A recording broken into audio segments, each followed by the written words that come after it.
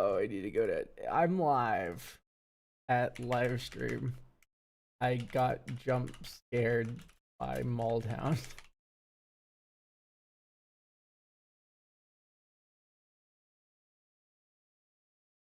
Yes, he is. He has sick head tattoos though. So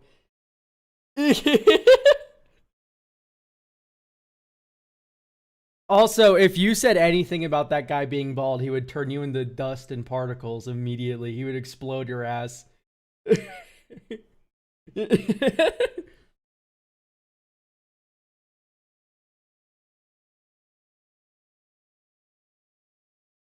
I should open up the streamer bot chat.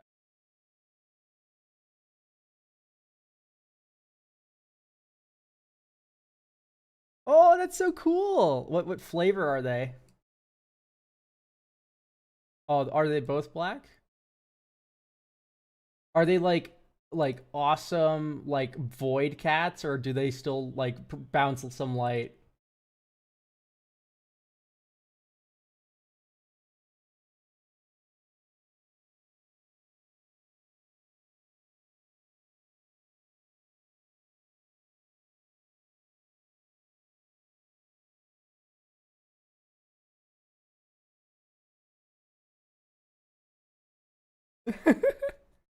Well, some people just can't get it up. That's okay.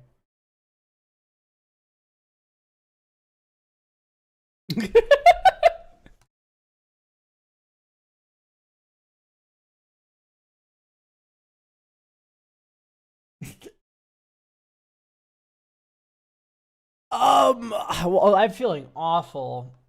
I uploaded my video about Phyrexian Arena, and there's still people commenting on that video. Well, I disagree because, and I'm like, and half the time they're like, I'm disagree because they bring up a point I mentioned in the video as a counter argument. And I'm like, no, I've already touched on this. You didn't watch the full video.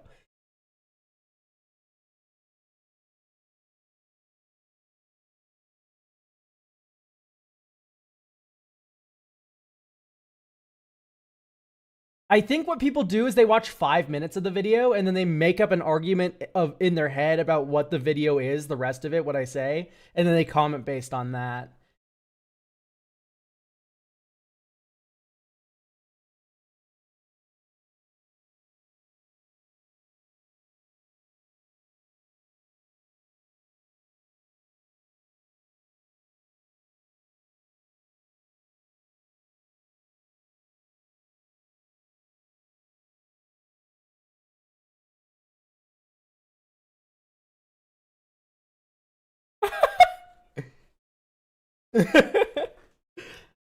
What's great is what I think my people do is they leave the comment, they're like, I won, and then they dislike the video and stop watching.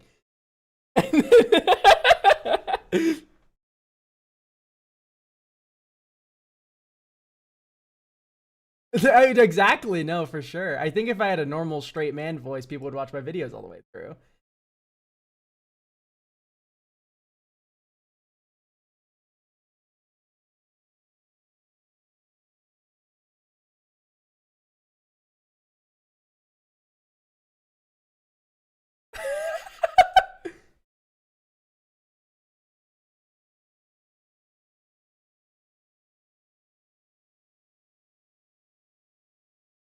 Oh,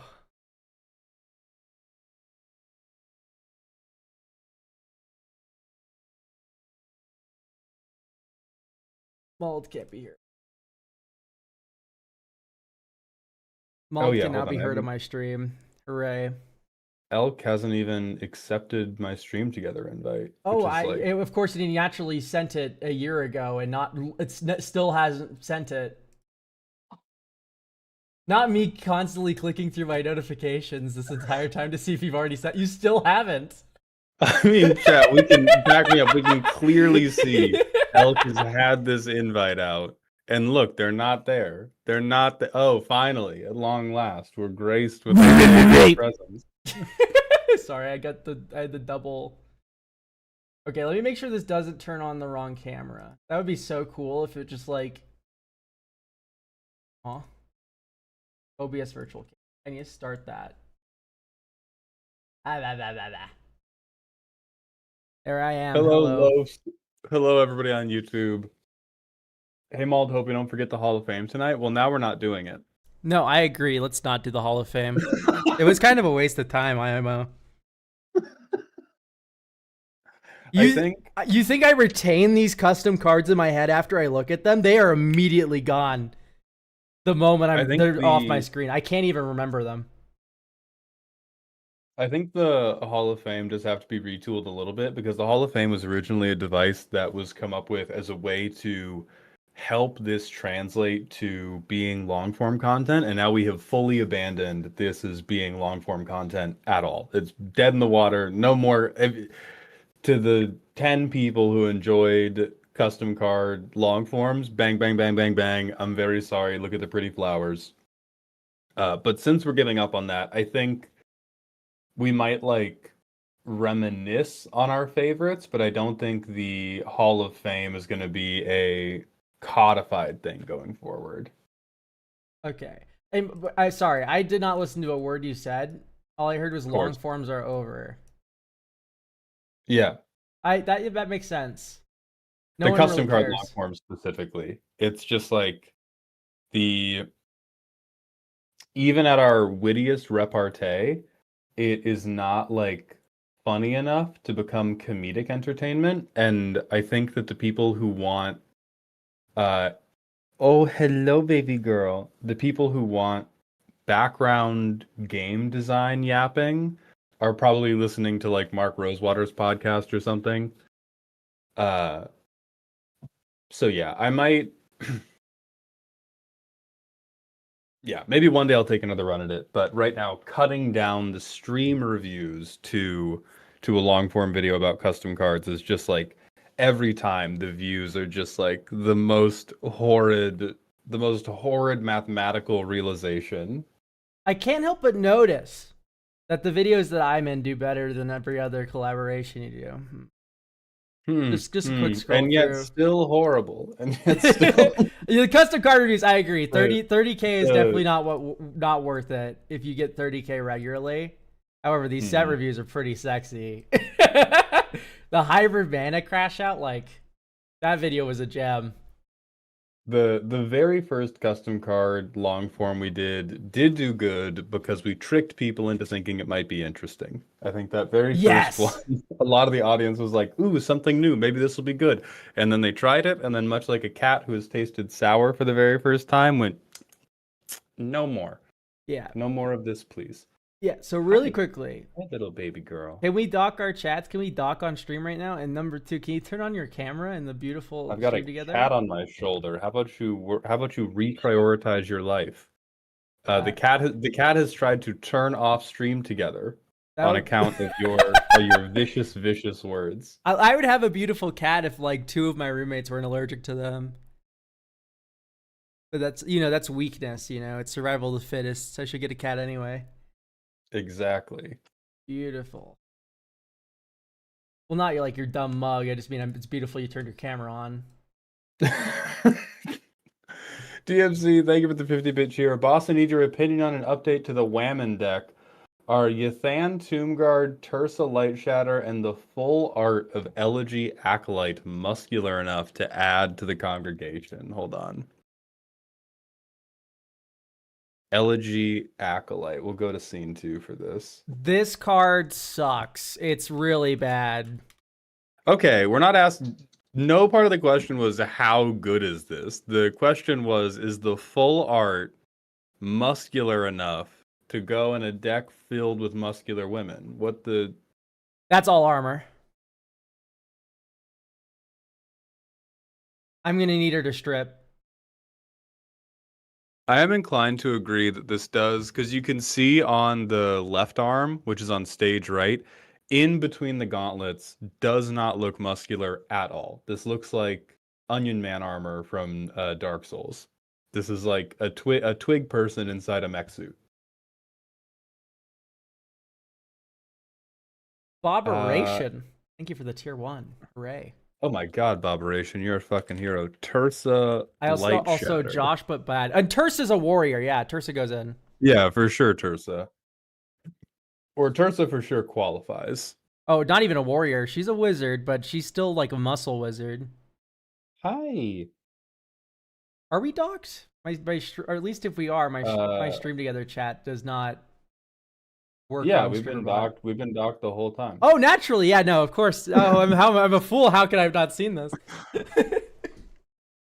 Orc equals free Yeah. muscle. Not anymore. Orc does not equal free muscles anymore. We've gone woke. Orcs can be lithe now. You can have a skinny ass orc nowadays. Yeah, Orc Twinks now in season.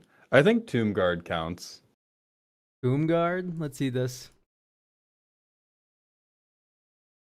Oh wow. I'm not clever enough to make a joke changing this into womb guard. Have you ever been? Oh, sorry. It was one specific thing. Sorry, I was going for a more career-wide hating at that moment. You know what? I'm definitely an idiot. I don't know why I have 30,000 subscribers. Like, I legitimately don't understand what happened. I think these people are just jerking off to me. That's the only explanation I have, because I'm not that smart. I convinced an Alayla player to add all the coastal piracy stuff and not Ristic study. Does that atone me of landfall crimes in the eyes of Henzi?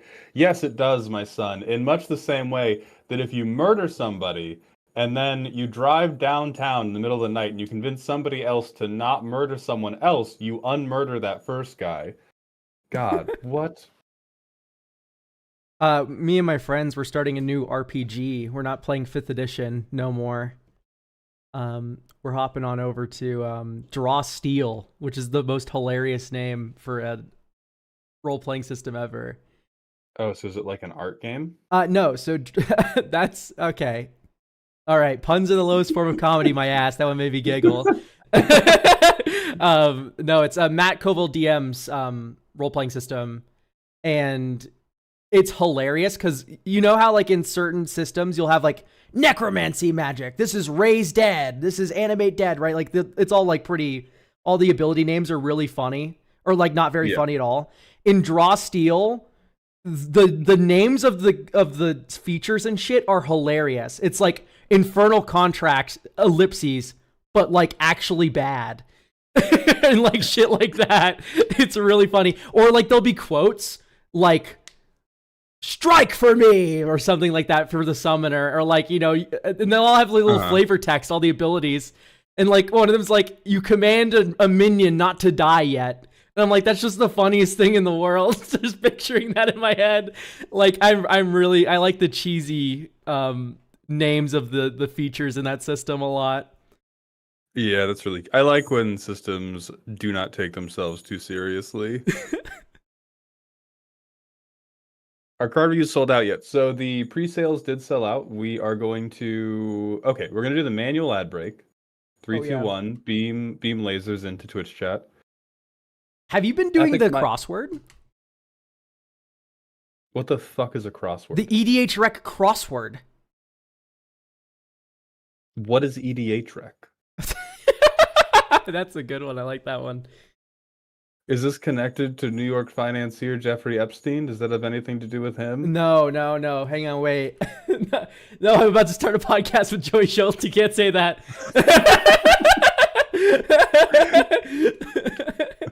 What on God's name? I DM'd you. EDH Rec oh my lord, of course you did. Epic Mike, when are you going to do deck reviews? I want to make sure I'm on to enter for the giveaway. The free giveaway is happening Sunday. They are going on sale Sunday as well. Now, typically, the deck reviews are sold out before the free giveaway is over. And so if you step on this keyboard one more time, darling. So if you go in with the expectation of, I am going to not purchase one, and then if I don't make it in the giveaway, I'm going to buy one, you may end up without either at the end of it. Hello, little lady. This one cat just keeps jumping up and down off my lap and table. Okay. I'm here on the crossword. So what's beautiful about this page is you can go immediately ditch the crossword to go to Spellify or Spellify hard mode if you decide the crossword's too boring for stream. However, I've had a good time solving the crosswords on stream. I've averaged about 10 minutes, so maybe not this stream, but just for future reference, there is now a Magic the Gathering crossword, and it refreshes every week. I also like how it doesn't load. That's probably my favorite part about it. I think your computer just sucks. I'm gonna be frank. I think that's deterministically untrue. Because my shit loads instantly. This computer is like less than a year old. What browser do you use? This is the real purity test. This is in Firefox. Okay, I'm also on Firefox. I know sometimes Wow, Firefox. Well, of course you are. First of all, every Firefox user, they have the Google Chrome installed just in case there's one fucking website they can't go to on their beautiful browser. But oh no, they've just terminally fucked the scale. I have to be zoomed to 70% of browser size to see the play button, and you can't scroll down to it. Start a podcast about that. Start a podcast about the poor optimization of the EDH. Yeah, and of course, Joey Schultz does have the power to change that. Joey Schultz does everything. He made EDH Rec. He programs the website. He uploads all the card images. He does all the negotiations. Joey Schultz does everything. So make sure you email Joey Schultz angry messages if anything on EDH Rec goes wrong. Tell him we sent you. Yeah. Quips and Guac. Yeah, Quips and Guac. I'm Quips, he's Guac. And wombat, elephants, wolverines, or rats? Cummy. The spiky-haired protagonist of a UB crossover, or with Post, a locust. Okay, see, this requires you to be like smart, a weird MTG trivia head. No, not smart. It requires you to do some deduction and to think about things and. No, because 11, how the cheese stands, that's alone, and you only know that if you know the specific card, how the cheese stands alone. Oh my god! Wait. Yeah, the Magic the Gathering crossword requires you to understand Magic the Gathering. Wait, no, you might be onto something. That's what we're contesting right now. This is not a measure of intelligence. This is a matter of useless fact recall. Yeah, I know. That's what crosswords are. That's all crosswords forever. I'm not debating that. I'm debating you saying smart. I think useless fact recall is a stat that is determined by intelligence. Okay, fact recall is an element of what we call intelligence. So this has an element of intelligence, and as we know, an element is the purest form of something. So. Oh my god, I'm gonna kick you off the stream together. Oh fuck. I just love rage baiting. It's my favorite thing in the world. I don't know if I can stop anymore. It's just like my normal language now. No, what is this fucker's name? Is it Etris? Wait, Mald, you're from California as well. What part? What flavor? I was born in San Francisco. Slayer Jam, thank you for the Prime sub for the second month in a row. Welcome back to the dog home. San Francisco. You never gave like Bay Area. Husband and wife stream, thank you for the Prime sub. Welcome to the dog home. Well, yes, it's because I actually determined my own personality instead of letting those around me pick it for me. But we'll get you there one day. Oh wait, you didn't mesh well with other people, is what I'm hearing. Like you didn't fit in. No, of course not. They hated me. This cat just tried to jump up, and in their failure to grip onto my pants, sunk their claws into my wrist and tried to fucking Mufasa. Come here, baby. Come to Papa. Come to Papa. Yeah, get your pets. What are you doing? What are you doing, you little maniac? I'm not. Do you want like input or like I'm just kind of watching you do the crossword and having a great time looking at these answers. I'm petting a cat right now. How about you hold on? I'm gonna set the channel point redeems live. I don't know now. Boop.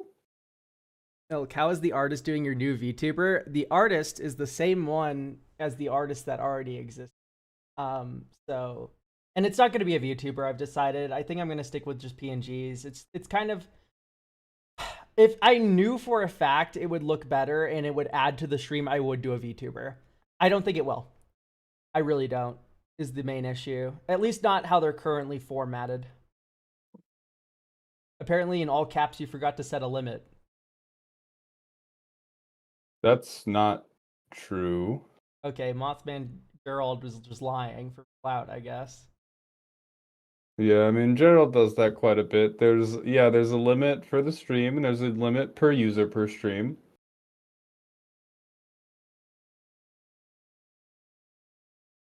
I got 3. You forgot the 3 is the limit. You fucking okay. One more word like that, and you're just getting banned.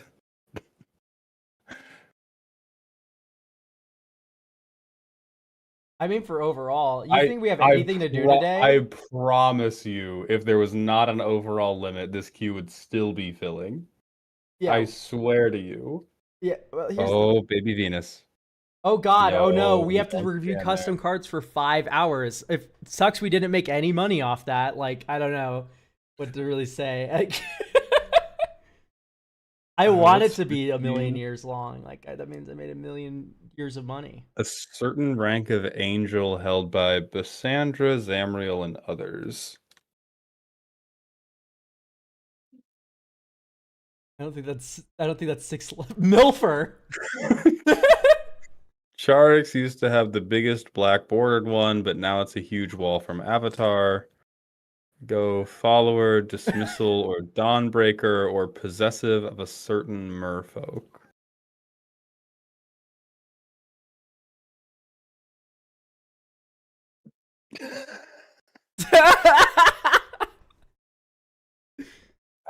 With 26 across. Okay, so hold on. 26 across with 22. It eat rocks and blows up non-basics. Boomy bash! Oh no, Maul. I don't know if you're really good at crosswords. I'm fine at crosswords. I just don't care about crosswords. I just can never like I remember there was, you know how they do like AP and IB testing at the end of high school so you can get all your college credits and stuff? Yeah. I went in for the Spanish one and they asked me to write you had to do like, short answer prompts, and they gave you a little booklet. And I filled the entire booklet with an essay in English about the power dynamics of the different parts of the rowing stroke. And then I made little footnotes in Spanish to show that I could write in Spanish, but I just couldn't be fucked. I just couldn't be arsed to do it. And a teacher saw it and threw me out of the testing room, which was cool, but So you just threw the test for clout for fun. Yeah.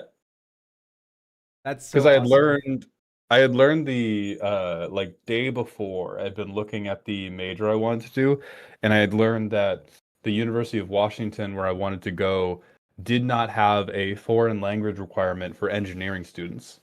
Oh, And so I was and like, naturally you knew you were gonna get accepted. yeah, Oh, of course I there's a 0% fail rate. Listen, dog. Listen, dog. I had seen those average test scores. I was in that school, Okay, and they just didn't know it. But yeah, I was that fucking kid. Oh fuck. I just went to I community wasn't like, college and got an art degree, and then I was like, all right, great, my mom's not gonna yell at me anymore, and then I went full-time YouTube. hell yeah, hell yeah. I wasn't distracting any of the other kids taking their exam. I was quiet about it, but I was just like, God, I'm locked in a room for like the next fucking, I don't know, it's like a 90-minute or 2-hour testing period for this written portion. I was like, I'm not about to write about fucking Don Quixote or whatever they want me to write about. Yeah. Write about stuff that matters. Well, I don't do that now. If only I had been a content creator back then, I could have written 2 commander roasts for you fine people. And of course that matters. That's a very valuable commodity. More than Don Quixote. My God, what a painful story. Okay, I think we're good. What about the Luffy? Right about the Luffy versus Don Quixote fight? That would require me to watch One Piece, and I will not on pain of death. Mal, can you, by the way, I have not been watching any of your streams. I'm an awesome friend. What's the vibe with the new like office space? Oh, we moved, and Z went to painstaking and great effort to give me a banging and awesome stream background. Look upon it in glory. So this is for the stream. They put all these panels up. They put a bunch of additional interior lighting up. They put those lighting strips in the back up. They made these little like showcase panels, and so I have this for streaming, which is amazing. And then I have other angles I can do, both for like talking head shorts or for talking head long forms. And then we have to move, Eric, we have to move the wall of cult support back. It's going to go on that white section of wall opposite the panels. Why does it mirror between overlays? Because I need to change it up. I need to find people guessing, keep you on your toes. Why? Do you only want to see one side of my face? That's not how mirroring works. That's weird. It's the same side flipped. What? Don't spoil shit. Don't spoil. Do you want to feel like you're only seeing one side of my face? Do you want to feel like you only... I'm not an idiot. I'm a liar, Elk. Stop ruining my fucking shenanigans.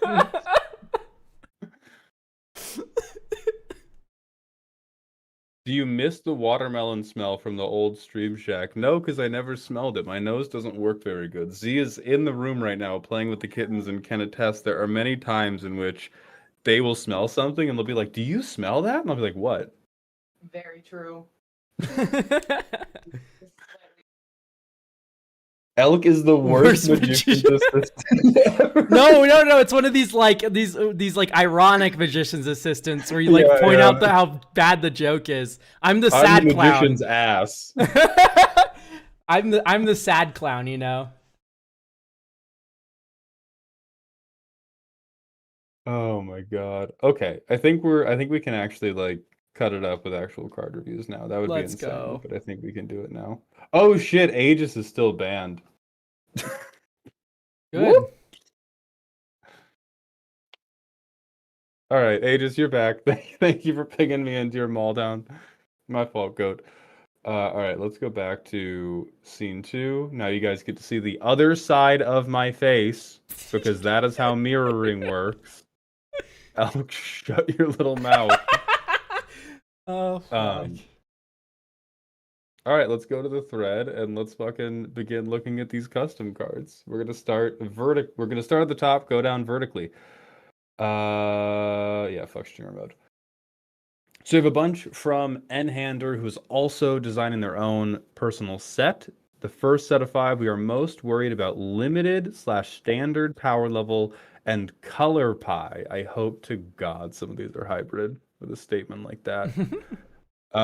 These are all common or uncommon, so you can get an idea what the set mechanics are like at the simple level. We're gonna pull up the corrupt border guard, and okay, the mechanics are a fucking zip bomb. Tremendous. A 2-mana 4/6. What the fuck is happening? Okay, I want you to look up Moat Piranha.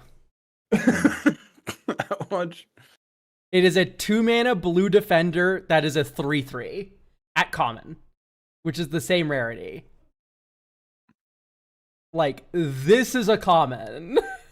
And this is a common, keep in mind, from 5 years ago. More presently, we get 2-mana 3/3s with Defender and blue that can attack if you've filled a threshold that feels blue. Like, you've cast 2 or more instants or sorcery spells this turn. Now I can attack as a 3/3. 2-mana 4/6 Defender. The hoop needs to be, like, tiny. You need to be passing a camel through a fucking needle. And this is also, it's whenever an opponent attacks you, they can exile this. If they do, return it to battlefield under owner's control at end of combat. So defender who cannot defend, but whenever this creature is put into exile from anywhere other than a library, make a treasure. If you pitch this to Force of Will, you get a treasure? That's like the tamest thing I think you could do with it, but yeah. It's like, what? This is sweet this baby. is You gotta stay here.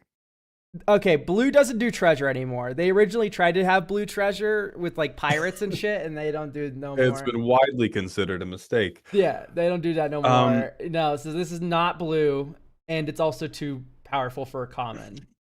This immediately terrifies me about what the limited play patterns are like, not because of power, but because of like fiddliness. Like we think of how many decisions do I have to make during combat, and how fucked am I going to be for making those decisions?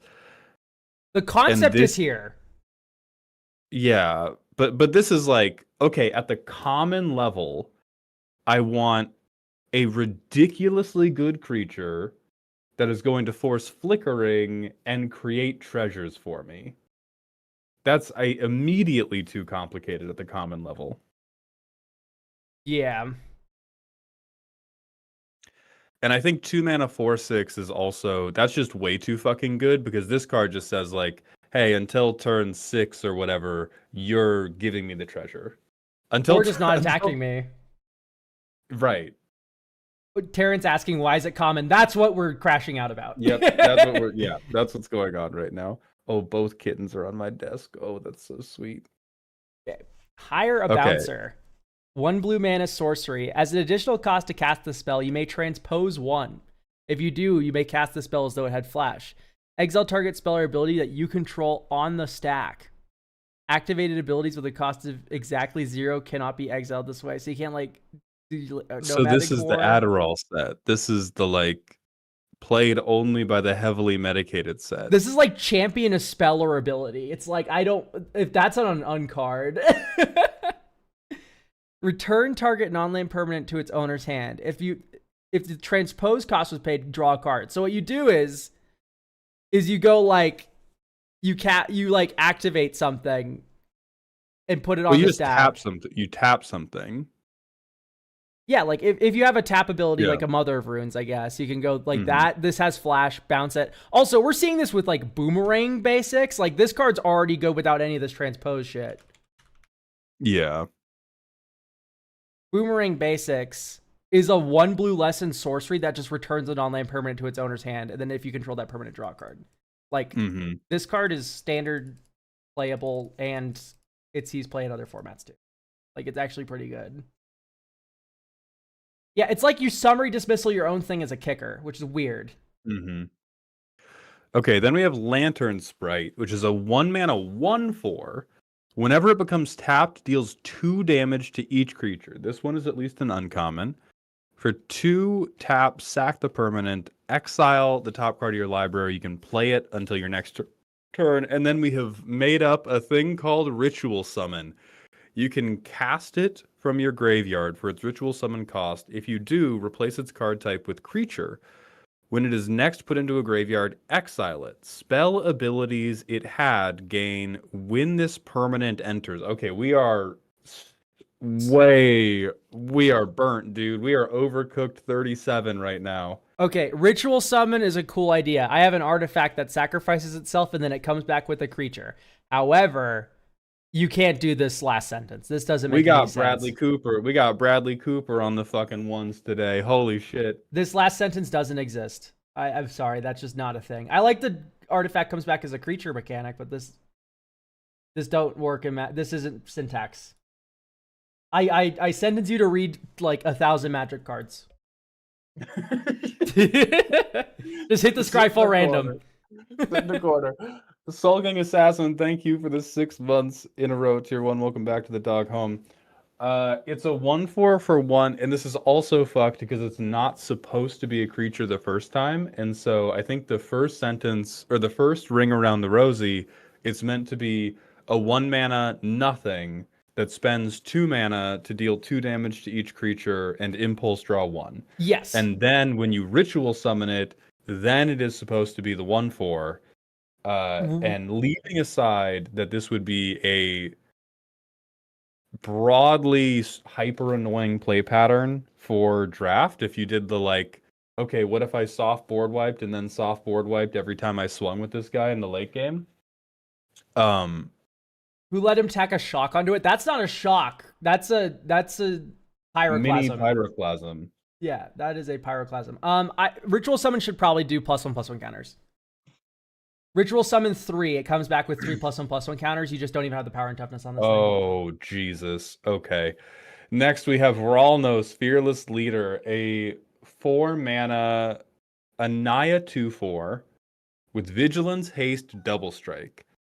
At the beginning of combat, up to X other target creatures you control gain all abilities this creature has except this one, where X is the number of different zone types spells have been cast from this turn. N-hander, you have to write an anime. What you are describing is cards from the Yu-Gi-Oh anime that are not in the Yu-Gi-Oh game, because it would be a complete fucking disaster to have actual people try and resolve them. But this would be very cool to have your protagonist or deuteragonist or antagonist or whatever resolve them in the middle of like a big speech. That we could do. I like the concept of like casting from other places, but like zones is not a word we really use for that, which is weird. I want to like this card, but also it's not an uncommon. This is very much a rare. It's playing around with like very interesting ideas that I think most of the time result in immediate tracking nightmare. I have to go lay down for 10 minutes. Yeah, we're not getting chat messages from this guy, by the way, because he's already been drafted to work on Reality Fracture by Mark Rosewater. Like, he got the call, got black flagged by Wizards of the Coast. He's in the van right now on the way to Washington.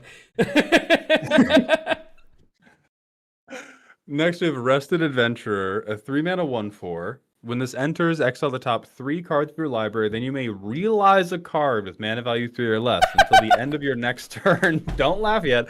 You may play any cards not realized this way. Replace a question mark on this card with a corresponding value from a card exiled by this card. All right, Jinzo. So replace with a static, activated, or triggered ability. Whenever you cast an instant or sorcery spell, untap this creature. So, holy fuck, on ETB, exile the top 3 cards. I pick one of them and take one of their static, activated, or triggered abilities, but only from a card with mana value 3 or less.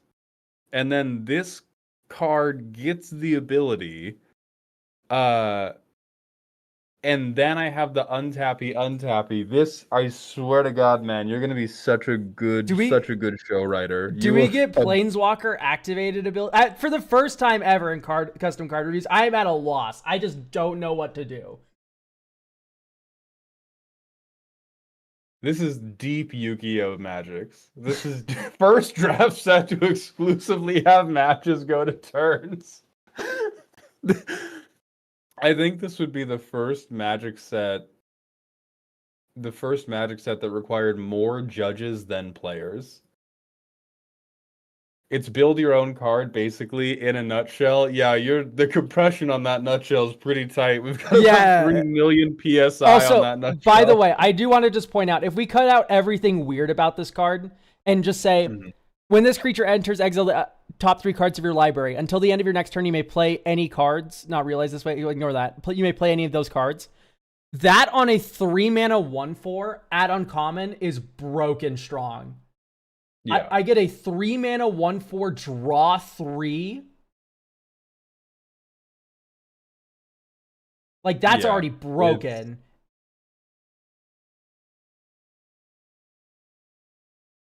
If it's play up to one of them, I think we're missing the sauce here in Hander. Where what I mean is, you have sauced this card up so much with these strange mechanics that just break Magic, that this is just non-functioning. It's so weird. Yeah, like we can pare back the specific difficulties of, okay, how many cards are we getting access to? But what we're not paring back is, you're saying, well, in a nutshell, I want to do this cool thing. And it's like, yes, in practice, what does that look like? And then you pull out like 5 cans of Galaxy Gas and 3 miles of red string, and then it becomes difficult to handle. Um, you said this is the most out there thing on the set. We've seen 5 cards and 5 new crazy mechanics. Yeah. So like this might be the most out there, but its fingers are touching all the other ones.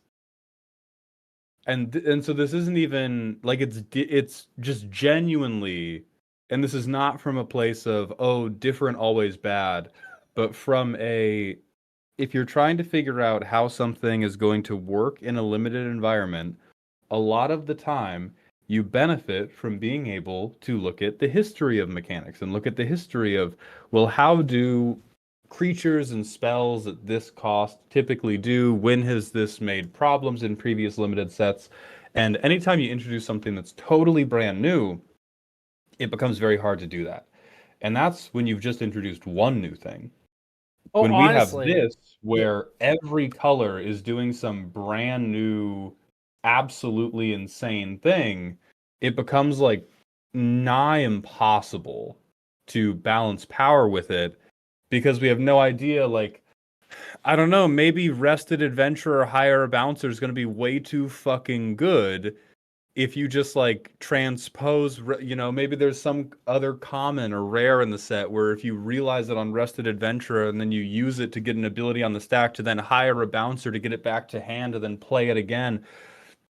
Like there's way too many different potential interactions that you can't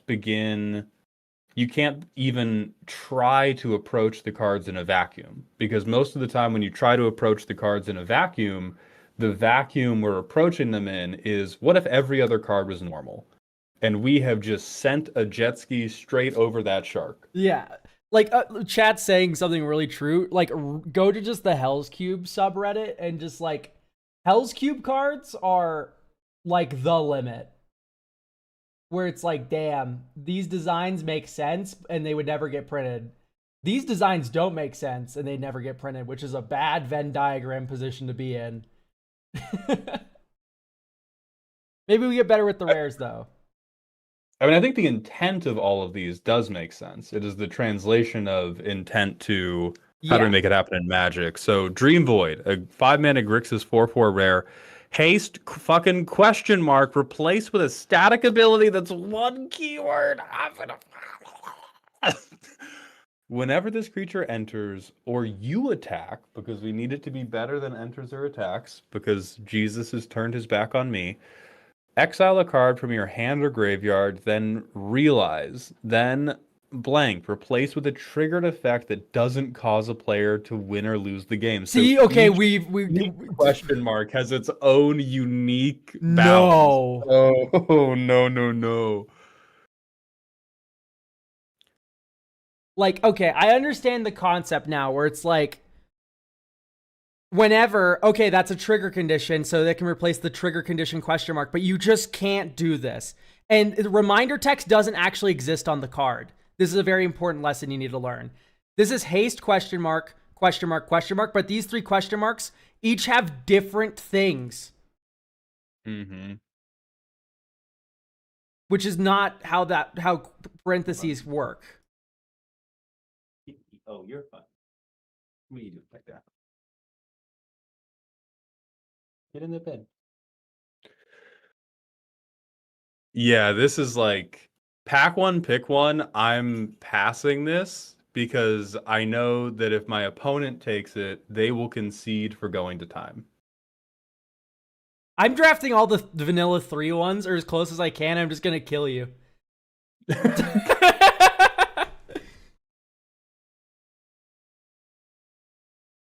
Okay, Oreg, Reflection of Many, a 5-mana Naya 5/5.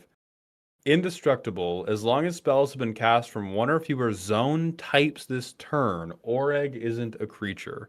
At the beginning of your first main phase, reveal the top card of your library. You may cast it until end of turn without paying its mana cost. All right, already fucking crazy. Jesus, yeah. Exotic 3. As long as spells have been cast from 3 different zone types this turn, whenever Oreg attacks, trigger all abilities of creatures you control that would trigger if they had attacked. Okay, this one is actually just a little bit incoherent, but is not We're almost cooked to a in half card. with methamphetamine. Yeah. I understand that like the first main phase ability is meant to play into casting for multiple zones. This is already like the best thing about the card forever and always, and I feel like every build of this deck would just be like, how me top deck control here Eldrazi. Okay, would you play a 5-mana indestructible Naya God where you just free cast the top card of your library each first main phase? Yeah. Okay. Like this is How already many fucking green put whatever big shithead I want on top of my decks are there? a lot in green white, like so many. Yeah, like it just becomes like, okay, I play ramp and then I play, anything in Selesnya that puts a thing on top of my deck, and then I just wait and I kill you that way, and I never pay attention to any of this exotic stuff.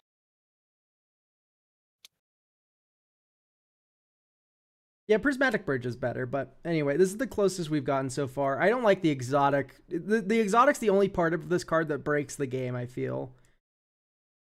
I think that one is at least like we could see it in a type of unset. Like there is Yeah. The desire there to care about this thing that has not been cared about is not totally ridiculous. I don't think it comes together that well. Saved by Secrecy is next. It is an Esper instant. Mill 5 cards. Then return a permanent you control with mana value 3 or less from your graveyard to the battlefield tapped. I already love this card. Like, we should stop there. Oblivion. Mm-hmm. When this card is put into exile from anywhere other than a library, exile your graveyard. Your life total becomes equal to the number of cards you own that are in exile. You can't choose that. So if you get this Soul Guide Lantern from your graveyard, you fucking lose the game. You lose like 14 life or something. So you cast this, you mill 5, you bring something back, you have 5 cards in your graveyard, they go, exile your graveyard, your life total becomes 5. And then it has flashback.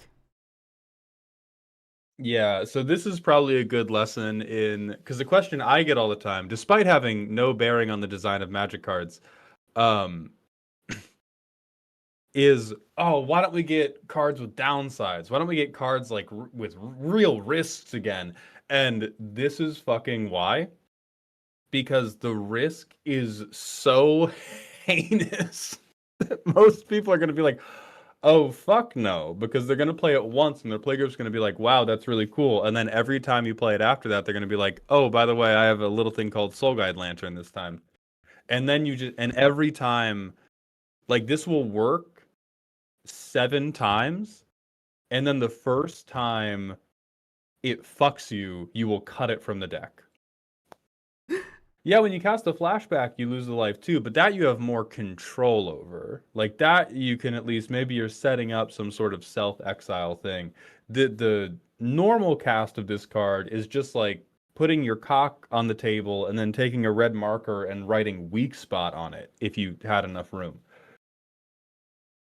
I'd played this card without the Oblivion, and if flashback was like 5, I'd be like, okay. Yeah. But like right now is like, wow, that really, like, the wording actually makes it really vulnerable. I see what you're trying to do with the Oblivion mechanic, but setting your life total is like really bad because you just get super grave hate lost. But yeah, if you just cast this, it will backfire if you can't protect it. And there is a reason Wizards has printed less and less and less of those cards as time goes on. And their reasoning has been, yeah, people don't fucking like these. Like everybody says they want them, and then we make them, and everyone's like, "Oh, this fucking sucks." A few gems make it through. A few of the like very, very satisfying ones make it through. I don't think this is one of the very satisfying ones. We're not going to like the next one. Oh dear God! Sway to the Cause, Bant instant. As an initial cost to cast this spell, you may transpose 4. You need to exile 4 other spells or abilities on the stack. Oh, Dude, what are you doing in this game where you have that frequently? Like, this is like Soul Sisters, I guess. You play a creature. There's 4 triggers on the stack from all your Soul Sisters. You cast this, you exile them. Anyway, until end of turn, your life total can't change, and you prevent all damage that would be dealt to you and permanents you control. If you paid the transpose cost, for each 1 life prevented this way, create a token that's a copy of... What? Yeah, dog, you gotta you gotta get on Wattpad. You don't need to be on MTG Cardsmith or wherever you made these abominations. You gotta be on Wattpad today. This is what this is, if that was read to you by Yugi Moto's voice actor as the pinnacle of some type of anime character climax, you would be like, oh, like you would pog into the next reality. And trying to navigate it in the actual game of Commander, or God forbid, these are all for a draft set. Bant Storm that doesn't even kill you is my favorite response to this card. That is a very apt chat message. Okay, now we have Tribune of Blood, a 2-mana 7/7. Hold on, I gotta boot my stream deck so I can Vine Boom you.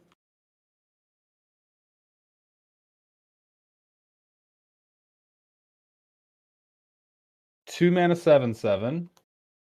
There we go. Haste, Menace, Ward, pay 7 life. You lose life equal to twice the number of cards in your hand. Ritual summon. You may cast this card from your graveyard for its ritual summon cost. If you do, replace its card type with creature. It's an instant. So you cast it, you lose life equal to twice the number of cards in your hand, and then you can flash it back as a 7/7, and then it says you lose life equal to the number of cards in your hand when it enters. That's... Yeah, but if you're... that is clever at making it a payoff at exactly 1 gameplay pattern, which is I'm going to cast this twice. Right? I'm going to cast this turn 2, then I'm going to cast it turn 3, and I eat a bunch of life, and then I have this massive guy, which is how exactly nobody is playing any fucking games of Magic. Right, you discard this goes in it dredge. or you mill it. Yeah, you discard it, you mill it, you dredge something, and then you're home free. You lose like, what, 6 to 12 life, and then you have the big guy who kills you. Yeah, no, dredge, what you do is you just like mill your entire library. You're typically working with a 0 to 1 card hand anyway. And then you go, okay, great. 3 mana 7/7, 3 mana 7/7, all my prized amalgams come back. 3 mana 7/7. It's just like I draw like Jesus. I like Bazaar of Baghdad and Vintage would happily play this card. Yeah, like this is busted. Insanely good. Yeah.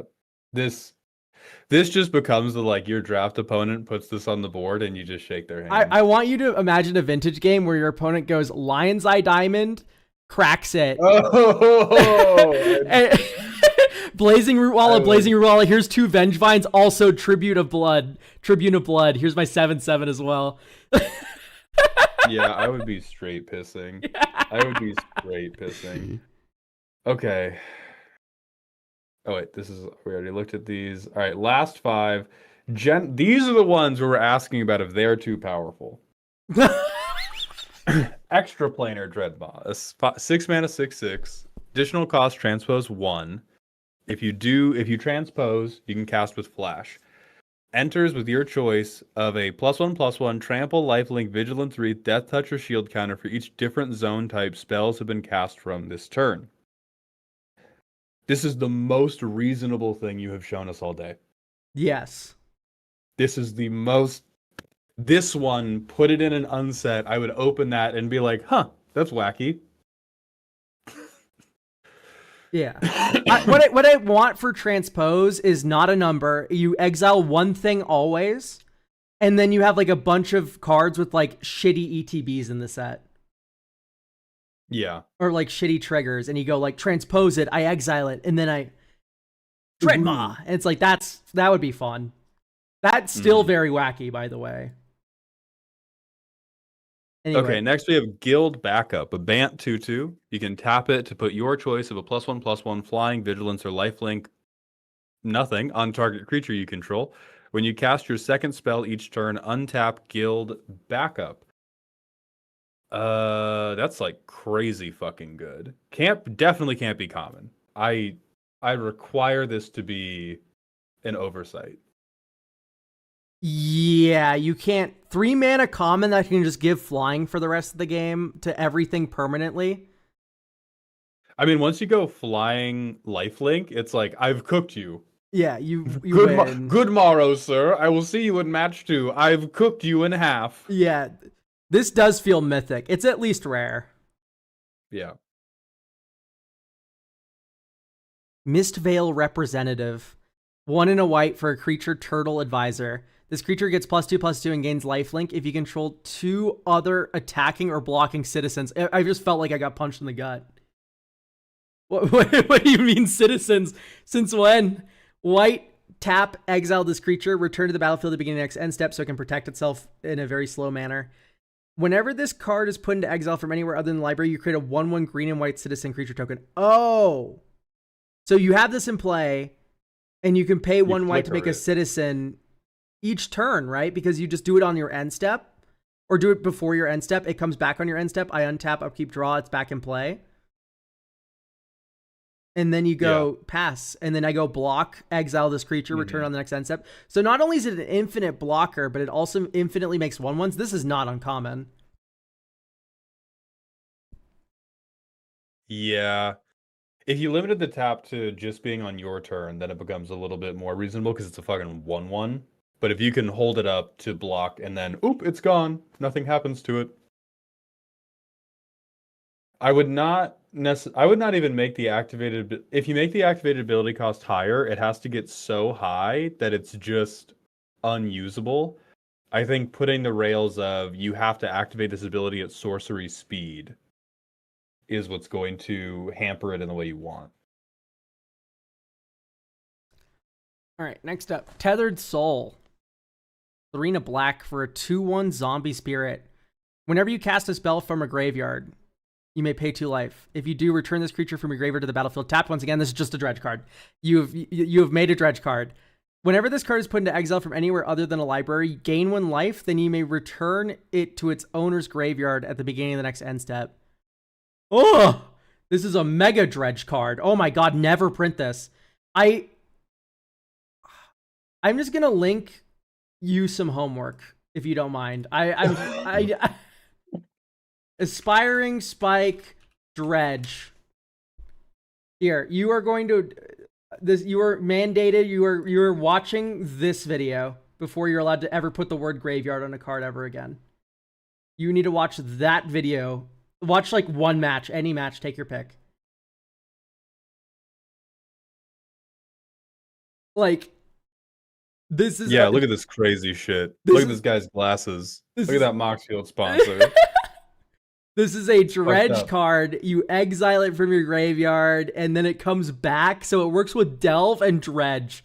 And people that understand those mechanics are like, they're foaming at the mouth and they're twitching on the ground. The fact that you made something that does both. Okay. Next we have Tome Eater. 1 and a blue for a 1/2 for Rakdos Hybrid. We got there. Exile an instant or sorcery with mana value 3 or less from your hand or graveyard. You may realize anything but we have spent too long designing these mechanics.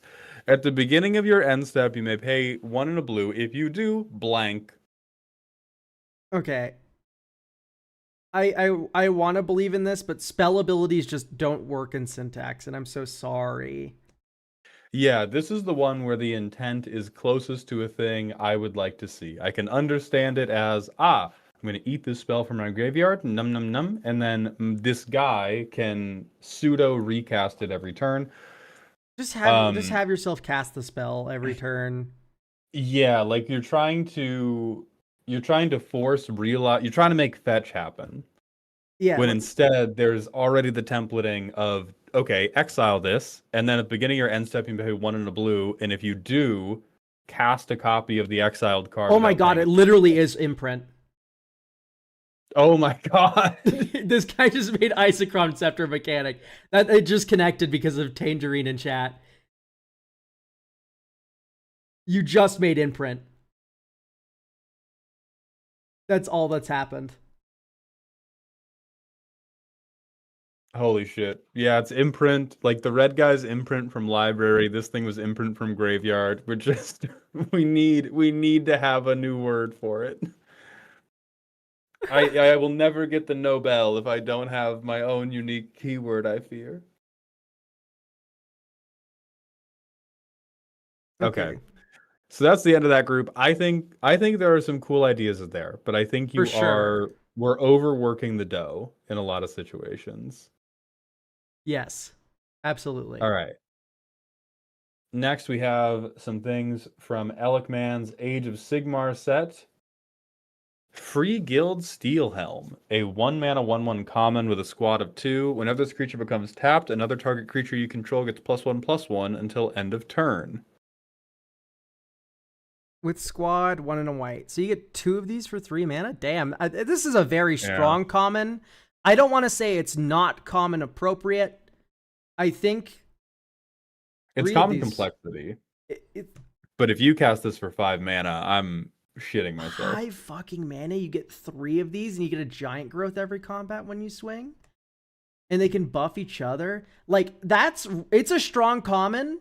You're allowed to have a strong common though. Like maybe this is gonna be like the 60% like mulligan win rate card on 17 lands, but you're allowed to have that, right? Like area auxiliary and stuff like that exists, right? So. So let's see if the next white common will make us want to scream to see if this one deserves to live.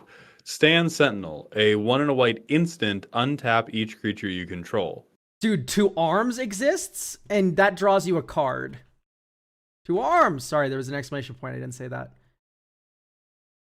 2 arms, exclamation point. Untap all creatures you control, draw a card. This is an uncommon, so... Is this worth...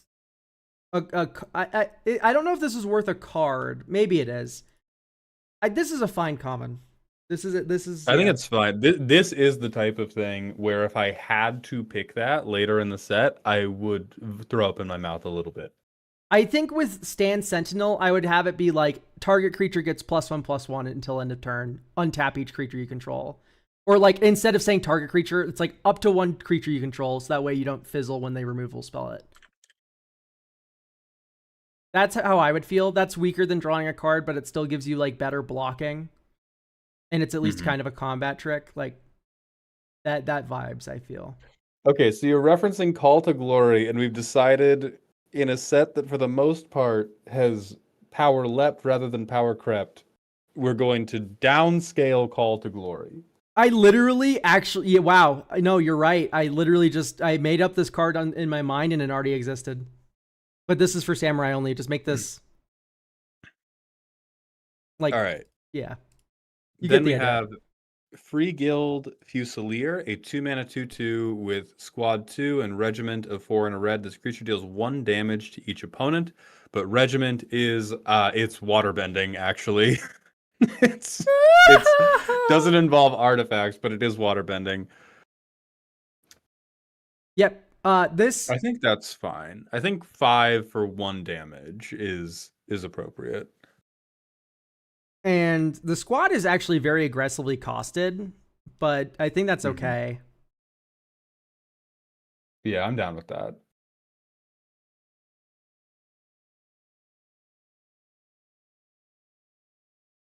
I'm okay. Seal of Akwishi.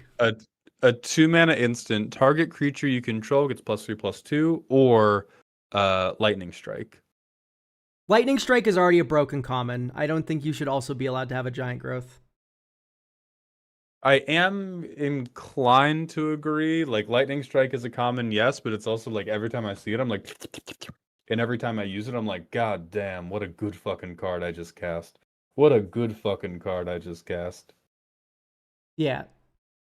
You could maybe do target creature you control gets +2/+2, or it's a shock. Make it a sorcery would be another fix, I think. I think right now this is too strong.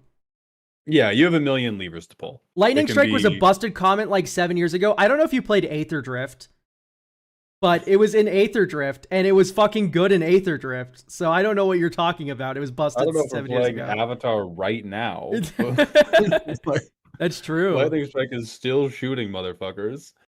Okay, Free Guild Cavalier. 2 and a green for a 4/3 with a squad of 3, regiment of 5. Put a counter on target creature you control. Activate only as a sorcery.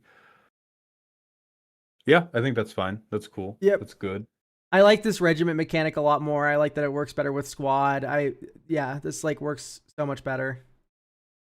Hold Fast. A 2-mana instant. Put a shield counter on creature or battle you control.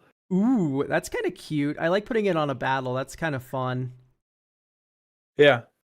Yeah, I like this. That one seems cute. Because it's a version of green indestructibility, but now we're letting the Bant players do foul things with counters because of it. Yeah, I appreciate this. Okay, Free Guild Storehouse. 1 and a green. Whenever you untap one or more creatures during your untap step, put a storage counter on this artifact. Remove 2 storage counters.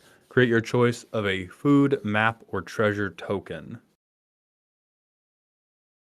Food map.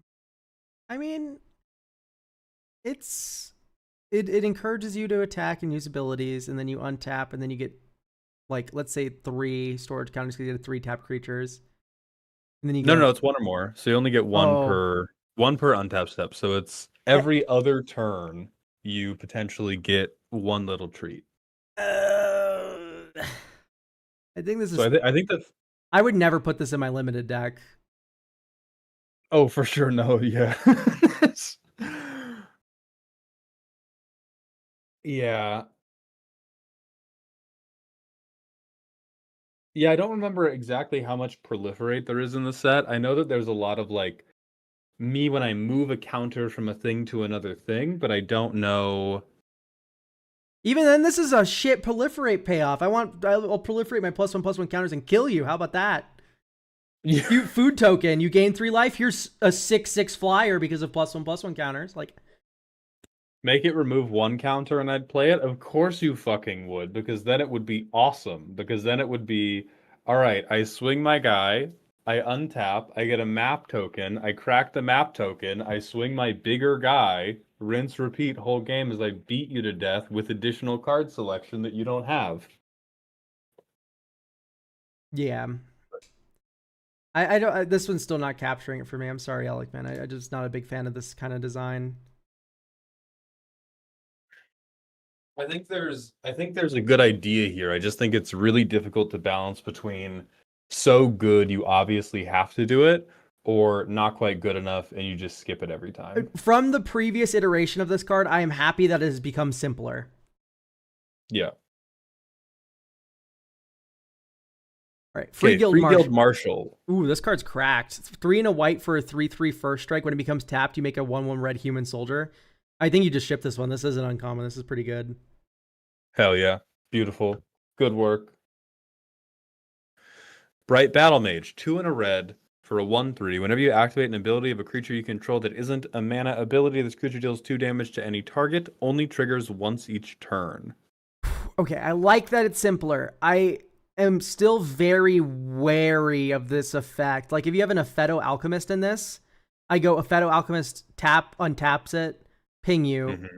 On your turn, do it again, ping you. Like, I get a free shock every turn. Maybe that's like setup payoff is like worth it at that point, I guess. But I think that is the level of if you get a thing, you get a thing. You're allowed to do a cool thing if you combine multiple cards. And this is a 3-mana, like by itself, 3-mana 1/3 who takes a long smoke break. What if whenever you activate an ability of a creature you control that isn't a mana ability,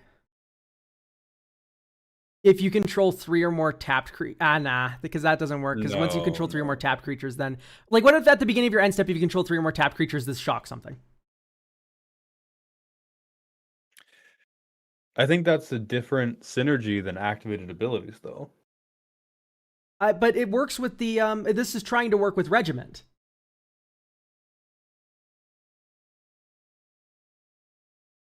If it's trying to work with regiment,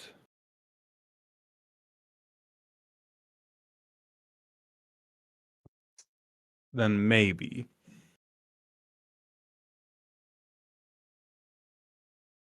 I think the difficulty of that is like it seems to me like one of the main benefits of regiment is being able to tap your blockers at the end of your opponent's turn to get the benefit outside of the green one that says sorcery speed only. And the random shock or one shock is not enough for me to be like, yeah, I'll tap down on my turn. What if Bright Battle Mage just said whenever this becomes tapped? Does 2 damage to any target. Because then it works with regiment.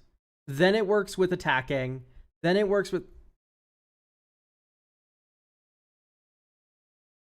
Yeah, Prodigal Sorcerer found dead in a local alleyway. Prodigal Sorcerer is different, though. You don't have to attack with it to get it to ping. Like, I don't know. It's... Oh, true, yeah. Becomes tapped versus just having the tap ability.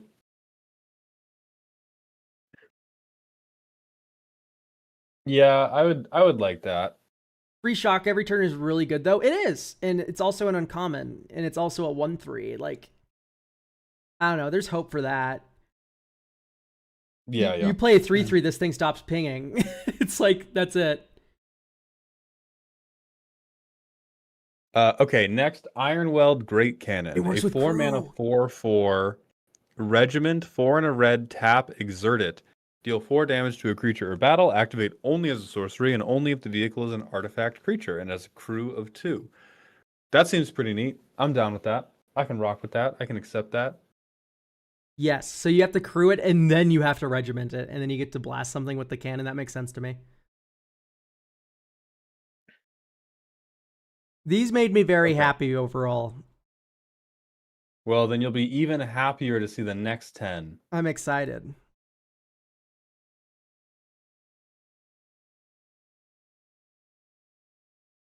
Also, Xylac and Blaze, thank you very much for the Twitch follows. Welcome to the doghouse, my friends. Next, we have March of the Dawners. 1 and a red for an enchantment that says whenever you activate an ability of a creature you control that isn't a mana ability, exile the top card of your library. Until the end of your next turn, you may play that card. Only triggers once each turn. Okay. Yeah. Sure. Fair and normal. Seems Yeah. like Tempered in Solitude, but a different way of getting the Impulse Draw. And I enjoy that. Yeah. Yes, good boy. You get a little gold star for that one. Okay, Free Guild Cavalier Marshal. A 4-mana 4/4. At the beginning of combat on your turn, untap each creature you control, and a regiment of 6 creatures you control get +1/+1 until end of turn. This is the perfect signpost on common. Yeah. I tap all my creatures to regiment this, and then they all get untapped. I kill you. Beautiful. Great job. Yeah, beautiful, no notes. Send that straight to the printers. Wielder Corpse Hunter. A 3-mana 2/2 with haste. Whenever you activate an ability of a creature you control that is not a mana ability, make a 1/1 green and white dog with haste. Only triggers once each turn. Yeah, fine. Dope. I'm actually okay with this. Yes, also very good and cool. The peace that's washing over my heart looking at these. Alchemite Warforger, a Naya 1/2 with a regiment of 4. Change the base power of each other creature you control to 1 plus the number of creatures you control. So this is like a mirror entity kind of creature. Pseudo, yeah. 1 plus the number of creatures you control. So you go this for 3 mana. Next turn you go 4 mana. Let's say you played like a 1-drop and a 2-drop. Mm-hmm. And then you played this as 3-drop. All of your creatures become 3/3s for 4 mana. Is that just fine? No, it would be 4/4s if you had 3 creatures on board because it's 1 plus number. Oh yeah, it would be 4/4s. All of your you deal 12 damage to an opponent and force them into a blocking situation. That does seem like.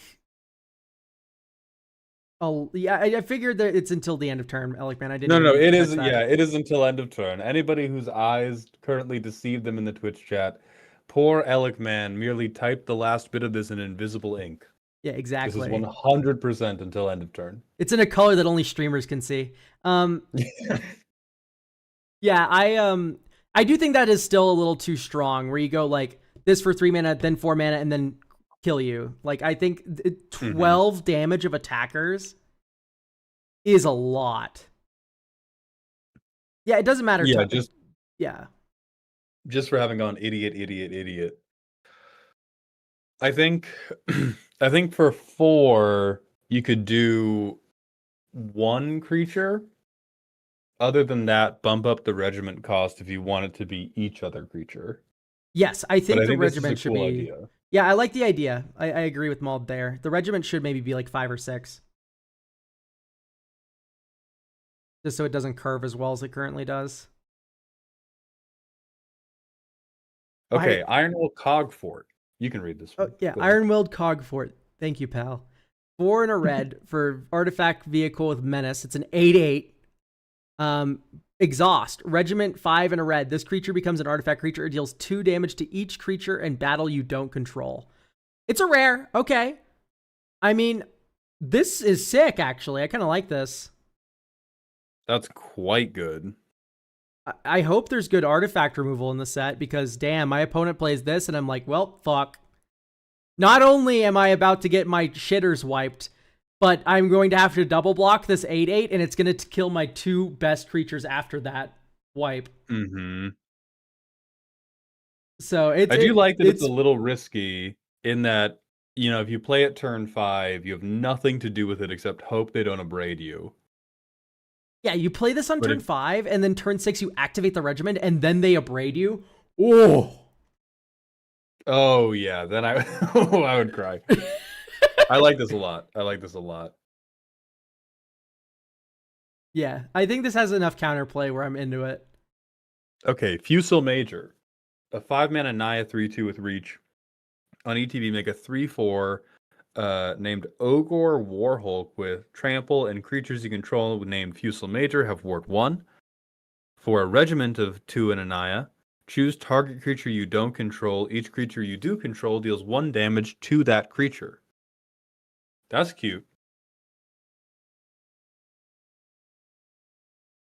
Yes, baby kitten. I'm vibing with this. Regiment is waterbending, but you can't do artifacts, Gibbon. Darkened Auras, thank you for the 16 months at tier 1. Welcome back to the dog home. Kittens, get in your little bed. Get in your little bed, kitties.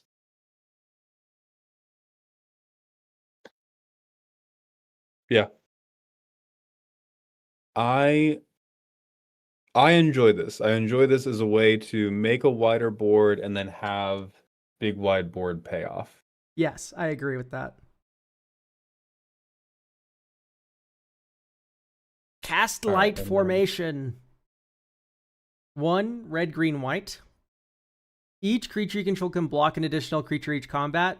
Tapped creatures you control can block as though they were untapped. Ooh. Yeah, so we're getting Brave the Sands Plus here. Yeah, I think this feels a lot more like a commander card than it does a card that sees a lot of play in limited, but it feels fine for either. Yeah, it's definitely, I think, a little weak in limited, but that's probably fine. Yeah, but anything that's not a guy who hits you with a fork is weak and limited. That's not entirely true. Bolus Citadel is great limited. Anyway, moving on. Oh, shit. All right, we got to go to the ad break anyway. We're going to the ad break. Twitch chat. We'll be back in a few minutes. I'm going to go use the bathroom and think about the terrible, terrible sentence Elk just said. Oh, hold on. We can go to kitten cam. Subs get kitten time. Come here. Hello, everyone. We're doing a little Q&A.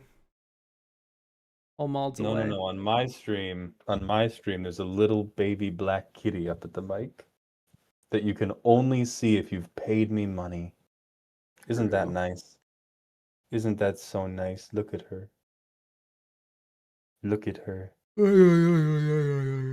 They have names from the rescue agency, but we don't like them, so we're going to be renaming them. But this one is currently Flora. Yeah, Flora sucks. All right. Hi, baby girl. Are you gonna do the cringe thing and name your fucking cats after Magic the Gathering cards? No, we're naming them after League of Legends characters. Oh, that's like kind of worse, honestly. I Massacre Girl is way too long of a name. If you know Day 9 has a cat named Sheriff and another cat named Desperado, but they never call the other cat Desperado, and it's because it's too goddamn long to be a cat name. You need a 2-syllable name for a pet, is my opinion. So it's never Desperado, it's always Despy. Despy's the name of that cat. Well, you need like 2-syllable name, and then there's something about, I think the cat just mirrored the camera. Revealing the other side of your face, of course, because that's how mirroring works. Yeah, revealing the hidden side of my face. And then it needs to be like sing-songy. So like, I don't know why the fuck I was like Gary, but you need some like low to high. Oh, I just realized, no, when NASA, like, for the longest time, people were like, what does the other side of the moon look like, you know? We could have just taken a picture of the moon and then mirrored it. And then we could have seen the other side of the moon. This whole time. You guys, the cat's sleeping. Aw. You guys, look.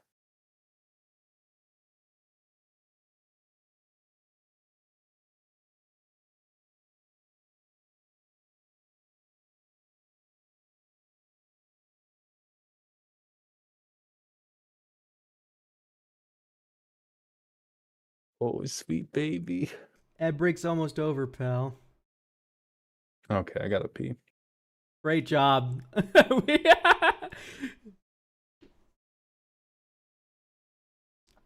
Guys, great news. The ad break has ended. Mald still did not go pee. He got distracted by a cat. Yeah, like a fucking normal gentleman. Like a normal, upstanding. What's going on with this fucking camera, man?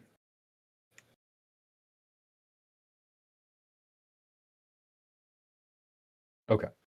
We're good. I'm going to the bathroom. Elk, supply the troops with something. Hello, everyone. I'm going to be opening up the Spellify, I guess. And answering questions and whatnot. Can I get a vibe about, like, who actually likes Phyrexian Arena still, current year? Like, not like it, like, oh, wow, I really enjoy the aesthetics of this card and stuff. Like, that's a valid form of like. I mean, like, I need card advantage in this bracket 3 deck. I'm going to put Phyrexian Arena in as my card draw of choice. Like, that kind of like it. I still like Phyrexian Arena. Oh, I'm sorry. It has 2 pips for Gary. This is something I've been seeing regularly, and I'm just like, I'm unconvinced. You know what else has 2 pips for Gary? A good black card. Like, you can just run a good one.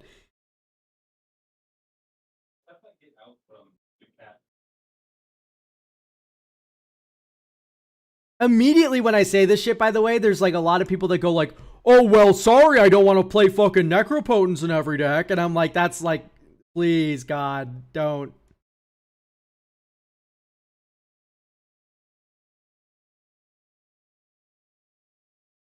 Yeah, Requiem Monolith does feel a lot better. I like Parker Luck more too, but you got to look at Parker Luck. It's the card advantage is a treat on Parker Luck.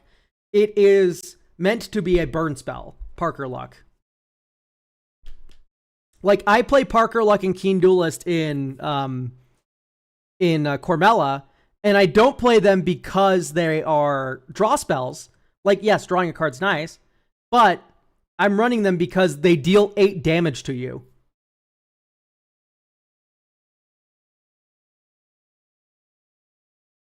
I like Ripples, but Ripples needs to go in a mill deck. It's not generically good, in my opinion.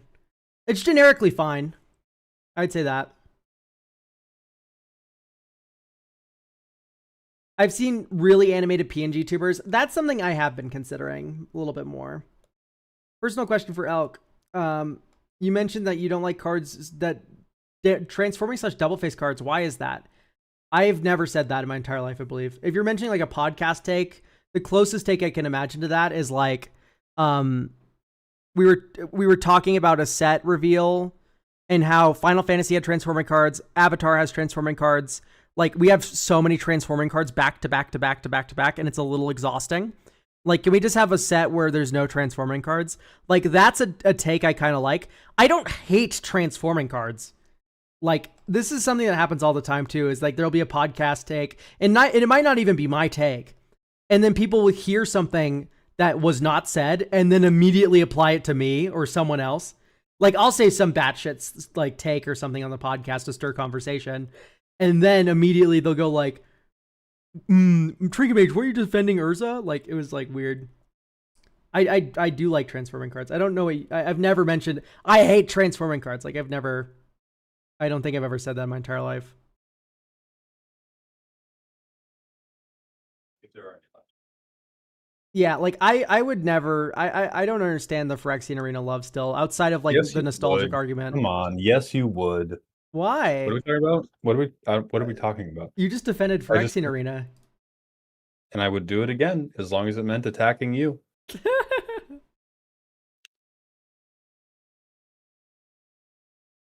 So we talk about Phyrexian Arena being bad. No, we should talk about. Nah.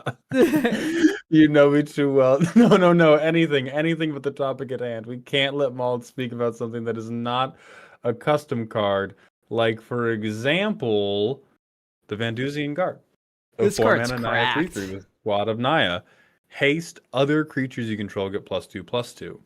So for 4 mana, you get a Super Anthem and a haste creature. For 7 mana, you get Elish Norn Grand Cenobite with haste. Okay. All right. It'd be a 5/5. Let's not. Well, a +4, Right. it would be a +4/+4 stat swing on all your other creatures, which is what Elish Norn does. Right, on all your other creatures, but kind of at that point, like, I don't know, if you drop a 7 mana mythic rare on me with a full board, I feel like I deserve to get kicked in the chest. Oh, I agree. I'm just saying, like, the power level is Elish Norn. Elish Norn also kills blockers. Yeah, do you know what else kills blockers? +4/+4 when you block with them. Like, Blunt It's Force the same Trauma effect. does do a tremendous job. It's the same effect. Elish Norn is a 4-point stat swing. This is a 4-point stat swing. The math is the same. I get if all of your blockers are 1/1s, then yeah, they die and you die, but like, it's the same thing. Yeah. I think this card is fine as a mythic. You've hit the nail on the head. This is a mythic. Yeah. I agree. Honest to God, it might be a 2/2 material. You might be a 2/2. Next, Talia Vedra, first Marshal, a 5 mana Naya 5/5 with Flample and Haste. Lead from the front, regimented 3 and a Naya. If it's your main phase, is an additional combat phase. When you would next attack this turn, untap each creature you control. Activate only once each turn, and only if Talia Vedra attacked this turn. I think this one we've done a less on the money hit for a mythic. You swing. It's close. It does 10 damage if you have a board that can regiment it right away.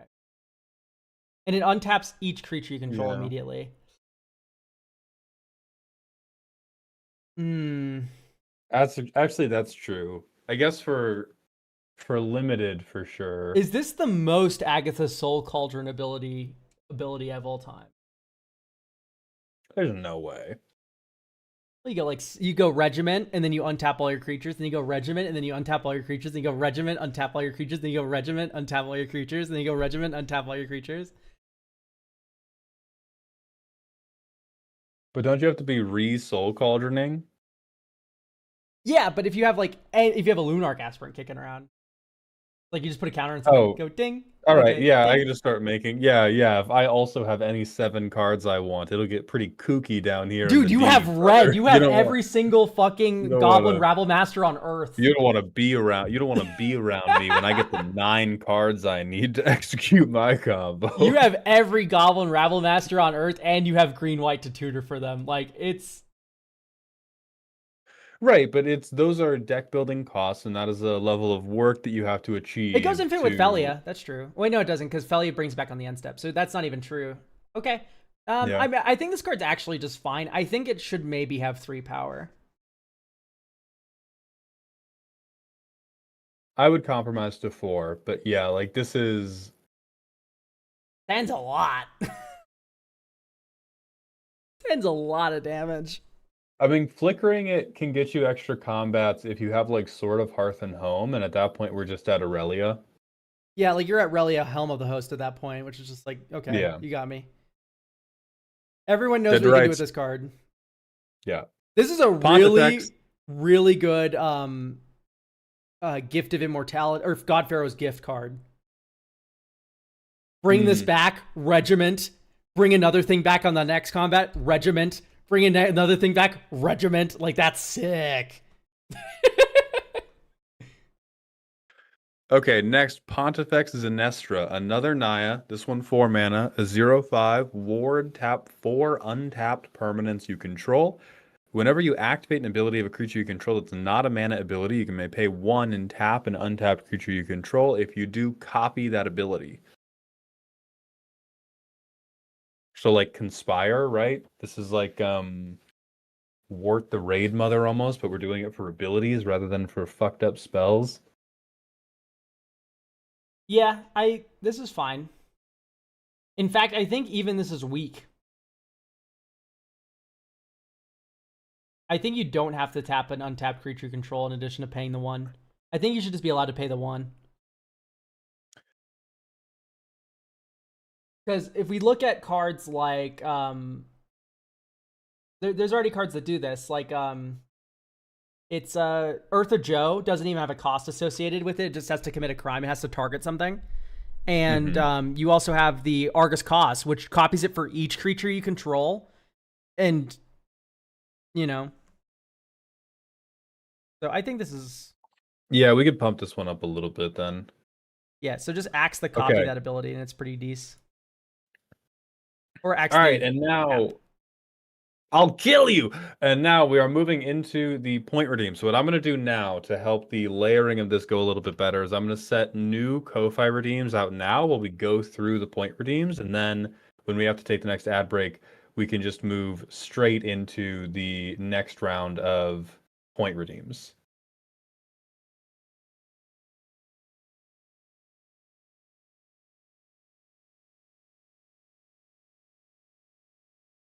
So when are you going to start playing League, Elk? Never in my entire life I will ever play League. Well, all right. Well, listen, see, hang on. Me think I'll play. doth protest too much. I'll play League on stream with you if you play your choice of Disco Elysium or Deus Ex on stream. That's the compromise. I've already played Disco Elysium on stream. You've not beaten the game though. That's what I count. Okay, that's a fucking like 50-hour game. Great, I'll play 50 hours of League with you. Oh, you'll time match? Yeah, let's do it. Fuck it. Oh yeah, you're cooked. That's the trade offer.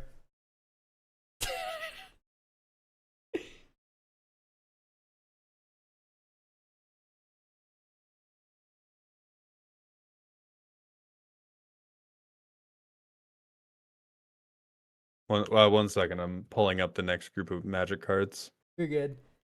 I think time match is a little bit funny. Like, if anything. No, okay, because Disco Elysium's 50 hours. Like, I don't know. You can be like, okay, we're doing another subathon, and then take a whole year to beat Disco Elysium. Yeah, exactly that.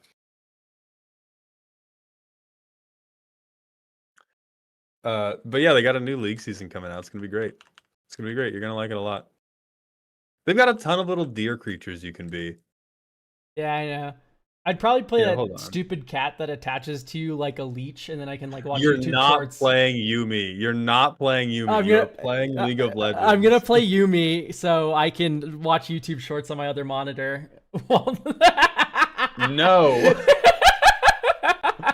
Anyway, new set of a bunch of new one-off custom card purchases are set live on Ko-Fi right now. So if you weren't able to get one in the first round and you're not on Twitch, or you just want to spend money to get a guaranteed slot, you can now go get those on ko-fi.com/maldhound at commissions. I'm putting that in both chats for posterity.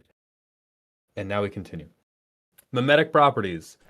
This is a land called Pristine Ravine. Enters tapped unless you're at or above your starting life total. It's a fucking kick in the teeth that this is fetchable. That's so funny. It's pretty funny. We should not be rewarding cowardice. We should not be rewarding cowardice. You should, if you are a life gain player, all of your land should enter tapped forever. This mostly reads as a fast land, where it's like if it's the first 2 turns of the game, this enters untapped. Yeah. Yeah, I think that's cute.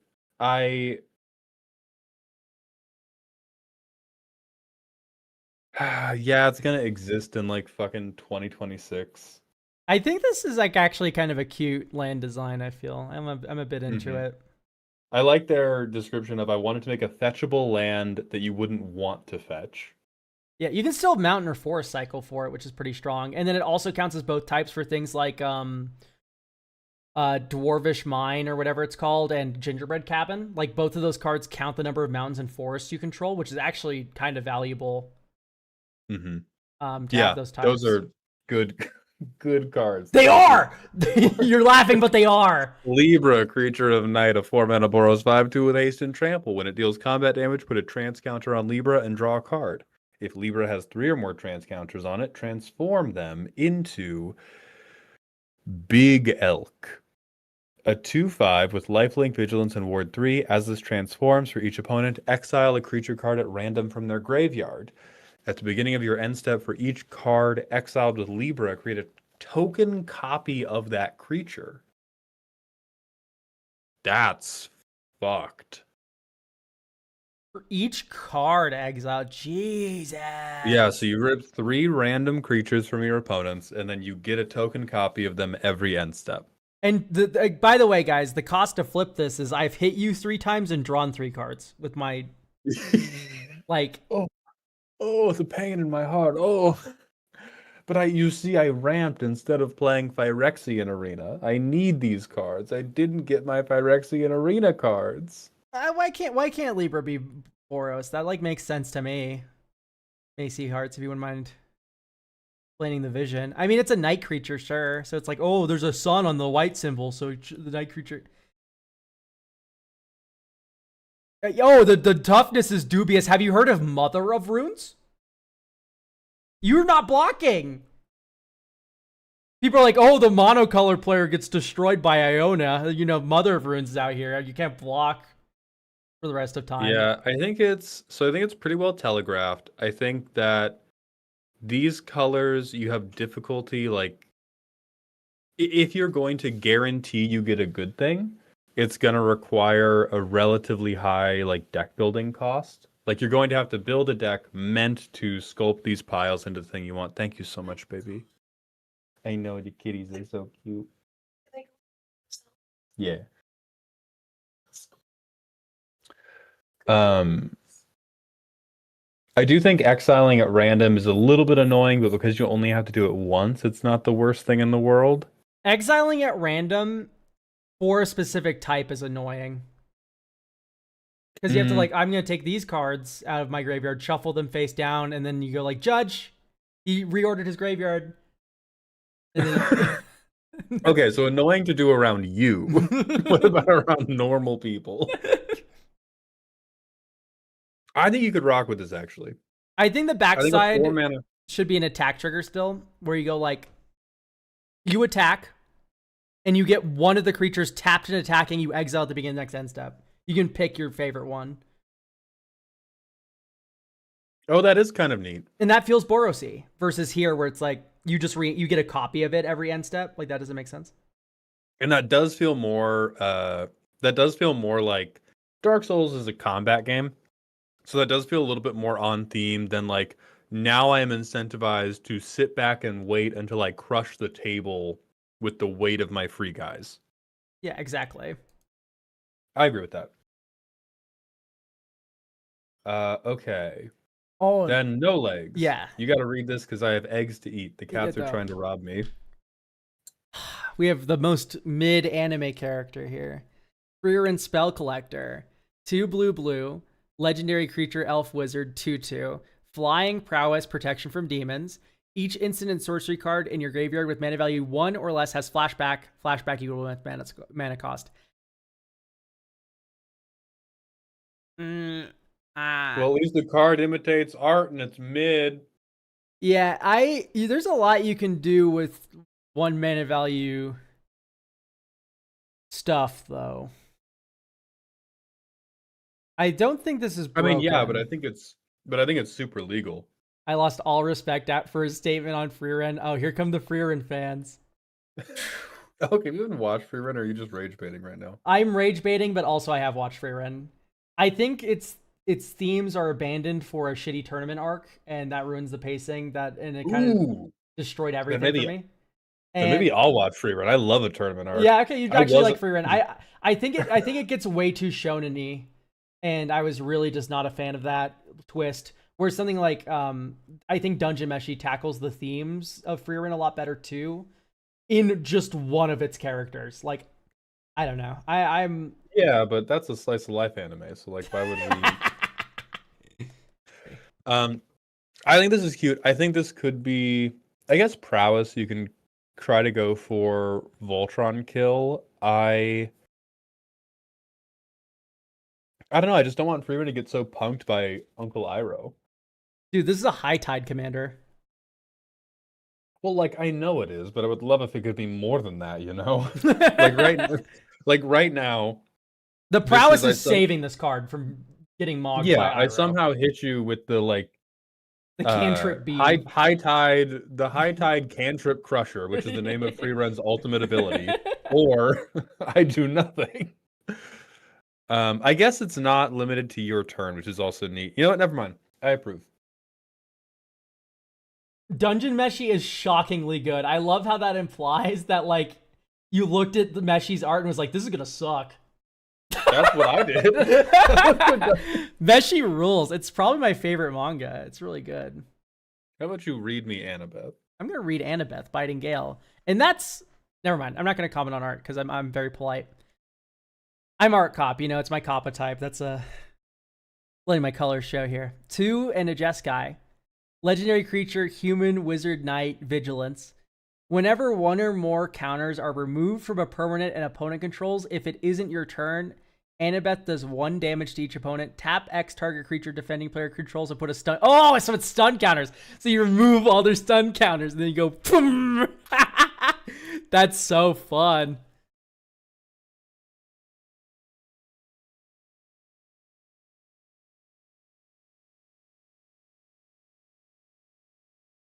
Okay, 5 mana. We have to juice the power to make this super annoying. Yeah, so you juice the power, and then you go attack you, and then you go dink, tap all your creature stun counters, you remove all those counters, and then Annabeth goes pew, pew, pew, pew, pew, pew, pew, and then you activate your Planeswalker, and then Annabeth goes pew, and then... Well, I think more realistically, Annabeth goes, sorry. Achoo! I think the 1 or more, it being 1 damage, I feel like you are incentivized to do Jeskai, give this bitch a giant sword, which is real. Storied history on Jeskai, give this bitch a giant sword. But if you're doing that, you then just use the ability to remove blockers and you hit for so much impossibly more. Okay, I want to make this clear. 1 or more, so you only get poked for 1. I know you only get poked for 1, chat. Each permanent with a stun counter is 1 thing. And you have removed 1 or more from that object. So it pings you for each tapped creature. Yeah, and I do hate token players.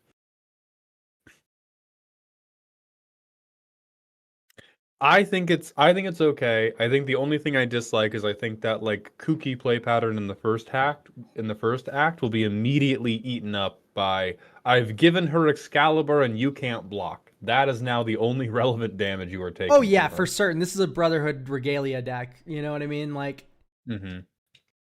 and then I'm Baby. killing you every turn. But But it is cool. it is cool. It's a repeatable Rakdos Charm. I really like that take. I think every player in Commander should be able to cast one free Rakdos Charm a turn. So Yeah. that's perfect for Yeah, me. Blackblade Reforge hops on this lady, and then you swing her, and then you tap her, and then you tap all your blockers, and you die. That's the play pattern. The Roysterer, thank you for the Twitch follow. Next we have Alistor, the Radio Demon. Most useless fucking hybrid mana symbol I have seen in my life. Thank you, baby. In all my days. Yeah, that hybrid symbol is fucking as fuck. Red, hybrid, black. Hexproof, 5/1. At the beginning of your upkeep, target opponent faces a villainous choice. They reveal their hand to you, or you cannot lose the game until the start of your next turn. This clean sucks, I'm sorry to say. Yeah, I'm always saying, no, here, look at my hand. These are the cards that are going to kill you. And then I kill you with them. And that's only at the important turn. This is, I'm going to promise you right now, 10 straight turns of then being like, okay, you can't lose the game until your next turn. I hit you, go down from 38 life to 32 life, whatever. Yeah, you weren't about to lose the game. I don't know if this person's ever played Thoughtseize before, because Thoughtseize Concede is a real play pattern that happens frequently. Where you go Thoughtseize you, I can't win, concede, conceal information sideboard. Yeah. So it's they don't show you your hand until it doesn't matter, and then it doesn't fucking matter. Yeah, this card reeks. This is a 5-mana 5/1 hexproof. This is as close as you can actually get to just presenting that to us. Next, we have Vox. Same fucking hybrid mana deal going on. Hexproof 3/3. At the beginning of your end step, you may flip a coin. If you win the toss, gain control of each of your opponents during their next turns. If you lose the toss, you lose the game. Oh my god! Whoa. This is as close to 5-mana flip a coin, win or lose based on the flip as you can see ever. This is, I didn't want to play Commander. This is 5 mana. Tell my friends, give my friends a heartfelt, I did not want to play Commander today. Why did you make me? Why did you make me? Yeah, absolutely not. I would almost respect this more if it was like coin flip. If you win, you win, and if you lose, you lose. I would like that. Yeah, I think if you sat down with Sorry, that's just killing me. It's so funny. I think if you sat down with this card as written, I would be like, please do not. And if you sat down with, if you win the flip, you win the game, I would be like, yeah, sure, fuck it.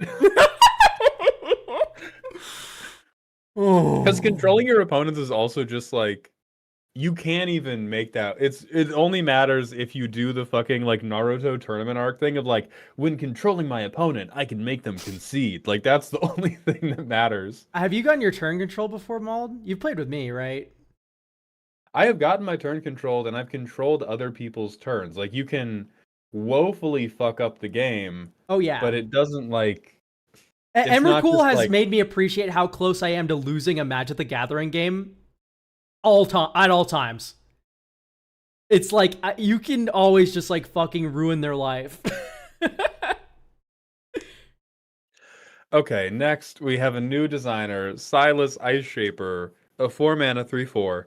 When you tap an untapped non-land permanent an opponent controls, put a stun counter on it. Snow creatures you control get +1/+1 for each snow counter or stun counter on permanents opponents control. Frozen Burial. Oh, so this is just Cold Gara. For 8 mana, tap all untapped non-land permanents target opponent controls. That might be a little too good. Frozen Burial is really expensive, but it is like... I do like the first trigger of this card. I like everything but the fact that it has all 3 pieces on one card. Yeah, I think the last line of text can probably just go, and this would be pretty fun to play. Because the last line of text is like, hey, I kill you now. The last line of text is like, hey, I Craterhoof Behemoth my own board. In terms of stat bonus, they don't need evasion because all your stuff is tapped, dumbass. And even if you have Teferi's protection, guess what? They're not untapping next turn. Yeah, we can T-Pro in response to with the thing on the stack, and then you just don't have any creatures that get tapped, and you also protect from everything, so the spell just fizzles. Oh, true. Then we're just at normal Craterhoof levels. Yeah. It's Azoria, so they never get 8 mana. Can we dispense with the spurious rumors that like only green is able to make mana? Green defrauds the idea of mana, but like anybody can play Thrawn Dynamo.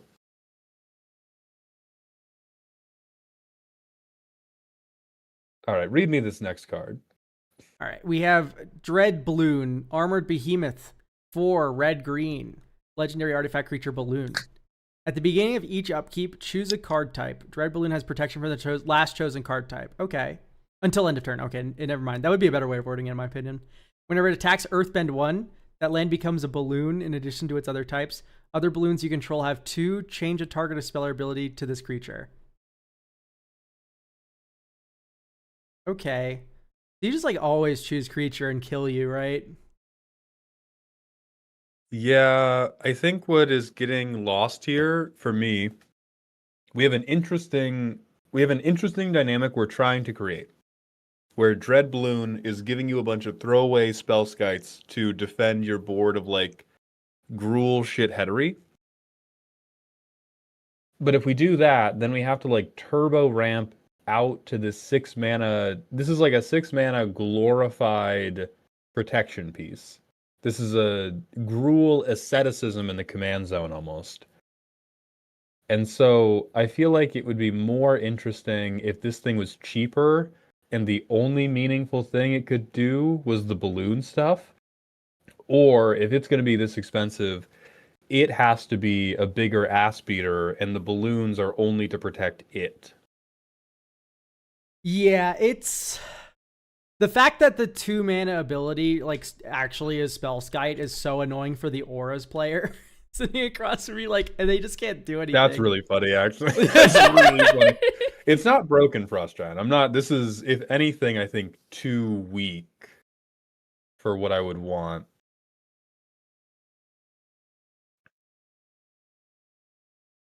I mean, fuck it.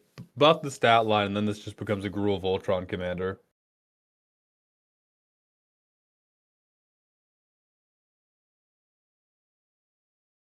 All right, what's up with Blastopopolos?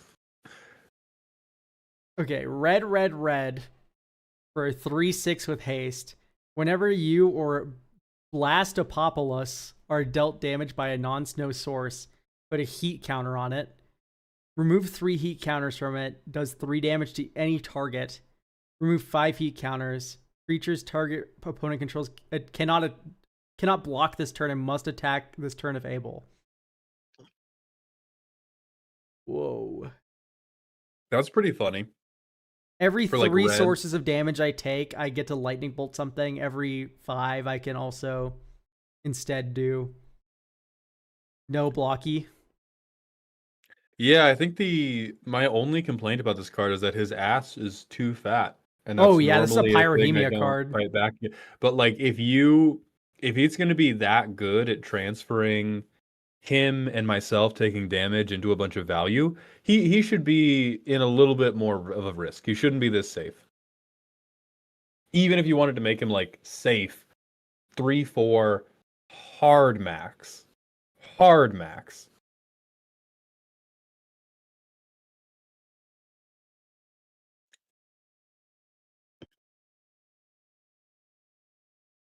Anytime I block with this, I bolt something. That's not true, because it's each time you're dealt damage. So you get 1 heat counter for blocking with this guy. Yeah.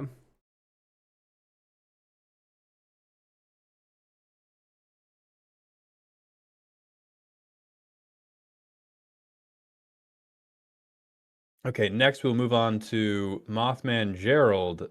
Oh god, they're self-professed dumbest cards. Shocklord, Clumsy Wrestler. A 5-mana red 4/5 with trip and fall. Whenever a land you control enters, Shocklord deals 1 damage to target creature. Immediately go fuck yourself. Whenever Shocklord becomes blocked, he deals 2 damage to each blocking creature. So it is flanking 2. Mm-hmm. Well, flanking 2, but it synergizes much better with like the damage doublers that red players like to play a lot. That's not nothing. Yeah. Flanking 2, but it,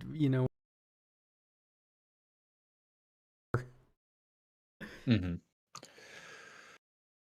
For 5 mana, I don't think that's unreasonable. I think it is a very like, all right, I'm playing the red deck, and if you let me do anything I want to do, you're not gonna invite me back again. But it is interceptable enough that I'm not like, yeah, I look at this I'm not losing card my mind. the same way I look at like Eumidian Hatchery. Eumidian Hatchery is like a 5-mana enchantment. When you play a land, you get a 2/2.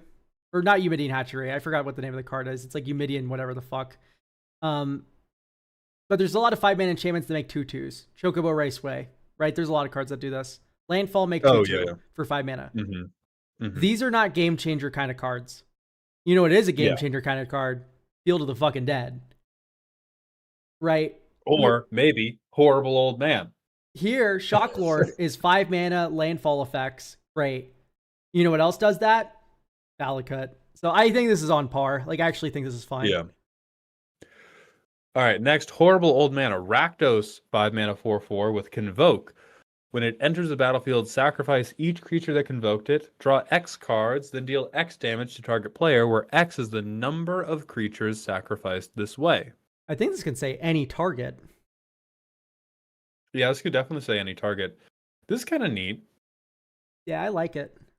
It's very strong. I'm actually a fan of this one. These are not your dumbest cards, Gerald.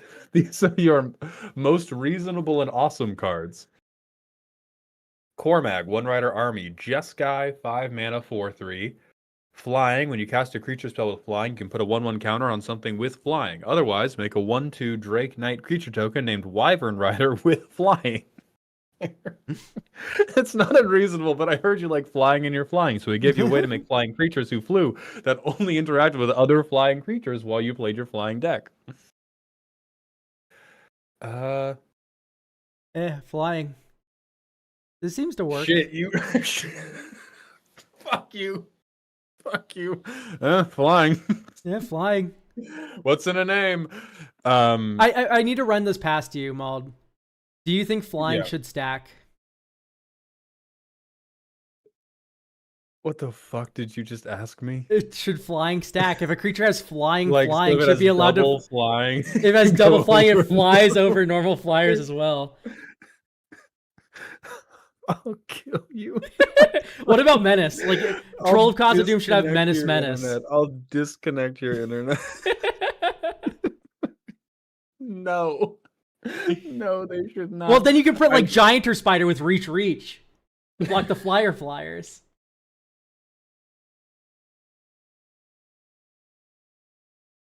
Mald, I know you more than anyone want to see a card that's just Menace. Like, it needs 4 cards to be blocked. This is somewhere back early in the timeline of Magic's development. There was somebody in the room with Richard Garfield who went to ask that question, and I stepped out of a locker and deftly shot them in the skull before returning to the present time, having saved this game.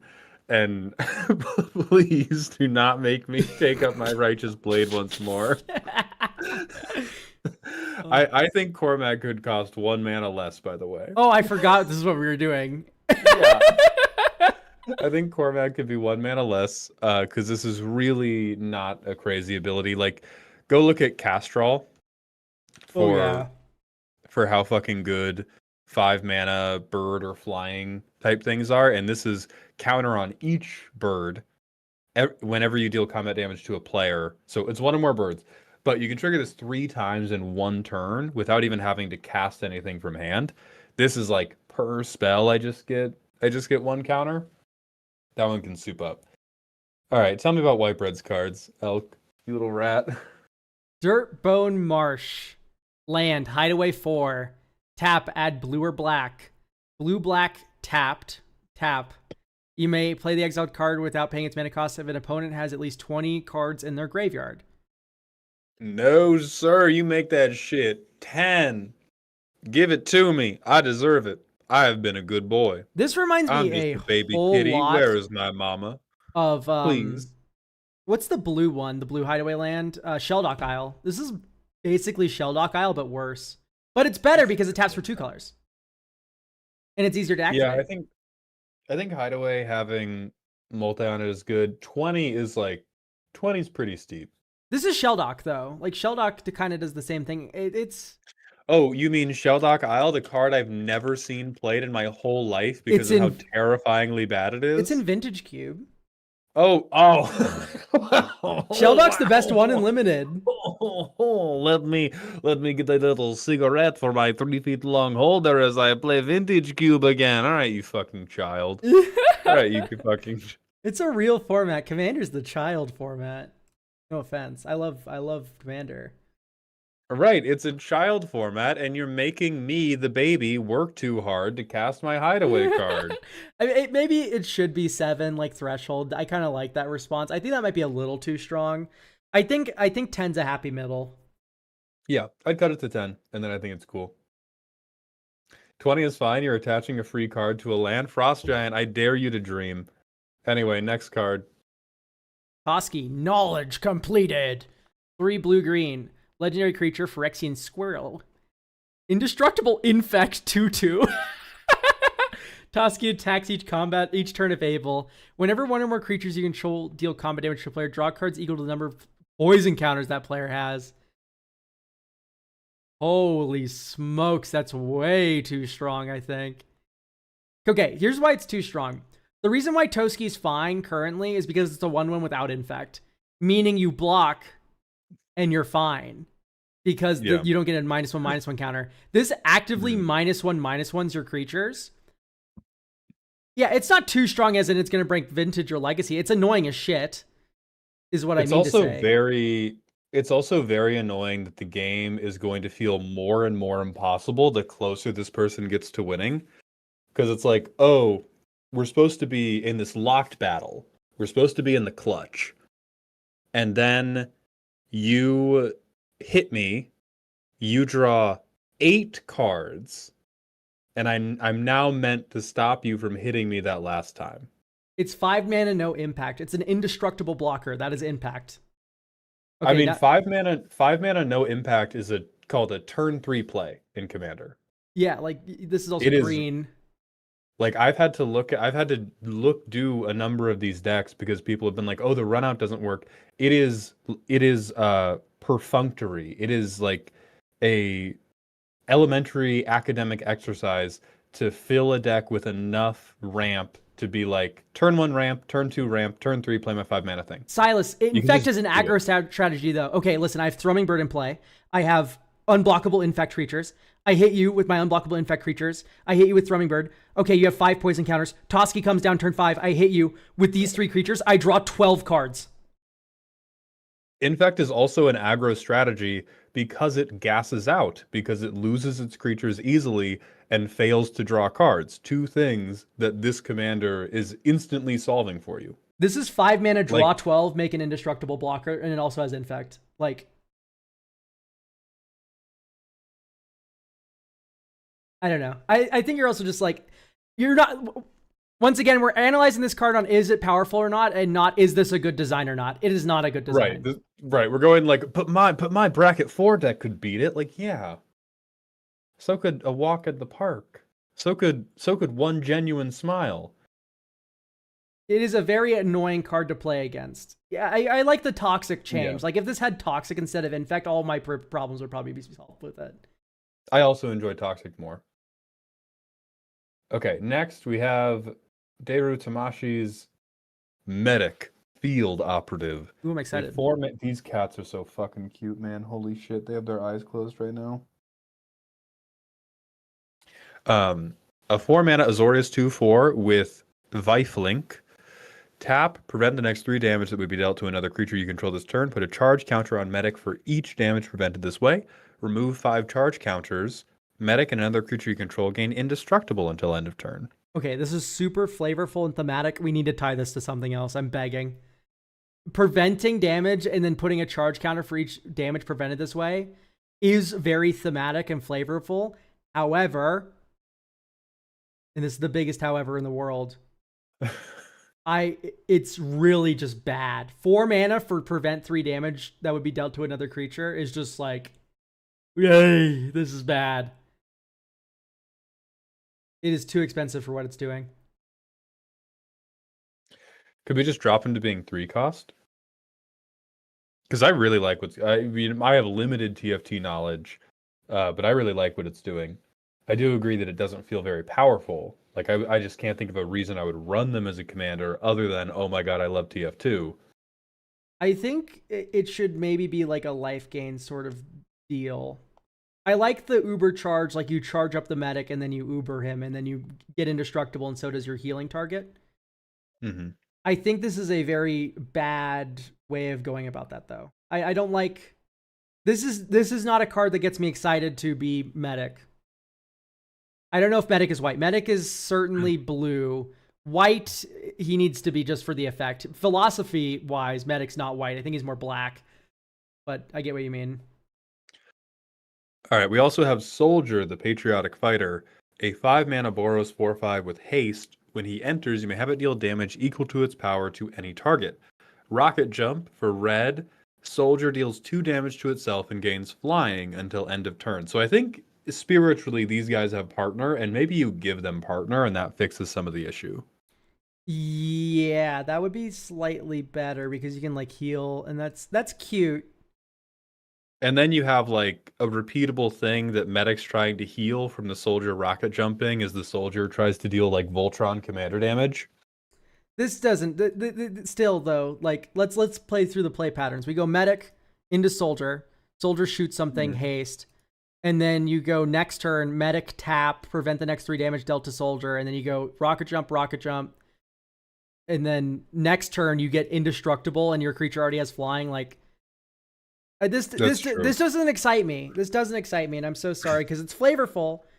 But like you've put flavor text on these cards is what it feels like. These are not game mechanics. Yeah. Or it's not saucy enough. I do agree.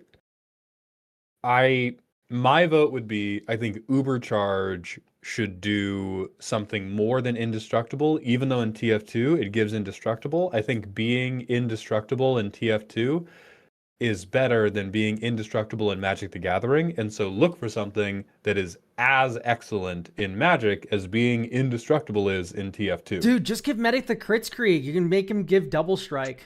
Like, it's right there. Yeah, make him give double strike, and then it's Uber Charge doesn't give damage buff. You're thinking of Kritzkrieg. MLMP. You were wrong about my video game. Fast. That was so fast. That was the fastest I've ever heard you speak. There was a moment in between my syllables, and you were like, "It doesn't give damage buff." Fuck you. I have 4,000 hours in that fucking game. And soon you will in League of Legends. Next, we have Storm V Rider, Cairo, Temporal Revisionist, Jeskai 3/3 with Vanishing 3. Whenever Cairo or another non-land permanent you control is put into a graveyard from the battlefield, exile it with 3 time counters. If it doesn't have Suspend, it gains Suspend. Okay. Let me try to think about how to break this. Yeah, so anything... If I was doing it under my power, it has to be something I'm sacrificing. And then it gets time counters, and then my deck presumably is all about time travel. I mean, nothing ever dies, but it's a really good sneak attack commander. Oh, ooh. That's a little bit, Yeah, sneak attack my Annihilator Eldrazi, annihilate you, and then get their cast triggers 3 turns later. That's all right. You've discovered it. Wow. Okay, yeah, that's the angle. So, does that deserve to exist in the world? You have to pay 3 mana, and then you have to play sneak attack, and then then we're kind of bracket 4ing around. Right. You're like, That's already been capped. Like that's like a play pattern, and that's fine. And there's commanders that do that better than this, right? But it is Jeskai. You mhm. get more colors. Like that's pretty decent. You have to also find sneak attack. It's like, all right, there's enough motion there that I'm like a little interested. People want to pretend that sneak attack is an unfair strategy, but it's really there's a lot of going ons there that people All right, don't I'm gonna see. yank you before the people hear you say something untoward. Next, we have Gutter Thief, a 3-mana Dimir 2/4. On combat damage, draw a card. Then, if that player has more cards in hand than you, they discard a card and you draw a card. To the poor, I am the poor. I say thought seizing you and then casting removal so that I'm down cards. Oh That's fucking shit. awesome. Yeah, no, this is That's like, Robber of the Richie, and then also like it doesn't have invasion by itself.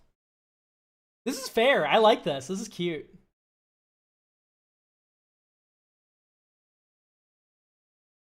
these cats are so fucking cute. Plus, he's hot.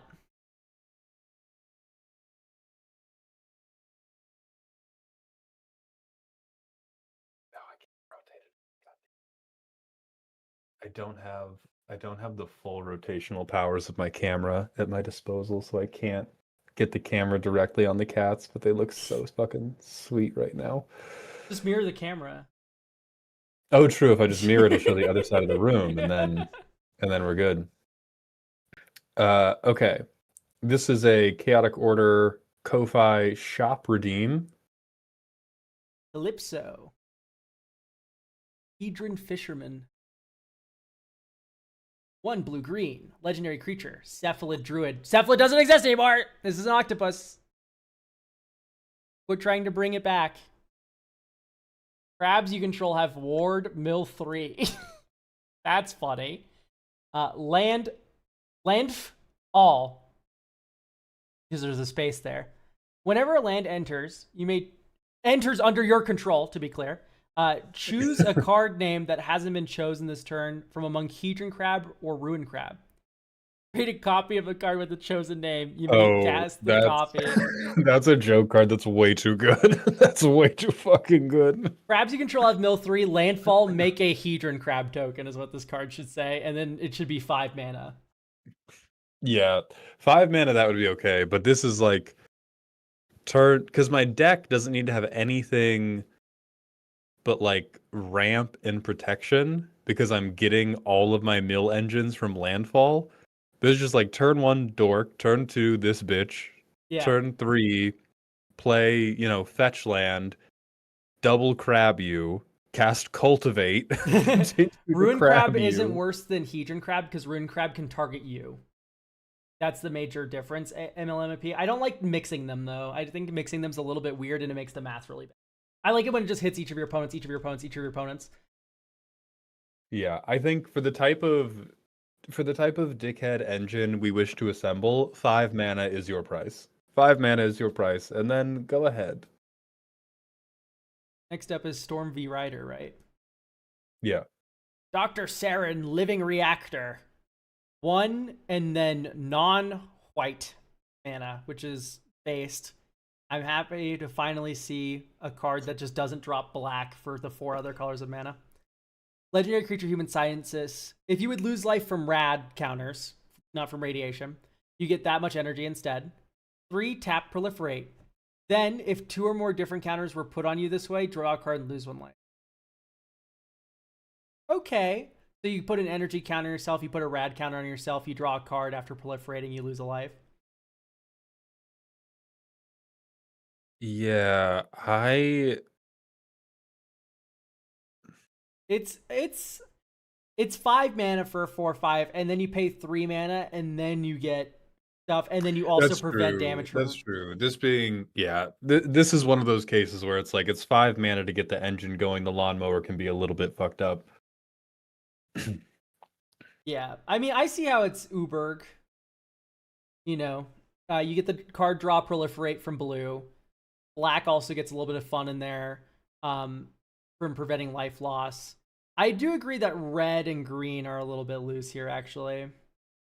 Well, it's green because you need ramp to cast a 5-mana value engine in Commander. Red. I don't know how this is red. I'm sorry. Proliferation.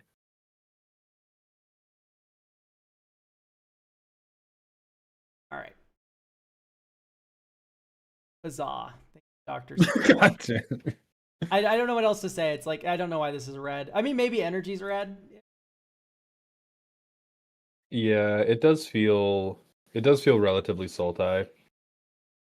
Red is the worst at proliferating. You look my cacophony scamp in the eye and you tell me that. Cacophony Scamp wasn't even played for proliferate. It was played for the fact that it killed your opponent on turn 2. And yet I played it in my Guy Hammer glue deck and I was constantly proliferating with him.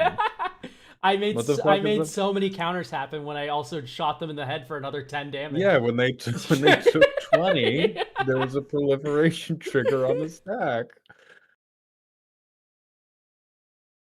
All right, next.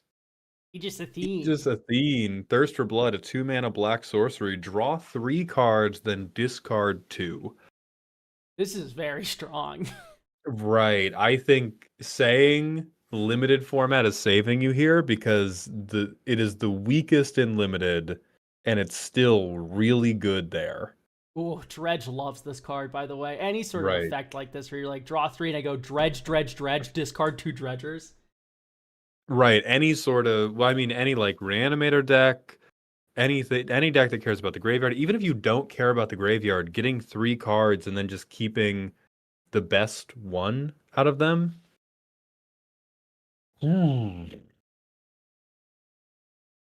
Exile instead of discard would be interesting.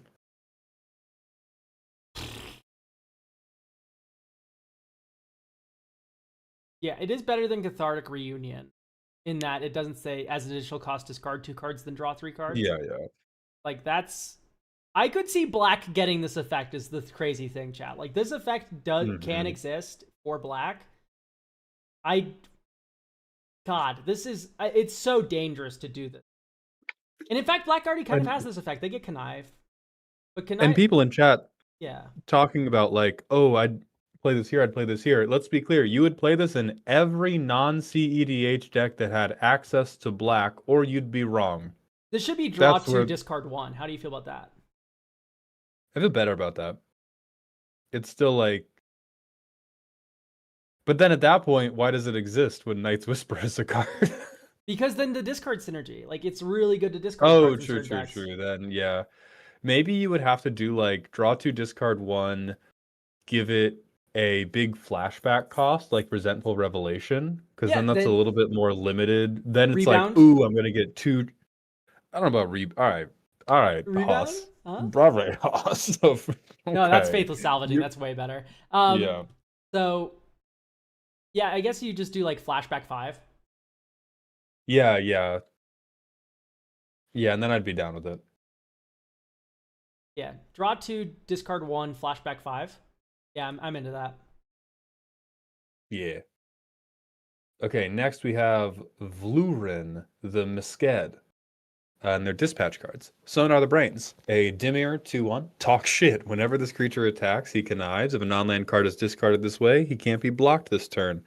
At the beginning of your end step, if he attacked this turn, transform him into Sonar the Brawn. A 4/3 with flying and vigilance. Batshit. Prevent all combat damage that would be dealt to this creature. At the beginning of your end step, if this creature attacked this turn, transform him. I like the shit talk batshit flavor words. That's funny. The puns are the strongest part of this card, to be sure.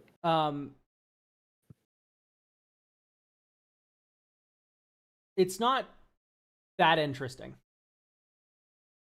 No, past every turn going, I'm gonna talk shit. Looks like I'm going batshit. I don't think there's much of a reason to put him in the command zone. So I do think you should either have more control over the transform or more of a reason to want the transform to happen or not. Yeah. What I don't like about this is the front half is like, this is a looter. Yeah. You loot, it's unblockable. It flips, I am killing you. Okay, I've killed you a little bit for one turn. We're back to just being a looter. That is weird tempo. Okay, Yeah. but do we think he's hot? Yes, until he speaks, because he's voiced by Moist Critical, Good and God. I can't, Next, I can't unhear it. It's so bad. Like I don't next want to we think about have that. Shroud Master Planner. A 3-mana black 1/1. As long as you control another villain or a vehicle, this creature has Shroud and Skulk. When it deals combat damage, you may pay XX black. If you do, look at the top X cards of that player's library and lose twice X life. You may exile any number of creature cards from among them, face down, then put the rest on the top or bottom of their owner's library in any order. The exiled cards become plotted.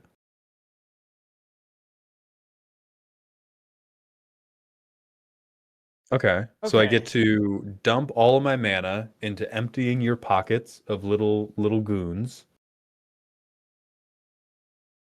and then I get to cast them on a future turn for free.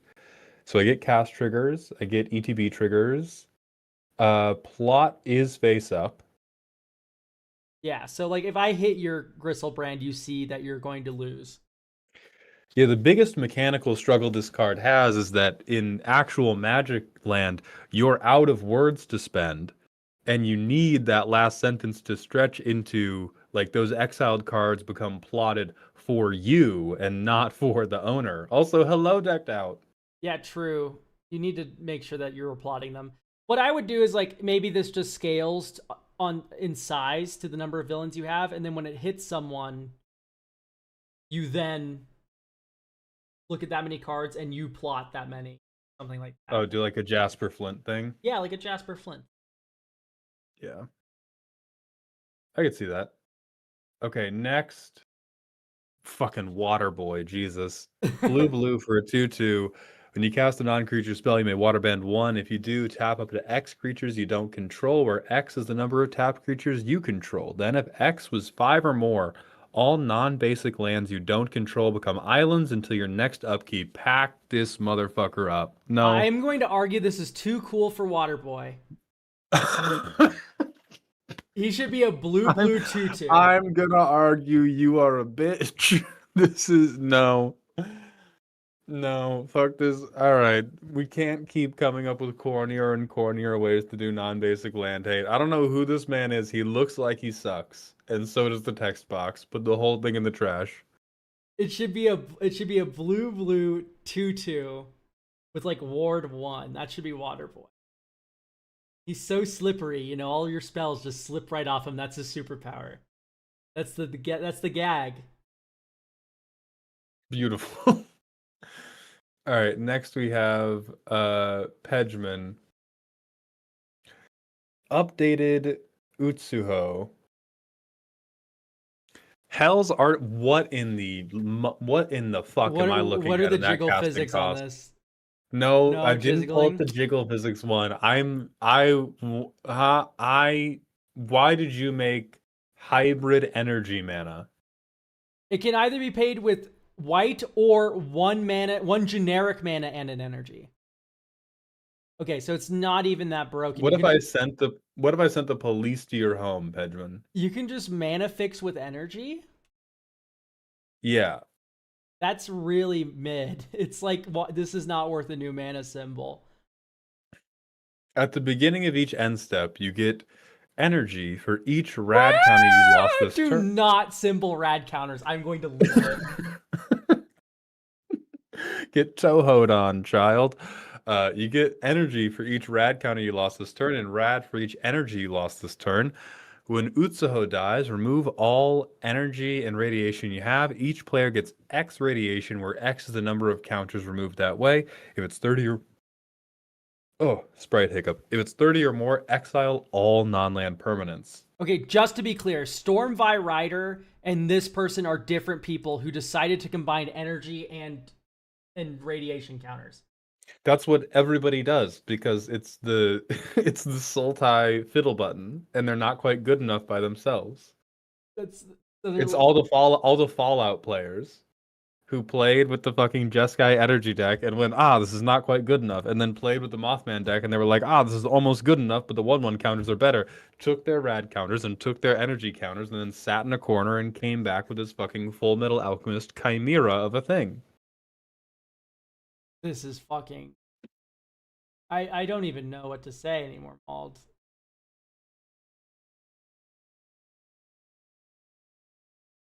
But is it I don't bad? even think it's that broken. It isn't. It's just like, I what just are think we? it's Where? ridiculous. It's just like, what? Yeah, like what are we doing? I've played This Wooburn one's for a just 3/5 not. flyer.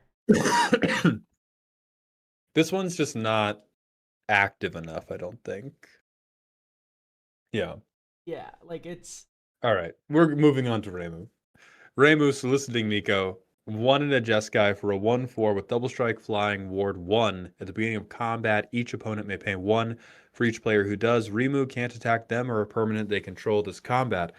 Whenever a player spends mana for an effect they do not control, put a +1/+1 counter on Reimu. This wording is going to fuck you so many different ways. If it's the second time this is resolved, create a treasure token. If it's the third time this is resolved, draw a card. Okay, so you are again all out of words you can put on your magic card before the police get you, Gangnam style. And we have to clarify spending mana for an effect they don't control. I think I understand your intent.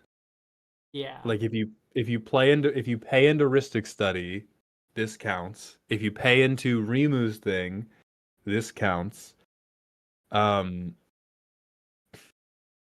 Here's the thing with Reimu. Once you've killed 2 of your opponents and it's just you versus one person, they have 1 mana. You're like permanently like I've set this island to the left side of my playmat. Your commander just can't attack anymore. Yeah, that is true. That's really funny. That's really funny. This is my island of super propaganda. Yeah, this island right here makes you unable to win.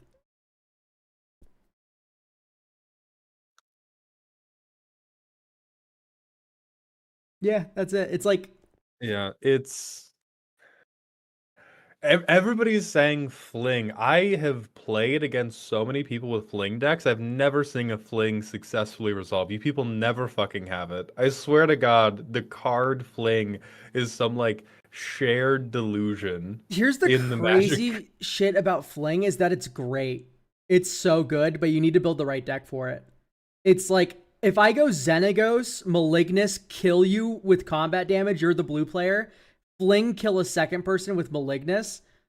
Like that's insane. Like why am I flinging this stupid girl when I can fling Malignus at your head and John rule? Like Yeah. Okay, I think both Tohos on this round underwhelming. Oh, we have one more thing. No donations. 2 mana enchantment that says, please stop making me pay for Ristic Study. I'm really tired of paying for Ristic Study. No. C- oh, from me, I fear. you know what we could do instead of this card is ban Ristic Study. That would be the better solution. What's funny is this triggers Ristic Study, so you go. You cast. Okay, I'm moving on, and it does. Whatever. I'm not even gonna talk about it. All right, we have to go to another ad break as well. Sure. Kitty time. I'm gonna grab Kitty a snack boom while that boom time. happens. I'm so hungry. Oh my God, everybody. Oh, I would love to lift up a cat for all of you, but they're so sleepy. Yeah, you're a sleepy girl. They're like sleeping back to back right now. I wish you could see. I mean, I guess I could turn on the other cat cam, but that only comes on at 300 subs. I'm kidding. There is no other cat cam, but I will figure out an angle with which to capture them on a different day. Dude, just reverse the camera. You're so right. Since when do you have a gato? We picked them up yesterday, MLP, and you would know that if you were building up a stream streak.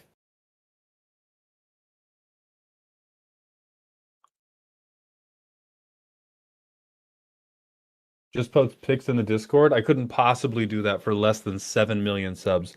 Chubbs MF Perkins, thank you for the Twitch follow. Welcome to the doghouse. I was literally in the ER. I'm sorry. Question mark, question mark, question mark, question mark. I do love that you're taking accountability. You should learn to work on your tone. Who's a good princess?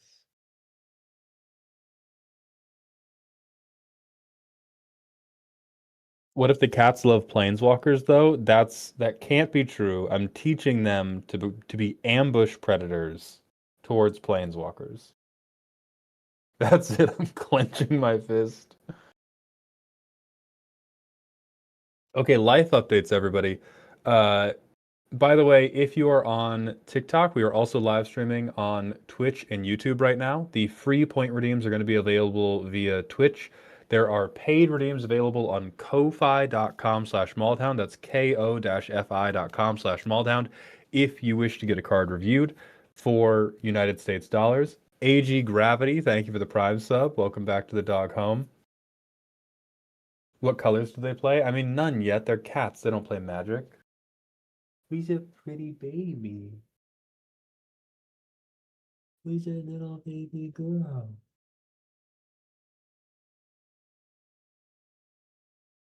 Are you prepared for their buttholes to have touched every horizontal surface in in your home? I hope they're prepared for me to have beaten them to the punch. Maul didn't want to be zip bombed again. I'm Sag.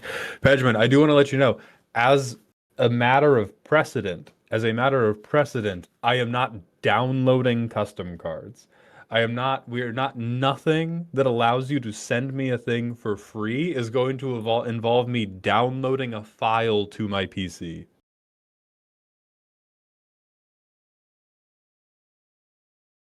Steak Master, thank you for the Twitch follow. Welcome to the doghouse, my friend.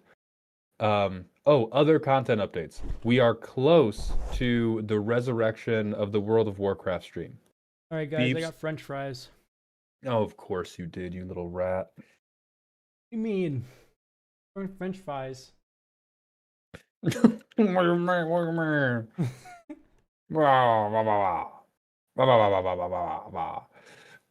thank you for the Prime sub. Welcome to the dog home, my friend.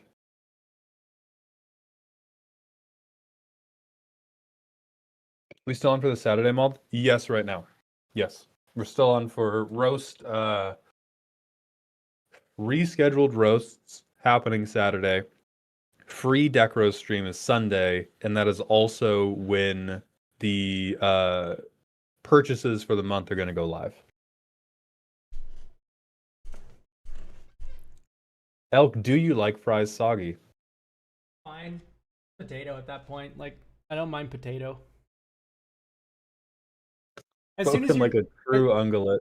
As soon as you remember fries are potatoes, it becomes way less gross, like soggy fries. Real woodland creature type shit you just spat right there. That's potato. I like potato. Okay. Let's pull up Silver Supers cards. The Herald, Master of Chrome. A 4-mana Esper 2/3. Cecil Alucard, thank you for the 600-bit cheer. Welcome to the dog pile, my friend, and kicking off that hype train. Anyway, 4-mana 2/3. Wither, Toxic 2. Just put Infect on the card. Yeah, at that point. At that point, put the Infect in the fucking back. At the beginning of combat on your turn, if an opponent has 3 or more poison counters, another target creature you control gains Wither and Toxic 2 until end of turn. So this is, please, please, please, let me play poison counters. I promise I'm not going to Voltron. I promise I'm not casting Hatred. I promise, I promise, I promise. Okay, here's the vibe. Turn 2, you get like a Prologue to Phyresis kicking. That's just the 2-mana instant cantrip that gives everyone a poison counter. Mm-hmm. Turn 3, you play a flying double striking beater. Turn 4, the Herald, Master of Chrome, maybe with a Lightning Greaves somewhere in there, right? Maybe instead of the 3-drop, you swing, ding. Okay, you now have 3 poison counters. Next turn, you go the flying double striker. You equip the Greaves to that. You give the flying double. Oh, Greaves doesn't work. You would need to be a Swiftfoot. Okay, so there's no like broken curve with it, but like still like double strike with Toxic 2 is something to consider. There are a few of those in white. Yeah, I think it is. I think it is one of the fairest versions of trying to do this we've seen. Oh, for certain. I think I look at this card, I'm like, why am I not playing Kamiz? I feel like I'd have more fun playing a Kamiz deck. Oh yeah, I agree.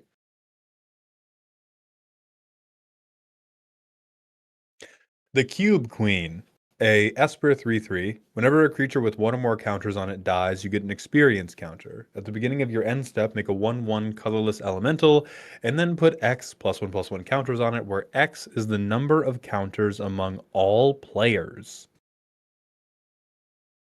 Interesting. So it cares about counters on creatures, but also players. Mm-hmm.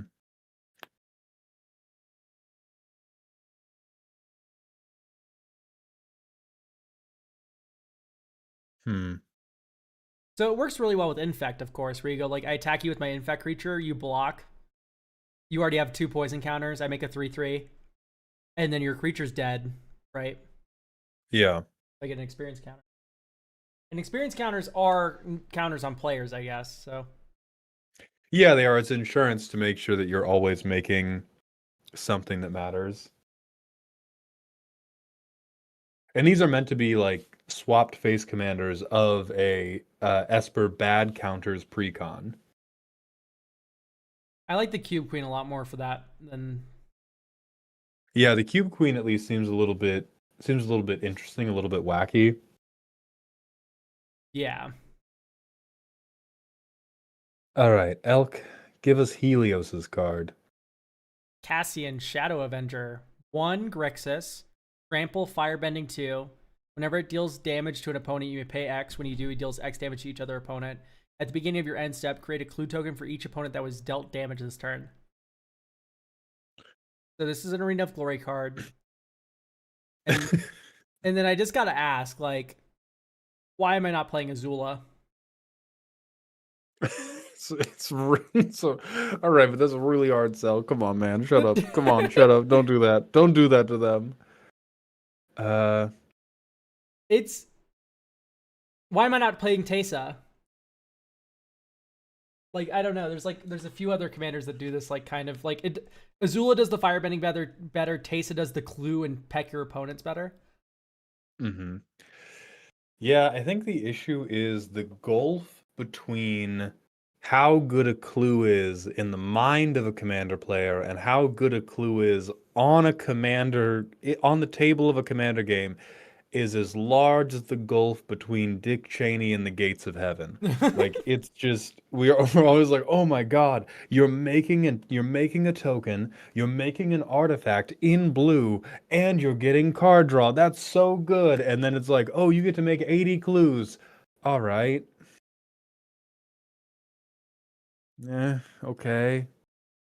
So I think the clue thing has to change. I think you either need like a better token, um, or some you just need a payoff. totally, or you're just like I'd say a different payoff because we're already using a lot of text on this card. My thought is like whenever you crack a clue, it does damage to each opponent. So what happens here is trample, firebending 2. You attack someone, you deal combat damage, you get a clue. And then you move the when you do, he deals X damage to each other opponent. You move that to cracking a clue.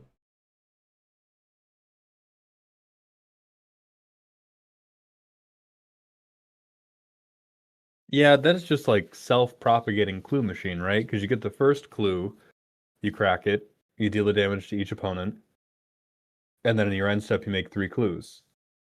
Yeah, I guess so. So maybe he doesn't generate clues, but he does shoot your opponents in the head whenever you crack a clue, and you can use the firebending to crack clues. Mm-hmm. Or maybe he makes a clue when he hits someone, and then that's the pat on the head. Here you go, commander player. Yeah. But then otherwise you're on your own for making clues. Mm-hmm. I like that.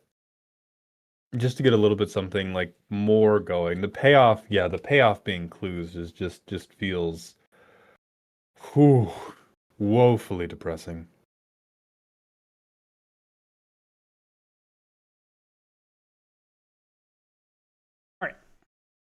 I have no idea why I can join this live, but Twitch crashes when I try to join on Elk side, because they know I'm right.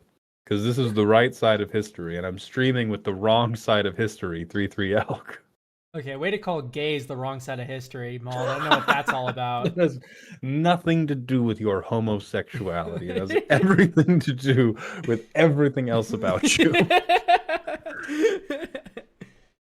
Next, Veto Ever Craving, a 4-mana 4/3 with Menace. For 2 mana, tap, discard 2 cards. Something gets -2/-2, and you gain 2 life. If you would draw a card while you have no cards in hand, you instead draw 2 cards and lose 1 life. I like this card. I Kinda think neat. 4 I feel like mana it is a little expensive. Yeah, I could also see it being like -3/-3, or maybe even -4/-4, because the having to discard 2 cards is good. So we're not just giving it, what if I spammed removal in the command zone? But discarding 2 is like a hefty sum. Yeah, discarding 2 is very heavy, but you get paid back by this card. Some decks like discarding a lot like that. I think it would be fine if it was -3/-3. You gain 2 still. Yeah. And then I think 3 mana is pretty steep for the upfront cost of it. 5 mana to kill your first 3/3 or lower, and you also have to discard 2 cards. That's really slow.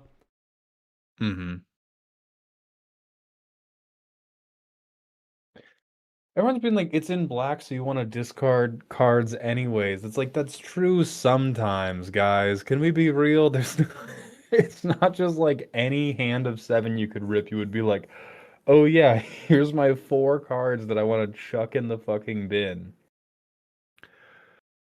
Yeah, there should be maybe like 2 in a black, 3/3 menace, and then it has that ability, and then also, Yeah. then we're kind of cooking. Alternatively, you can just give it madness and make this like a giant asylum visitor. That's another method you can do. MLP is right. Like, so many people are talking like this is what chat seems to imagine the average black deck is doing in Commander. They go turn 1, land. I cast 1 with nothing and somehow win the game. That's it. Yeah, you always turn. You have to always be careful about Hellbent. Heckbent is almost always better. That's like Quantum Riddler. This was Quantum Riddler text. Now I'm on board. Okay, next it's Vona, Chosen of Aklazots, a 5-mana Orzhov 6/2. Whenever you discard a card, make a 1/1 vampire with lifelink. For 1 in a black and discard a card, Vona gets indestructible. For 1 in a white, discard a card, Vona gains lifelink. I don't know if I just find this that interesting. Like, I make a board of dudes, I guess, if I pay 2 mana. Well, it's also for draft. This is mostly a draft consideration. In that case, it's like, discard a card, Vona gets indestructible, is already just pretty decent. Why do you need the lifelink?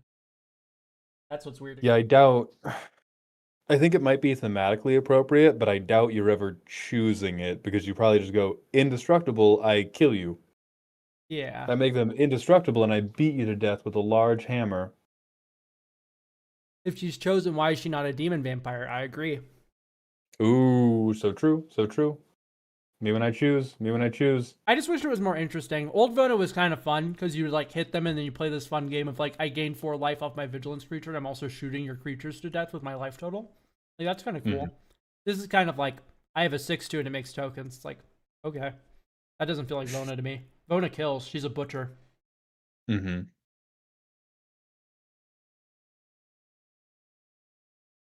Next we have Nagito, Ultimate Luck. This is a 5 mana, 5 mana in Naya colors, 3/4. If you would roll 1 or more dice, you may choose the result of that roll instead. If you do, the next time you would roll 1 or more dice this turn, an opponent of your choice chooses the result of that roll. Whenever an opponent casts a spell, roll a d6. If the result is a 6, draw 2 cards. If the result is a 1, that opponent adds 3 mana of any color they choose.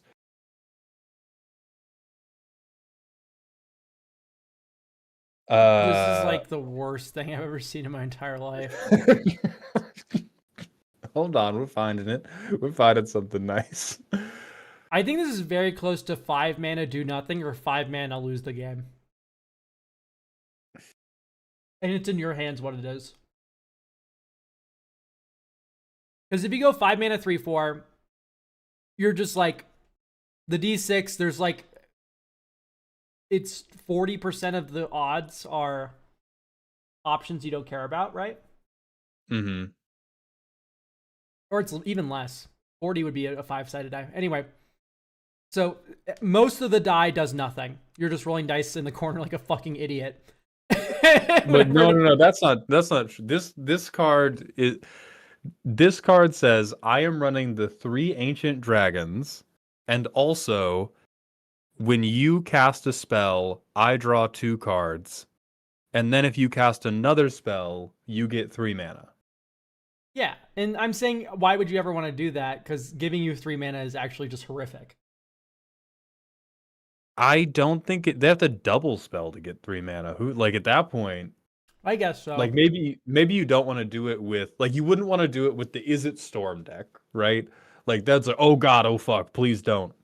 Don't you just gang up with another opponent? You go like, okay, opponent, you cast a spell, I get 2 cards. Next opponent in turn order casts a spell on their turn, and then you go, this opponent here. Do you really want this schmuck to get 3 mana? That's true. You can also just Prisoner's Dilemma it, where you where you go like, okay. I always get my 2 cards, and I always pick somebody who's not the active player to make the choice of the next roll, and then be like, you get to decide if the other person gets 3 new mana out of this. This just sounds miserable. Yeah, this sounds like a cleverly concealed but total bullshit value engine. Like, this is Nihilistic Study.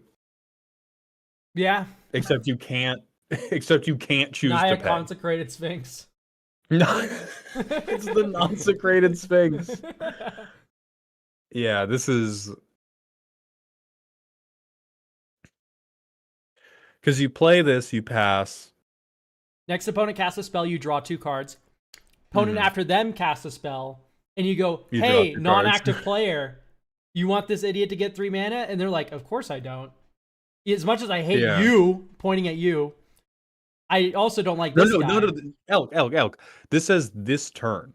When it passes to the next opponent, you are back to a clean, I just get 2 cards for nothing. Oh my god, are you shitting me? This card reeks! Yeah, it is Naya Consecrated Sphinx. It is Naya. Even then, it still doesn't work, because you go double spell on your turn to get the mana, and then he just asks the person to the left of you.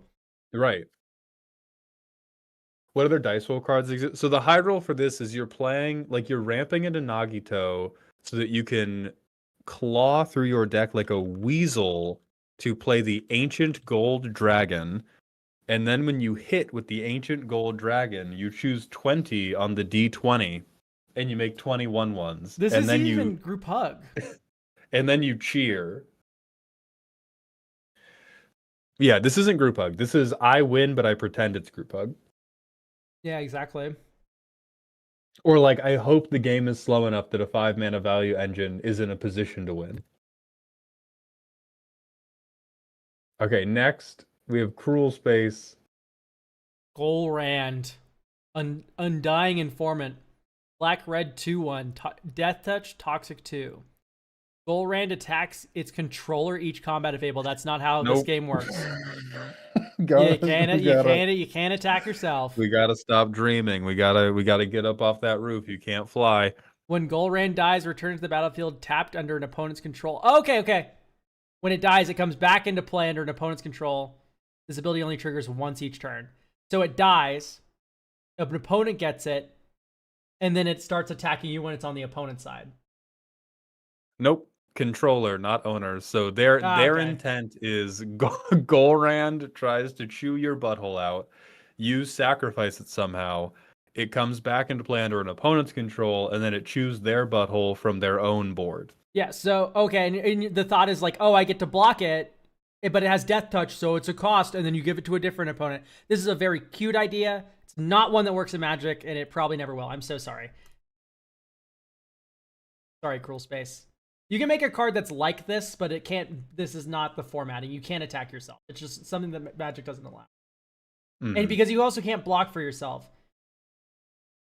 I get the concept. It's just not. It's not possible. Yeah, it's both not possible, and I'm wondering how different the thing we're achieving is from just what Alexios or Slicer already do. So the joke is that this is like a sleeper agent that you don't want. So what you do is go unlike Alexios and Slicer, who everyone is always very happy to get control I'm always of. very happy to tap that guy to my Springleaf drum. I don't know what you're talking about. Anyway, no, so Golrand should maybe say something like, whenever it dies, return it to the battlefield under a player's control besides its owner. At the beginning of your upkeep, sacrifice a creature other than Golrand. If you don't, or rather, you may, and if you don't, you get 2 poison counters. That's what it should say. Yeah, we just can't do it with attacking. Just the way it's working right now, it doesn't work. Ooh, wait. Duckman has a good idea. This creature attacks each combat if able. When this creature attacks, its controller gets 2 poison counters. Yes, that would work. Yeah. So keep Death Touch, drop Toxic 2, and then just says attacks each combat if able. When it attacks, its controller gets 2 poison counters, and then same end text. I think you can keep Toxic 2, and then it's kind of funny. Oh, sure, yeah. That way other people want to block him too, yeah. All right, next we have Trev the Tree. Elk, tell me about Brute. Shivan Dragon Lord. This looks way too cool to be a Shivan Dragon. It's like so colorful. Shiv is like stock fantasy dragon. Anyway, 4 red for a 5/5 legendary creature dragon. Flying Ward, sacrifice a creature or artifact you control. Well, when you're sacrificed, anyway. Whenever this creature attacks... Well, the legal definition of ward notwithstanding. Create X 1/1 red goblin creature tokens that are tapped and attacking, where X is its power. Sacrifice them at the beginning of the next end step. And then has fire breathing. Those should be kobolds. Way too fucking good, right? Me when I resolve Perforos at any point on the way to Brute and then play Brute and I kill you. I know, but like 6 mana and I have to attack with it. It's like. Okay. So I guess when I say too good, I'm talking about the like. I can't imagine a table that this feels good at, because the thing you're going to do is the same every single time. Like you're 100% going to do. I can pump Brute some degree, and I am going to have Impact Tremors, a Gate Instigator, whatever you want to call it, something that says when I play a guy, he flicks a little booger in your eye. And it is either lethal or you don't fucking do your thing, which is what I don't like about it. I agree. It's like, do I have Arena of Glory? No, I lose. Yeah. That is this And deck. if they, like, God forbid, you're in a bracket 2 game, right?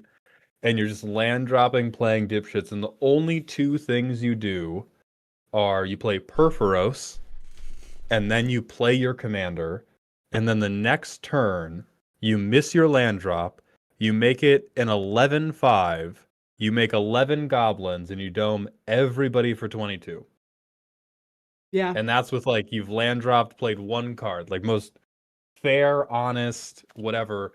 You do that before your attack triggers, so you just go like turbo pump it, by the way, and then they go instant speed kill spell and time walk you at the same time, which is just like, so this is really feast or famine, where you either win after you play this or you lose if it gets removed. Like, that's the duality. It's not fun.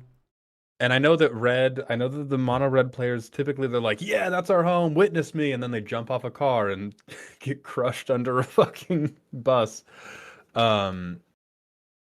But I think that it's a very unsatisfying play pattern. You don't have to just Perforos. I'm gonna scream. I agree. I'm screaming along with him. I'm eating French fries for real, but like, I am screaming. Man, I'm not saying that's the only thing you have to do. I'm talking about like archetypal. What is the play pattern gonna be? And it's gonna be that. Don't make me shout. You know what I'm talking about. Okay, Cthulhu. Oh, God Cthulhu! of I love Madness. Cthulhu. It's Cthulhu. Mm. 6 Dimir, 4/4 Eminence. Nope. As long as it's in the command zone or on the battlefield, whenever you draw your second card each turn, you may pay 1. If you do, put a corruption counter on Sithin and make a 1/1 tentacle. Whenever you cast Sithin, get X 1/1 blue tentacles, where X is the number of corruption counters on Sithin, and then put +1/+1 counters on him for each corruption counter, then remove all corruption counters. So, here's the I want to really like Eminence on this card because in Hearthstone, he was like one of the only Eminence. Well, he was like one of the first Eminence cards. Mm-hmm. So that's like kind of a cute callback. But however, his Eminence didn't matter until you played him. That was the joke. Mm-hmm. Because the joke was that you played all these cards that buff Cthulhu. So when you played Cthulhu, he was fucking huge. Okay. So I like the idea of Cthulhu having a way to buff himself before you play him. Should that be the way it currently is? No, never. This should not be how it looks. This is Edgar Markov for Dimir players. Imagine the Dimir player.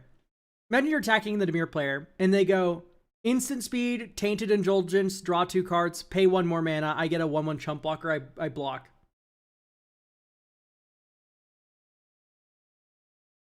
And then it also buffs their Cthulhu. The amount of jumping is going to be pretty fucking frustrating. So, no, this is not working for me in its current state. Is a chump block strong, though? It's less about like, oh my god, he's... somebody stop that guy. He's chump blocking. He's running away with the game. That is... not... It's more about like if you make a card that is clearly not good enough to be impacting the competitive level, then you have to care a lot more about how does it feel to play against. And I think this man feels just rank. Okay, are we really saying this is not as bad as Edgar Markov, therefore it's fine? Because you guys are losing your fucking mind if that's what you're fucking saying. Right, that is a crazy bar. Yeah, the corruption counter is going away also seems kind of weird. And it seems, if anything, underwhelming that the ultimate payoff is I make the equivalent of like a big green guy. Because I have all this corruption, I've drawn all this cards. What's my big payoff? I have like a 15/15 and a board of 1/1s.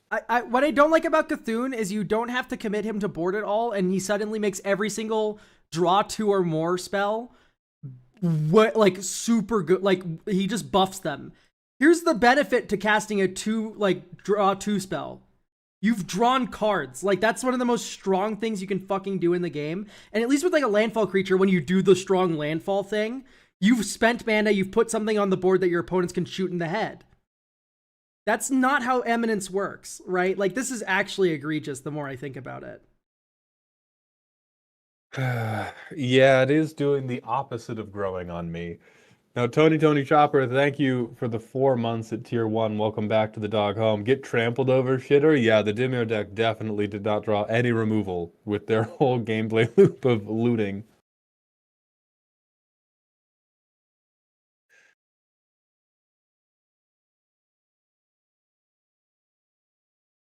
Anyway, let's move Oh, and that's along. true. You don't get... Yeah, we're moving on. We're moving on.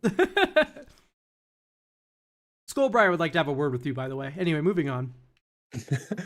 Wizards Forged License, a hybrid red-blue artifact equipment with equip 0 that makes something a wizard for Glep from Pennsylvania. I love it. I love it. Print it. Who cares? What I love about this card is that people are going to be idiots and be like, oh, I can run this alongside Harmonic Prodigy, and they're going to put no other wizards in their deck. And I'm going to laugh my ass off. It's going to be so funny. Hell yeah.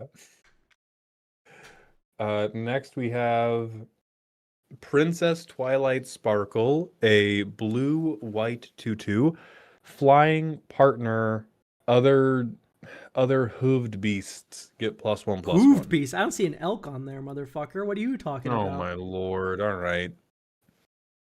You guys are cloven, actually. All right. I don't know what to say.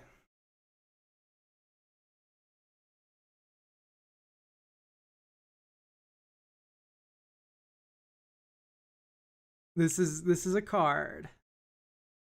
Oh, I think it's meant to be considered more because they have another card after it. Okay. Oh, it's just a reskin of Keleth. I mean, this is the most fine thing ever. This is just, hey, we know partners are evil, man. It just buffs your shit. Like, what's happening? Yeah. Right? All right. I don't know what this art looks evil though. I know. Look, she's like surrounded by like slaughtered fucking horses. Yeah, this art looks diabolical for the most like chill and normal effect ever. Okay, next we're going to Shock the Monkey. Ooh. Tell me about the long black train, Elk. The long black train. 3 black, black, black. For 6/6 demon vehicle. Trample, vigilance, crew 1. At the beginning of a player's upkeep, for each creature they own that is crewed by... As we're abbreviating long black train in the text. That's so funny. They draw a card. During their end phase, they lose life equal to the combined toughness of creatures that crewed it. If a player controls an angel or god, they gain protection from long black train. Okay, any player may activate this ability. You need to have it be a different word then, because parentheses text doesn't exist. It should be like. Well, it's reminder text. It's reminding you that this is not the actual text associated with the card. All crew 2, all crew 1. Anyway, this is not how anything works. It's also hateful as fuck that you can't have gay men on the train. At the beginning of combat on your turn, each opponent may tap any number of creatures they control. And then they lose life equal to those creatures' toughnesses and draw that many cards. That would also be more interesting because then it's like, who wants to get on the train? You go get cards, but then you can't block me when I come to hit you with my long black train. Have you ever considered that for 3 black, black, you could have a Bolus of Citadel in play? Oh my fucking god.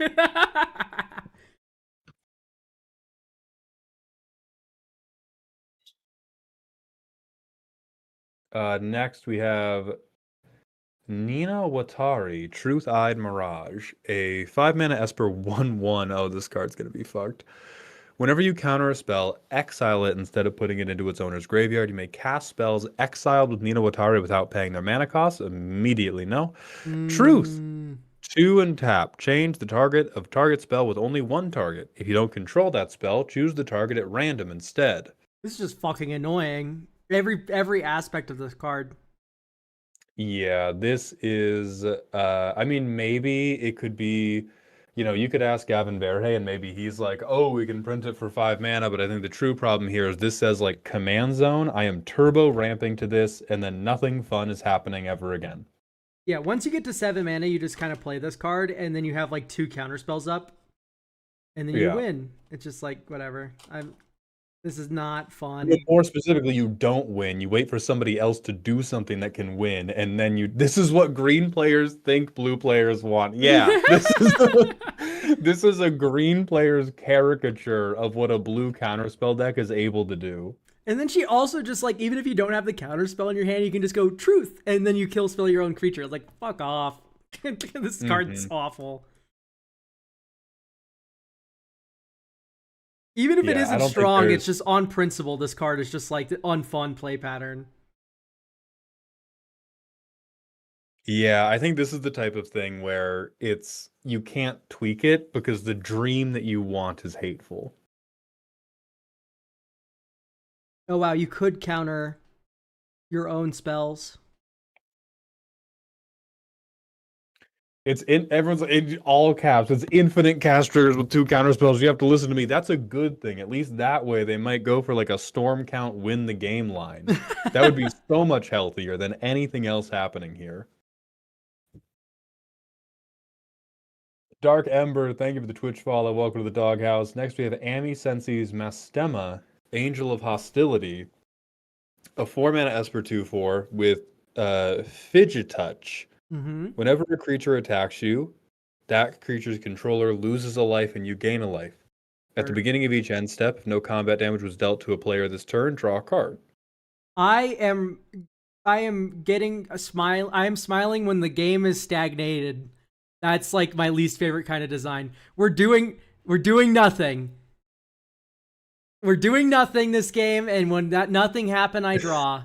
And that's the worst thing in the world. Yeah. What I love about this card is I do like the type of thing of we want our opponents to be motivated to attack and be motivated to attack people who are not us.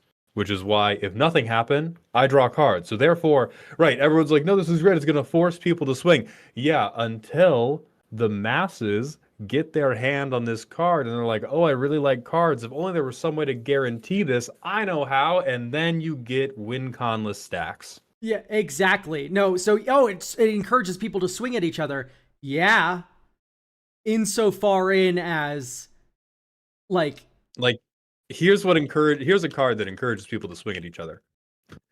But yeah, Arena. You're gonna run fucking Kamiya False Hope up the ass.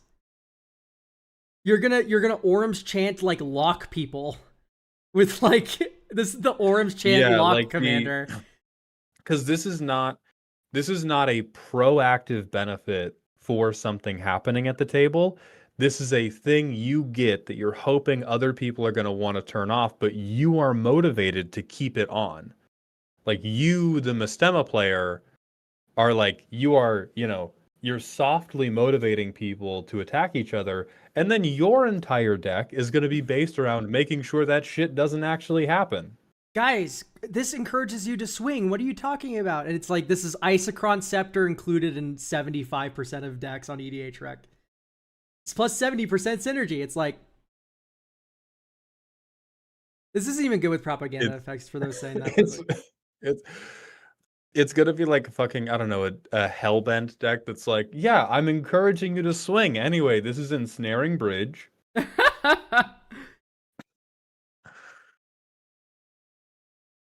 Yeah, there's no. Yeah. We send this one to the depths. Okay, next, Silver Super. Elk, please go ahead and read Kendo. Kendo Wandering Warrior. 1 red, white, legendary creature, human samurai. Partner with Hope. Okay, as long as Kendo is attacking, spells you cast cost 1 less to cast, and activated abilities you activate cost 1 less to activate. This can't reduce it to less than 1 mana. So we're already infinite mana with Basalt Monolith. Let's move on. To Hope, Blade of Shadow. 2 blue, 3/2. Partner, you can sneak it into play. That's like ninjutsu, but like side weirdness. Whenever a creature you control deals combat damage to a player, create a clue token. Okay, and then it's easier to crack the clues because Kendo is going around attacking. We gotta stop seeing clue tokens as meaningful payoffs. I'm begging you all, hand in my heart, you gotta stop doing that. Yeah, activated abilities of creatures, sure, but you also want to use the activated ability reducing for the clues, is the joke here. Yeah. It also works with ninjutsu, which is fun. Like, that's cool. I like Kendo working alongside it. It is a little bit of a heartbreaker because I do think Kendo just fucking dies in combat. Like, it's impossible to attack. Yeah, bro is not having the best time. Simultaneously, it's partners, so it should probably be that weak. Right? We have Mother of Runes, right? Like, you should not get totally like paid off by yourself. Yeah. So it's probably, I think this is actually probably fine as is. Basalt Monolith included. Like, I think we shouldn't care about Basalt Monolith working in combat. That's fine. Oh yeah, I don't give a fuck. I need us to do something more than clues. I swear to God. Just a little something. I'm kind of into this. Whenever a creature you control deals combat damage to a player, you get a clue. That's pretty fucking good at that point. Yeah, but I know that 2 of your creatures are Kendo, the worthless 2/3, and Hope, the worthless 3/2. I don't know. I'm into this partner pair. I think it's fine. Okay, next we have Jones, the alternate commander of this deck. A 5 mana 3/3. Creatures you control have vigilance and haste. Whatever a creature you control dies, if it was attacking, create a clue token. God.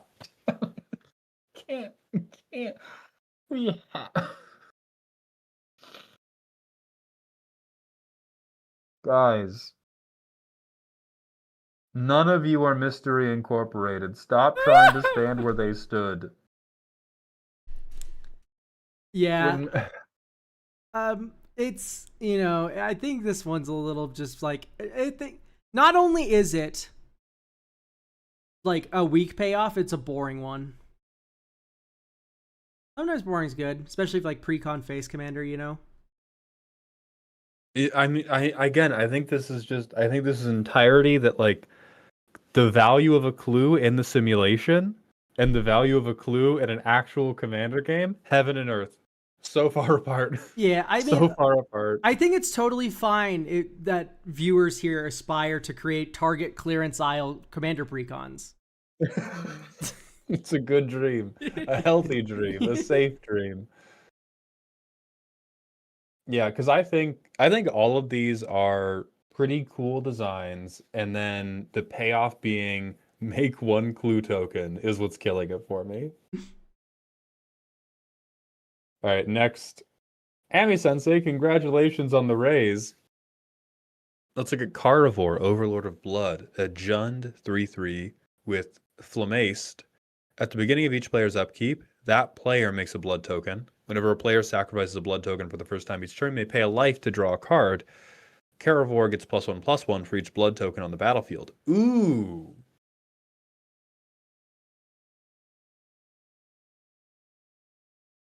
I like that a lot. Okay, I like it because it has a lot of hoops to it, where it's like drawback, but if they try to opt out of the if they use the drawback to their favor, you get a benefit, and then final mode you also beat them to death. Right, my opponents have agency over how I'm winning, but I am proactively trying to win. Where's the fucking clues? I think I'd remove haste from this card. That's my opinion. Yeah, and I think the haste really isn't doing a lot for you anyway, because it's like, oh, what, we're getting 3 damage in? Yeah, what would haste do on Valgavoth?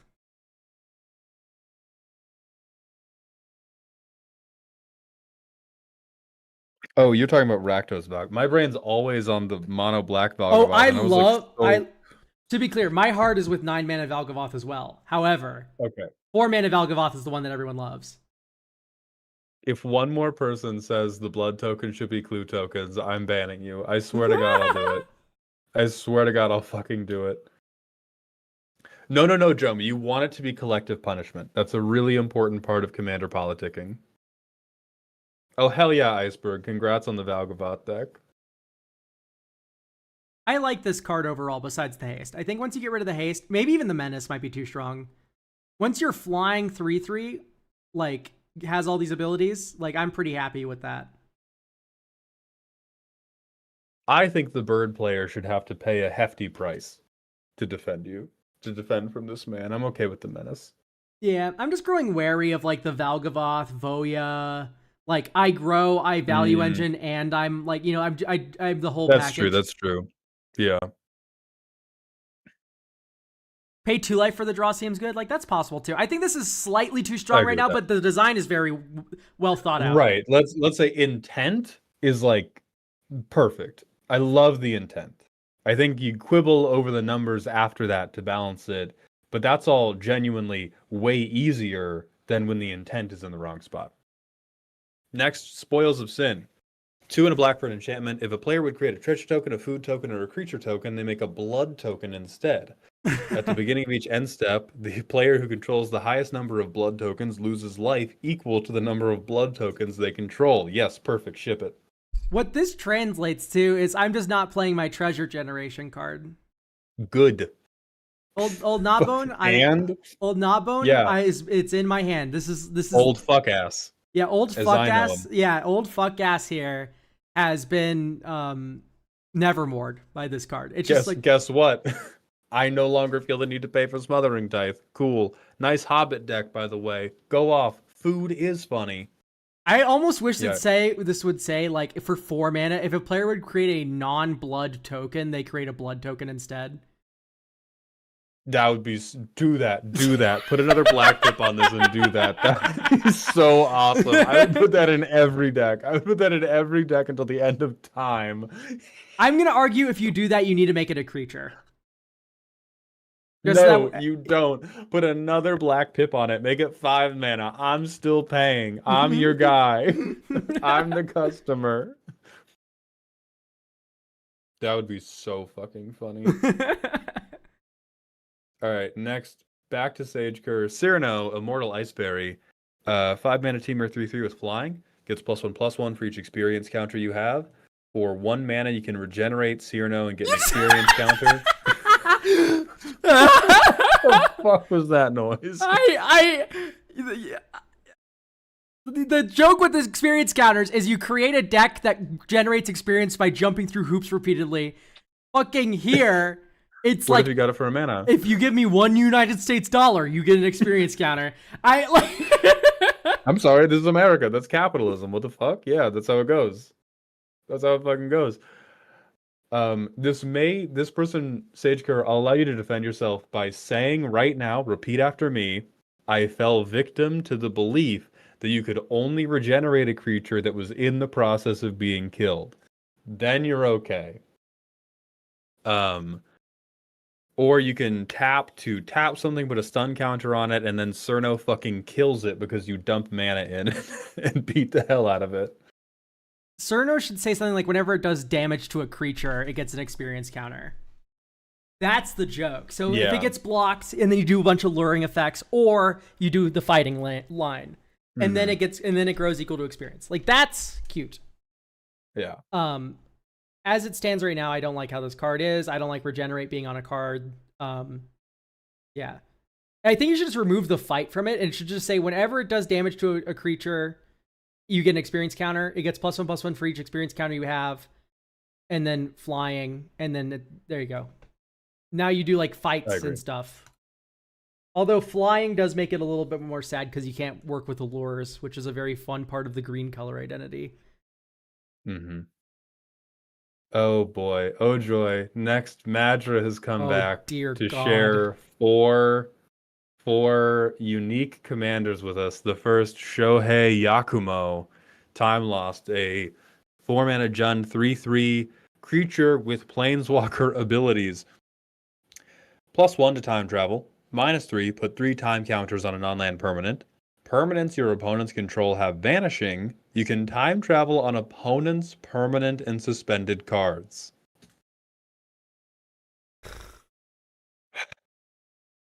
This is where the sickness began. So, okay. This is the first episode of Chernobyl.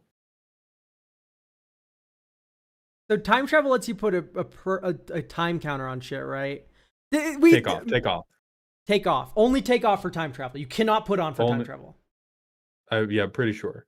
No, Quaddle, we've seen an effect like this. It does not instantly kill everything. Vanishing kills you when the last time counter comes off. And so this card says, I play this. Oh, it's both. It's both. So what you do Never mind, go to hell. Yeah, all right, you play this card, you plus it, and then you put a counter on all of your opponent's things, and then they just explode everything, right? Yeah, I'm playing with kitties. I'm not looking at this fuck-ass card. Yeah, no, Matra, we've had this exact conversation before, I feel like. We've had this exact conversation before. That's diabolical. Yeah, but the last time it was in the context of something that couldn't put on. And so our hands went up and we were like, holy shit, that's so fucked. And then we put them down because we were like, oh, you can't put them on. So you need a different way. Oh, it's only if I'm looking up time travel. If it already has time counters on it? No, we're looking. Okay, it is for each. Yeah, it's only stuff that has time counters on. So we're back to the okay state of stuff that does not already have a time counter on, cannot have it put on by this card. This is a 4-mana 3/3 do nothing. Well, it's a 4-mana 3/3 threaten to board wipe everybody who's not me the moment I figure out how to get time counters on your shit. So, yeah, 4 mana, 3. This sucks top to bottom. Next, there's nothing redeemable.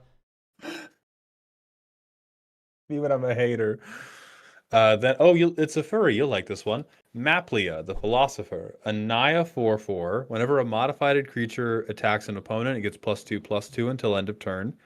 Whenever a modified creature attacks you, you can attach an aura from your hand to target creature, or attach an equipment you control to target creature.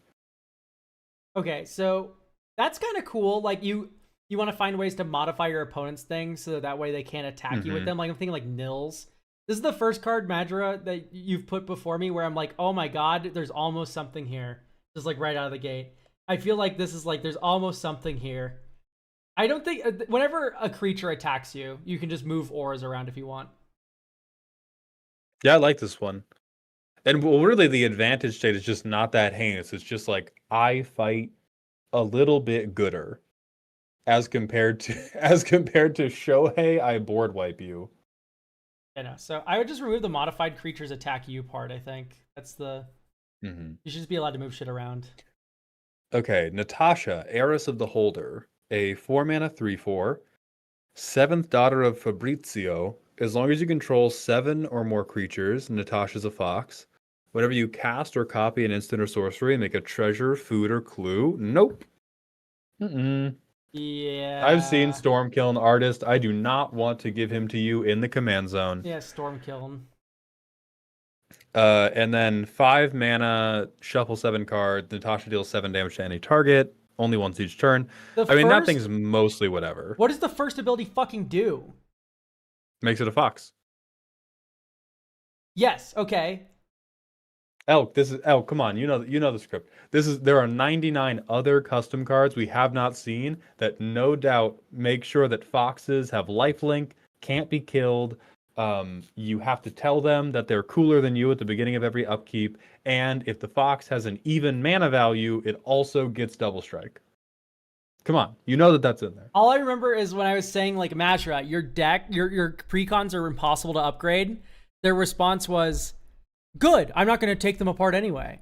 And I think that just kind of tells everyone everything you need to know about this. We gotta get in the booth, Madra, with that Yu-Gi-Oh anime. That's what we need. We need the Wattpad. Oh, right. Yeah, sorry. Even mana value foxes get to have sex with your girlfriend. That's true. That's the other effect. So I think this does boil down to, I have Stormkill in the command zone in Jeskai colors, which is horrifically good. Yeah, I'm already past that card. Like a Stormkill artist in the command zone is a no for me. I'm locking that in. With upside. The truth is she's indestructible as long as she's a fox. Why is she indestructible as long as she is a fox? What is she doing that does that? Do you reveal that after you target her with a kill spell? You're like, oh, because she's a fox, she's indestructible. No, like, we're moving on. Anyway, no. Brima, Trickster of the Saptagarara.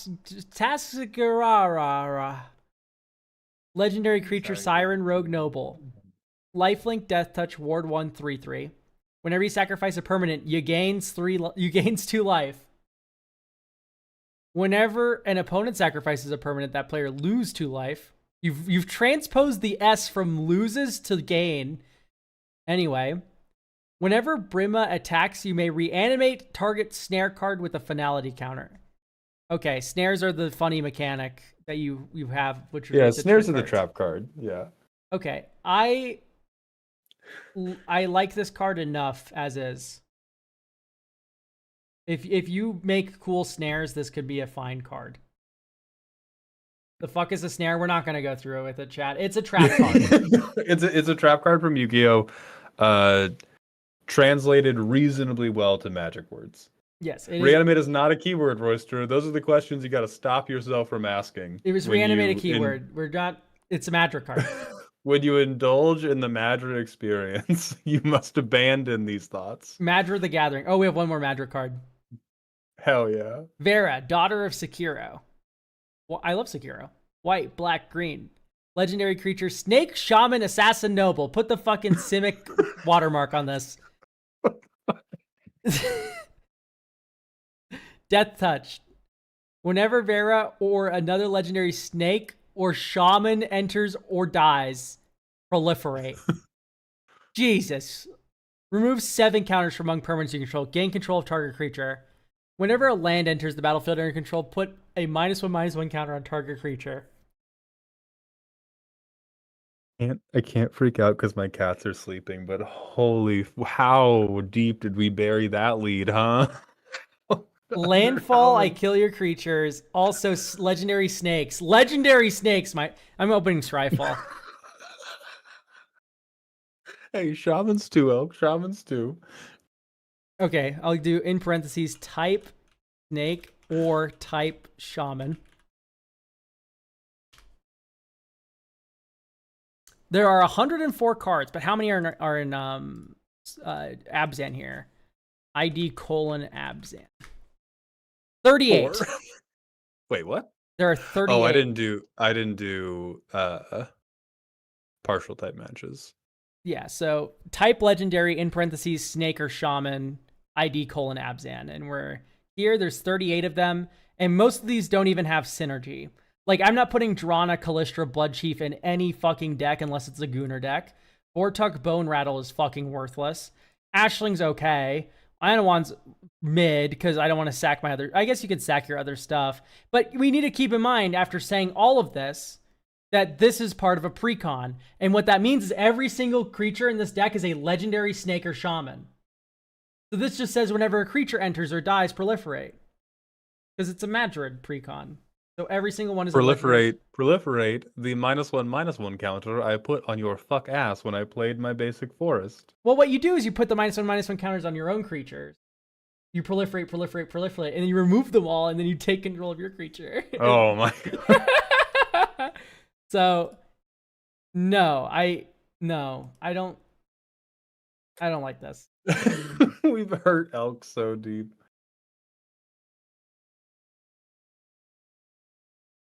Oh my lord. Yeah, what a wild ride. Hey, look at that. It's time for one more ad break, and then I think we can open up some more. Absolutely. How are you feeling, Elk? How's your appetite? Hang on, as upset and as hurt as I am. No, I'm not really that fucked up. I do like receiving money. So we can open up another way. I could be convinced to be paid. Money is the balm that heals all wounds. I've already started the 3-minute ad break. Oh my god. I'm typing to make you oats right now. I am a money engineer. All right. We are opening up more cards. Yeah, I'm doing the 3-minute ad break. I've opened them up on Ko-Fi. I will open up the point redeems once actually, no, you can... Oh, wait. Can... Helios, if you show me any goddamn clue shit, you better stake your life on that card being dope, brother. I swear to you right now. That better be the dopest clue payoff I've seen in my life, or I'm getting you.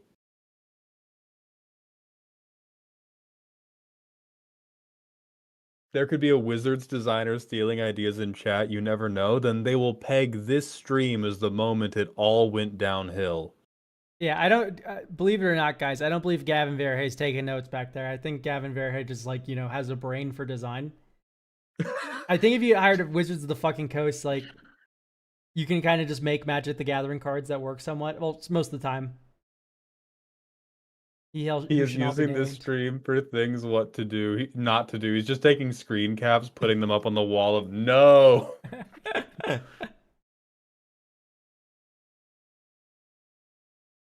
Yeah, I've spoken to a few Wizards of the Coasters, and they've said under no uncertain terms that they are literally not even allowed to look at custom cards. It's like part of their contract.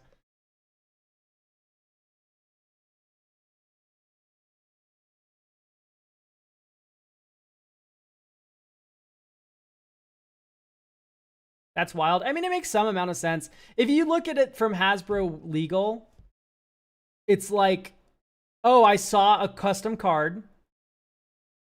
Gavin sees that custom card and designs a card based on it because he liked the design. And then you go, here comes the lawsuit, Buster. Like, yeah, no, we're not doing that. Like, I think Hasbro, even though that's like not even like a lawsuit that would happen, right? Even though that may not happen, it's something that someone could be batshit enough to do, and therefore they just want to nip it in the bud, I think is the correct answer to this. Hey, I showed you that card, and you made it into a card, and you think you can own it now? Like, it just sounds like a headache. I completely understand why.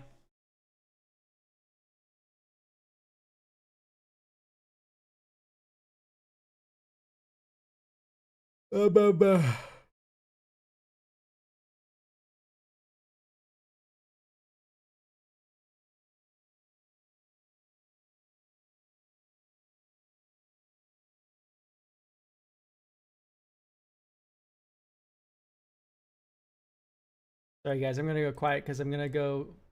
Okay, I'm back, and I had never left here in we the go. first place. Never mind. I'm allowed to go quiet. All right.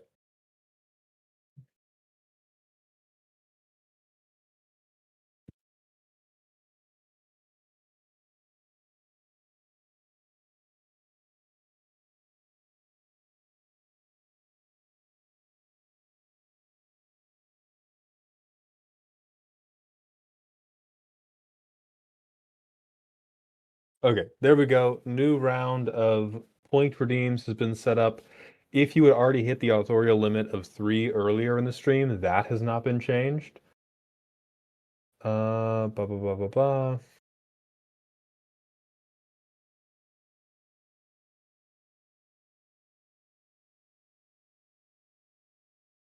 Where do I post the card? If you're not in the Doghouse Discord already, join the Doghouse Discord. There is a channel called Dear Maldhound.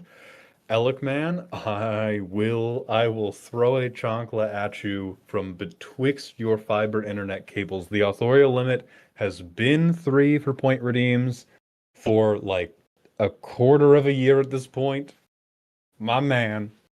It's always been different for point redeems versus paid Ko-Fi redeems. It remains 20 on Ko-Fi redeems.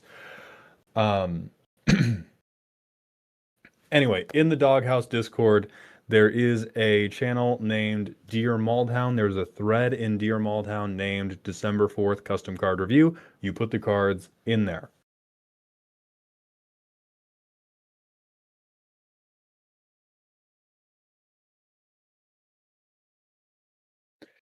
I never make my own card because I don't know what makes a good or balanced card. Trash, that doesn't stop any of our fine authors from submitting here. That's okay. This is how we learn. And that's part of why we have the free entry system, right? If you have a card you work on and you're like, I think this is cool, I have no idea if it's good or balanced.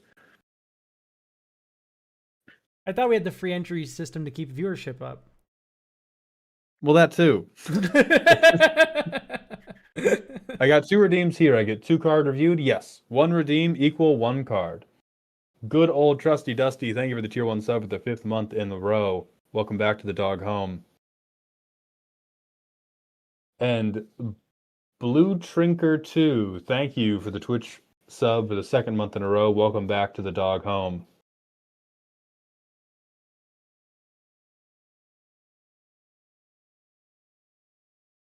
All right. Let's just get into it since a number of people have already dropped them in. Tell me about Lich the Gravelord, Elk. All right. Lich the Gravelord. Blue, blue, black, black. Yeah, that's expensive. Menace. Whenever an opponent activates an ability or casts a spell during combat, counter that spell or ability, and you gain 3 life. This ability triggers only once each turn. So, whenever an opponent activates an ability or opponents can't cast spells or activate abilities during combat. This is what this says. Unless they have 2. Yeah. In which case, they can. During your end step, if you gained life this turn, return a creature card with mana value less than or equal to the life you gain this turn from your graveyard to the battlefield, except it's a zombie in addition to its other types and has decayed. So, I'm not convinced that tacking zombie on the type line lets you take a white mechanic and be like, yeah, that's black now. Yeah, I mean, reanimating stuff is black, and even if it's reanimating stuff to your hoops, it's black. This is just like bad Baitor. Where's the blue on this card? The counter, I guess? Yeah, counter a spell. Yeah, black has never been able to counterspell in its whole life. Menace, black stuff, scary. Ooh. Yeah, the second part, it's just like your opponents just don't do anything then, right? I'm not going to activate my Mother of Runes. That sounds like a bad idea. It's just not going to do anything. You're going to gain 3 life. Not going to do it. Yeah, I think the way to generate the life gain is a little bit too niche.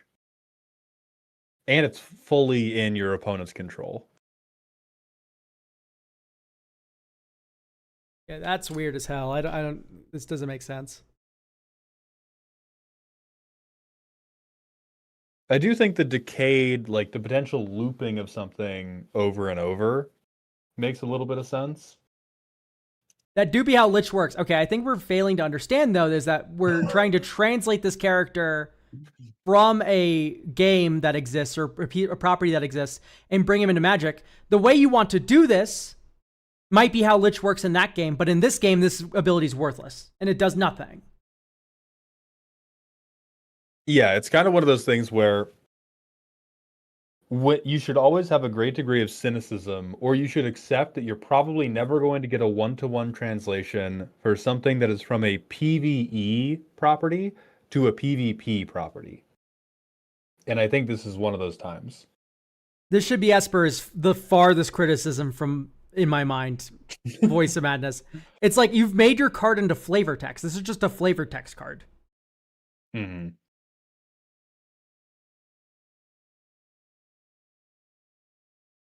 All right, moving to Brand, Fiery Man. 1 red hybrid, a 1/3 with Menace. On ETB or attack, put a blaze counter on a creature. At the beginning of your end step, for each blaze counter on each creature, it deals 1 damage to itself and its controller.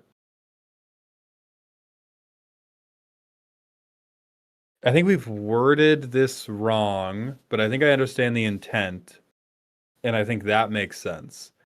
So at the beginning of end step, each creature looks at how many blaze counters it has on it and deals that much damage to itself and its controller. I kind of like this a little.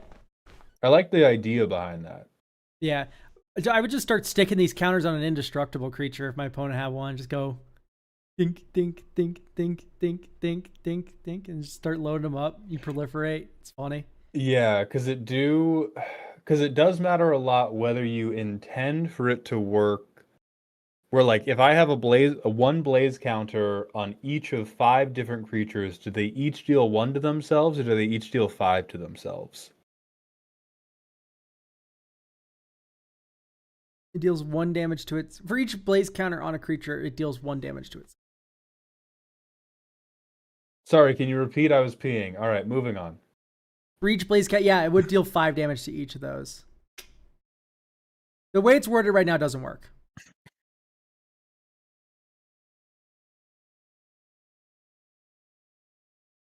You skipped a card in the list? That's not... Oh, shoot. I saw Jones again, and I was like, we've done that card. That's my bad. Yeah, me too. I did the exact same thing. I don't think the Blaze should stack collectively like that, because it already does kind of pseudo-stack collectively for the controller. I think it should just be, for each Blaze counter on a creature, it takes 1 damage, and its controller takes 1 damage on your end step. Yeah. And the collective grouping is just, oh, well, I can choose to only put Blaze counters on Joey's creatures. Oh, that card's so good with Ob Nixilis, by the way. Wait. What if something happened to you? That's so good. Anyway. Jones the Legend. Oh, and we changed the clue thing to just random banner go? Come on. Yeah, I sentence you to reading Giselle Goldmane. Like, Giselle Goldmane is like... This is even more boring. I know we like clues, but come on, Super. This is like I feel like this is like the emo kid goes in to turn in an art assignment, and the professor is like, "Oh, well, could you try something a bit more normal?" And you just have like white crayon in hand, you draw a picket fence, and then you throw it at me from across the room. Boneless Jetmere, what are you doing here? I'm inclined to agree with the boneless Jetmere comment. All right, move along. Helios. Kafka Himbo. Yeah, Kafka Himbo. I'm a Kafka Himbo. 2 and a white, 2/2. When Kafka enters, put a +1/+1 counter on target creature. Beautiful. This is what I want a front face of a card to look like, by the way, if it transforms. This is exactly what I want. 2 and Anaya, transform it, activate only as a sorcery. Kaiju number 8, 2 and Anaya. Trample Ace. When it attacks, put a +1/+1 counter on a target attacking creature. Then it deals damage to defending player equal to the number of modified creatures you control. Perfect. You modify a creature on the front, it flips later. Pam. Why do we have haste on the back side? Oh, because you can cast either side. This is an MDFC. Yeah.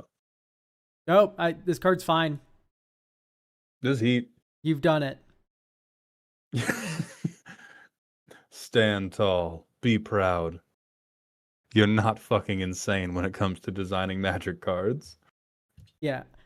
I would maybe look at Kren Undercity Dreamer. That's Miles Morales. The flip Miles Morales.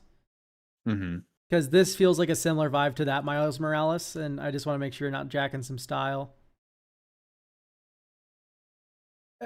Wait, can you elaborate on that? Maybe what's your opinion on transform cards?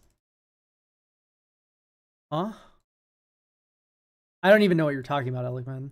Is this referring to the thing where you like misheard one of my podcast takes before? Like I've never once said in my entire life that I hate transform cards. He said it to me many times at the close of stream. We've closed the stream and Elk has said, God, I fucking hate all of these transform cards. Mald, can you help me? I'm having difficulty coming up with new excuses. Oh yeah, to tell these people.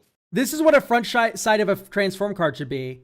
I like that this is simple. This is not like 2 paragraphs and the back side's 2 paragraphs. The front side is a simple effect, and then you can flip it later and it works with the simple effect on our front. Beautiful. Next, we have Elias Bouchard, a 6-mana Sultai 5/5. I don't know why I'm talking like this. With Ward 2, and whenever you surveil, you may draw a card for each card put into the graveyard. This way, when Elias attacks, you may return up to 1 target creature card. I'm saying 1 creature card with mana value X or less from your graveyard to the battlefield, where X is the number of cards you drew this very turn. Indeed. So this is the Doom Whisperer deck.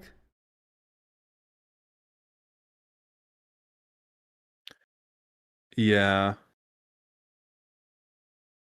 It all just feels a bit lackluster for 6 mana. I am very happy that you've designed a card that doesn't surveil but cares about surveilling. I love that you did that. Thank you very much. I do think this card is 6 mana. I'm happy that it has Ward 2 and is 6 mana. You play this, you hope no one fucking kills it. And then you go like, okay, I'm going to tap my Sinister Starfish. Bring back my Spore Frog. Oh, that's so bad. That's so weak. It's fine. You draw a card, you bring back a Spore Frog. Next turn, you go like flashback, Otherworldly Gaze, Surveil 3 again from the graveyard, rather. So for 3 mana, you've drawn 6, and then you bring back a 6-drop on that turn. Like, the Spore Frog bought you time to do that. I think this card's fine as is. I actually kind of like it. Yeah, Muldrotha. This is just bad Muldrotha. Yeah. Because surveilling is drawing cards in Muldrotha. All that, but I think it's like a side Muldrotha. Oh, that's true. It counts your draw phase card anyway. So you always get 1. Yeah, that's fine then.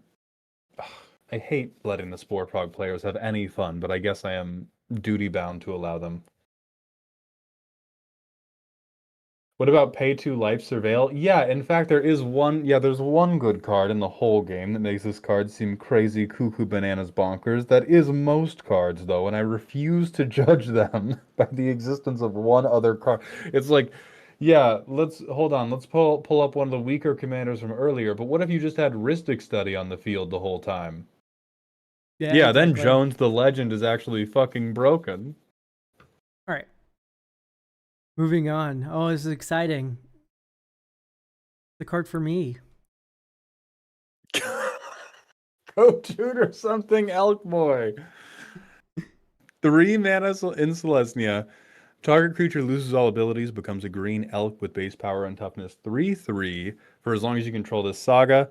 And then exile up to 1 target non-elk creature until the saga leaves. And then 3, search your library for an elk card or a card with the phrase search your library in its rules text. Reveal it, put it into your hand, and then shuffle. This card's perfect. I don't know why is everyone lolling? Yeah. Why does it not No flicker? notes. It does. What do you mean? Exile up to 1 target non-elk creature until the saga leaves the battlefield. That's a slow flicker.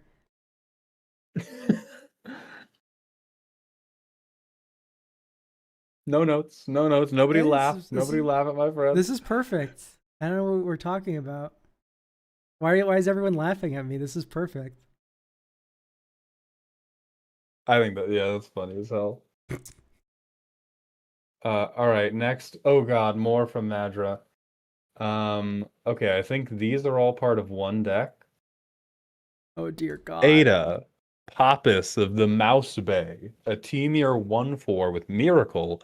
When you cast Ada Pappas of the Mouse Bay for its Miracle cost, it gains haste until end of turn.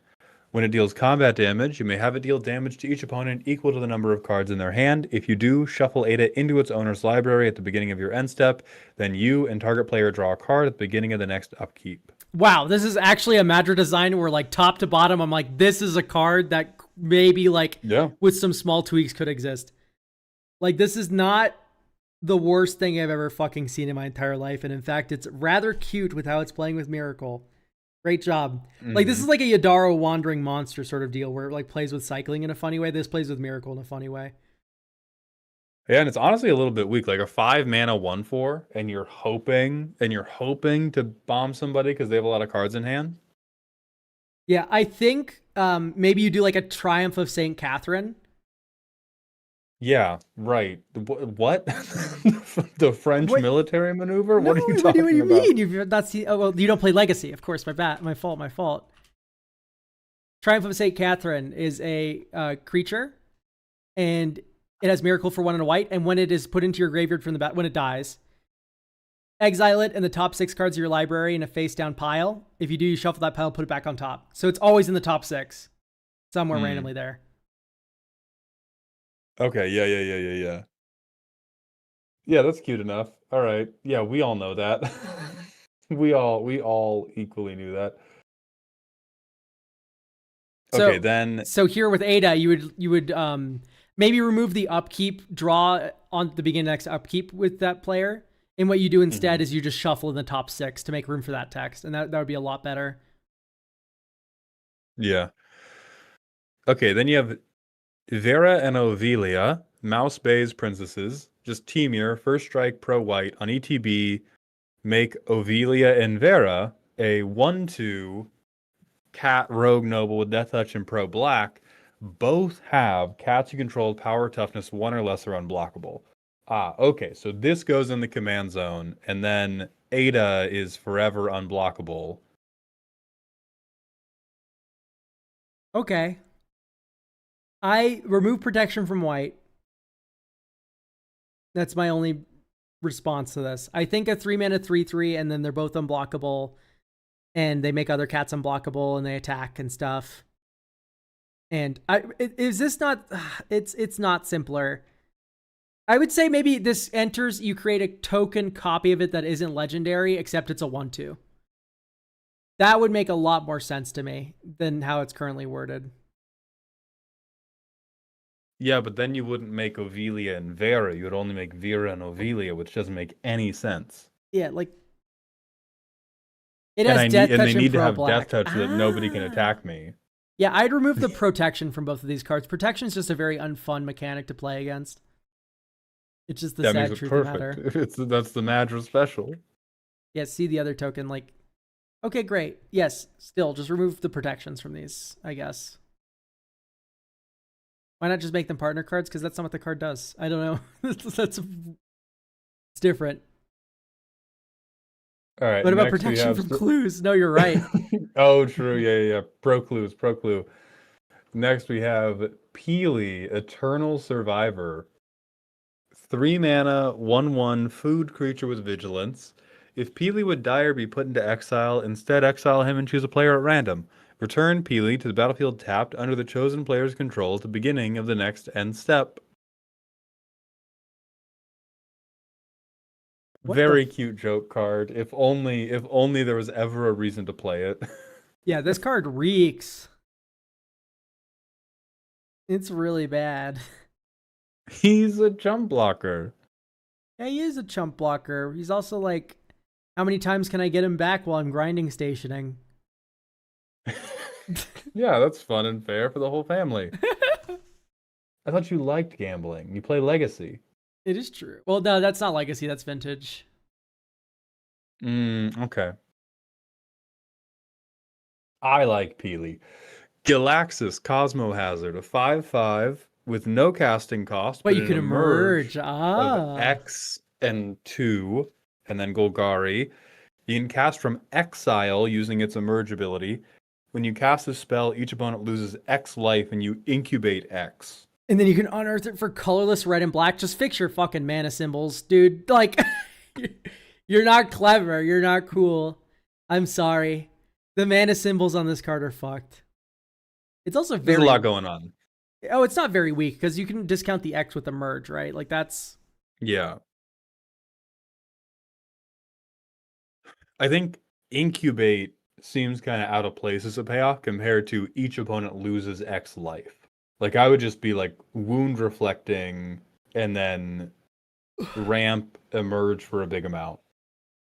Yeah, I would just axe unearth from this card, by the way. I would just take that off fucking completely.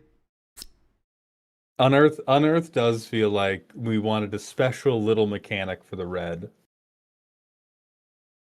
Yeah.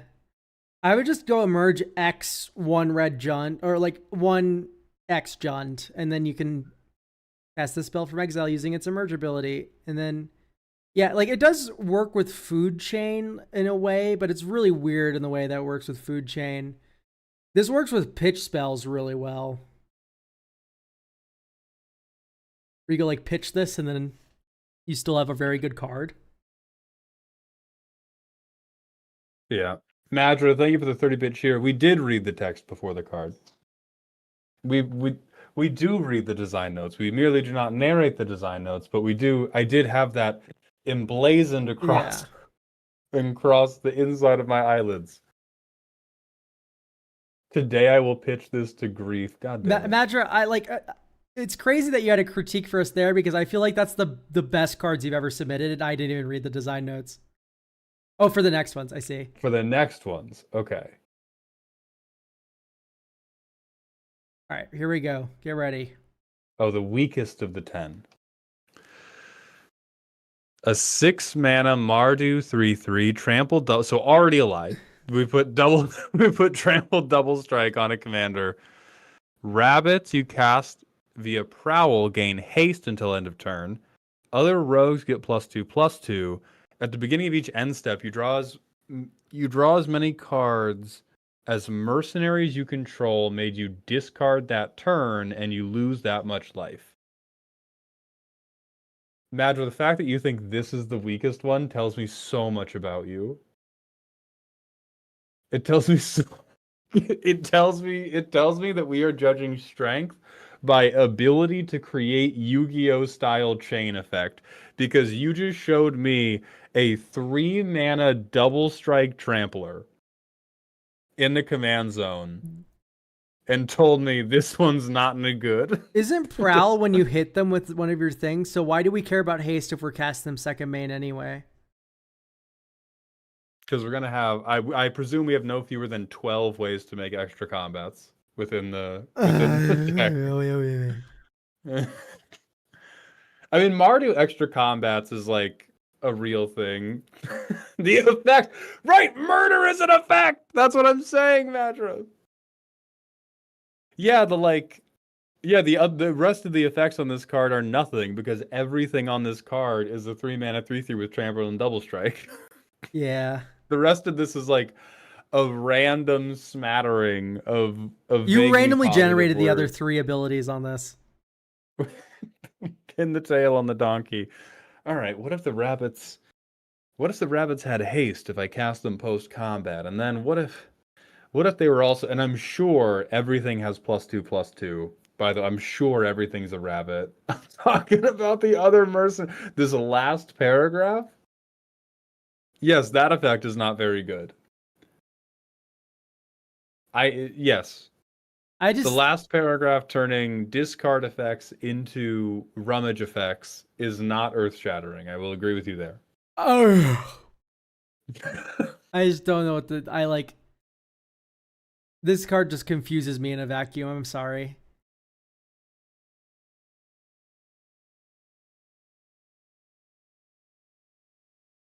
Yes, that last effect does appear to be like the cutest and least fucked up, but I always, as always, hesitate to say that without seeing the rest of the yeah, deck. exactly. Okay, next we have Kandarian. Is it for Whiskey, Starlit Familiar, a 1/1 with Bestow, Haste, Ward 2, enchanted creature gets +1/+1, has Ward 2 and Haste. At the beginning of your end step, you may return Whiskey to its owner's hand. No. All right, what you mean, no? Oh, okay. So it returns from hand from the battlefield. I see. This is better. I thought that was like from the graveyard. I do not know why I thought that, but I was like, your brain is melting. Dude, yeah, no, it is. I was like, okay, bestow this on a creature, like tenderize you. Okay, you killed my creature. I still have a haste ward 2 1/1. Attack you again. It dies, and then you get it back end step, and then you can start faithless looting it away and just like drawing cards. That's insane. But then it's like, no, it's fine. No, what this card says is everything in my deck has kicker red blue. This creature has haste ward 2. Yeah, what's hilarious about the ward 2 is it doesn't apply right away, right? Because it's on the stack targeting your creature, and then they just go kill spell it in response, and you go, oh, well, fuck. Yeah. So the ward 2 doesn't matter. Yeah, so it's much more about haste. Which is like, I don't think that's really that unreasonable. And I've recommended some cards like this for like Shiko and Narset decks that really want a double spell. Because there's a lot of like one mana, get a guy that will self bounce to make my first spell very easy and cheap. So this seems cute enough for that. Like if you wanted to do an Is It Flurry deck. Yeah. I have no critiques about this card beyond the fact that the ward 2 is a little bit weird. Yeah, it's a little bit weird. All right, next we have Mechfried. Tell me about the disposable rocket. 3 mana artifact with multi-kicker 1. When this card enters, create a copy of it for each time it was kicked. A creature can only be equipped with 1 disposable rocket at a time. I have a feeling we're going to get a little bit too weird here. When an equipped creature attacks or blocks, you may tap this card. If you do, equipped creature gets +2/+0, reach, and first strike until end of turn. Sacrifice this at the end of combat, equip 0. So, for my first 3 mana, watch as I give a creature +2/+0, reach, first strike until end of turn. Witness me cast the worst combat trick ever. Yeah, the slowest, worst combat trick ever. For 4 mana, watch as I do it twice. For 5, yeah, giving reach post blocks. Yeah, if it attacks or blocks, you can't block a creature with flying because it doesn't have reach until it blocks. Oh, yeah. Why is this also tapping itself? Yeah, this just makes no sense anywhere. Nothing about this card is good. Start again. Sorry, this is like top to bottom. This card confuses me. I see what we're going for, and I don't like where we've ended up. I do think you would benefit from starting from the ground floor on what we want to achieve with it, but it's ending up too slow and too unwieldy to achieve the things you want it to do. The equip 0 ability is strong. Yeah, sure, man. Whatever. Very true. Nadu players, watch out. All right, tell me about the plane. Mark Graf Volksfestung. 6 mana, 6/6 artifact vehicle airplane. Flying Trample Bomber. At the end of combat phase in which this is attacked, you may pay 3 or sacrifice 2 treasures and choose a non-land permanent under the control of a player this creature attacked. If you do, destroy that permanent, crew 4. Wow, there's definitely a better way to word that. You know what sacrificing 2 treasures does? It makes 2 mana. So you can already get, like, why aren't we just why is that Yeah, on but there? it's to have a treasure deck, and so that way if you're doing treasures, you can get the effect for cheaper than if you aren't. Oh. Oh yeah, and you can sack tapped treasures. All right, we're really deep in the Alfredo there. Yeah, I would just say you may pay 2 mana, and then you get to choose something and blow it up.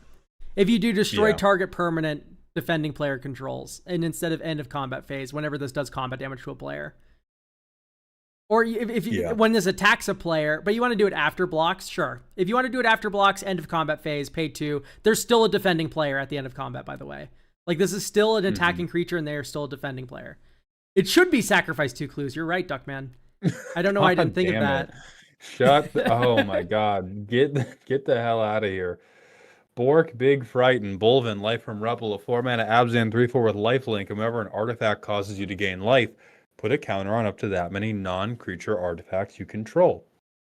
At the beginning of combat on your turn, any number of non-creature artifacts you control with counters on them become 0/1 plant golem artifact creatures until your next turn.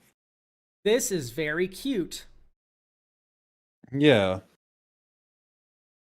I like him relatively well. I think he's weak. I think that's fine, though. I don't know if that... I mean, I guess. Whatever. Art is subjective. My worry with these types of cards is always that then when people go to build them, once we introduce 1/1 counters into the mix, the deck becomes like, oh, look at my very cute golem deck that is all about resolving Ouroboros. I'm more worried about Agatha's Soul Cauldron. You're always more worried about Agatha's Soul Cauldron. That's because you're not medicated enough. It's just true, though. It's like, damn, that's really good. I gain 1 billion life from a food token because I doubled and then tripled it. And then I get 1 billion rock, and then I Walking Ballista on that thing. That's all I think about. Oh my god, you've done it. You've done it. Oh, brother.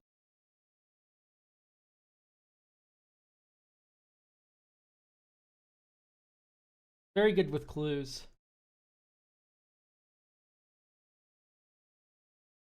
Hold on, and then I need to see if our next submitter silent, see if they actually got a card in or not. Huh? Huh?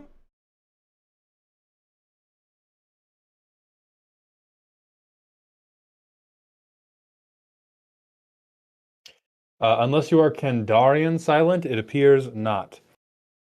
All right, next we have Aegis Athene. Draft only. Worry not. Banish Agatha's Soul Cauldron from your mind. 5 mana 3/3, flying. When it attacks while saddled, exile target creature without flying and opponent controls until this leaves the battlefield. Saddle of 4. This is good design. It's 5 mana for a slow solitude. And then when you've exiled your second creature, you're pretty happy with this. Yeah. Yeah, it's pretty good. Would feel pretty devastating. I would get my second creature exiled by this and then be like, what the fuck was I ever supposed to do about this? I do think that Saddle 4 is too much. I agree with that take. I think this might be Saddle 3 because it is a mythic. Probably Saddle tap a clue. Of course, yeah.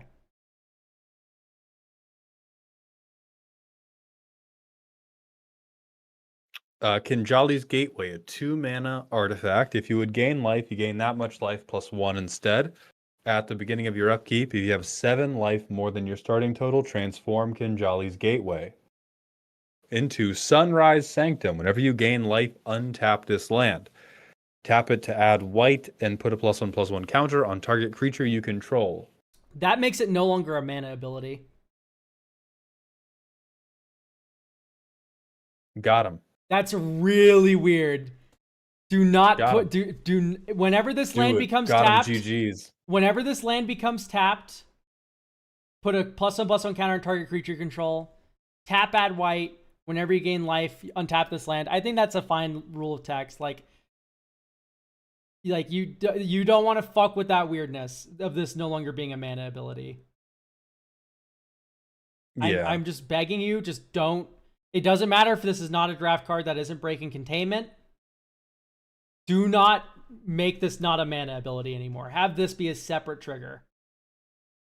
It is also extremely reassuring to see that your draft set is going to have the trap mythic that should be played only in Commander. I agree. Yeah, again, everybody, draft only, limited set that we are not seeing. This is not going infinite in whatever thing you think is happening. None of those cards are here. Your demons cannot get you. Yeah, exactly. And then, all right, tell me about Daife and Vils. Daife and Vils. 2, black, red. Legendary creature, human demon. Menace, lifelink. 4/5. That's pretty good body. When Daife and Vils spelled the same. Okay, thank God. I thought it was spelled differently. I was scared for a moment. Is in the command zone or on the battlefield. Blood tokens are also food tokens. Okay, I do not like that. At the beginning of your end step, if you lost life this turn, you may put a demon or devil creature onto the battlefield from your hand or graveyard with mana value less than or equal to the amount of life you lost.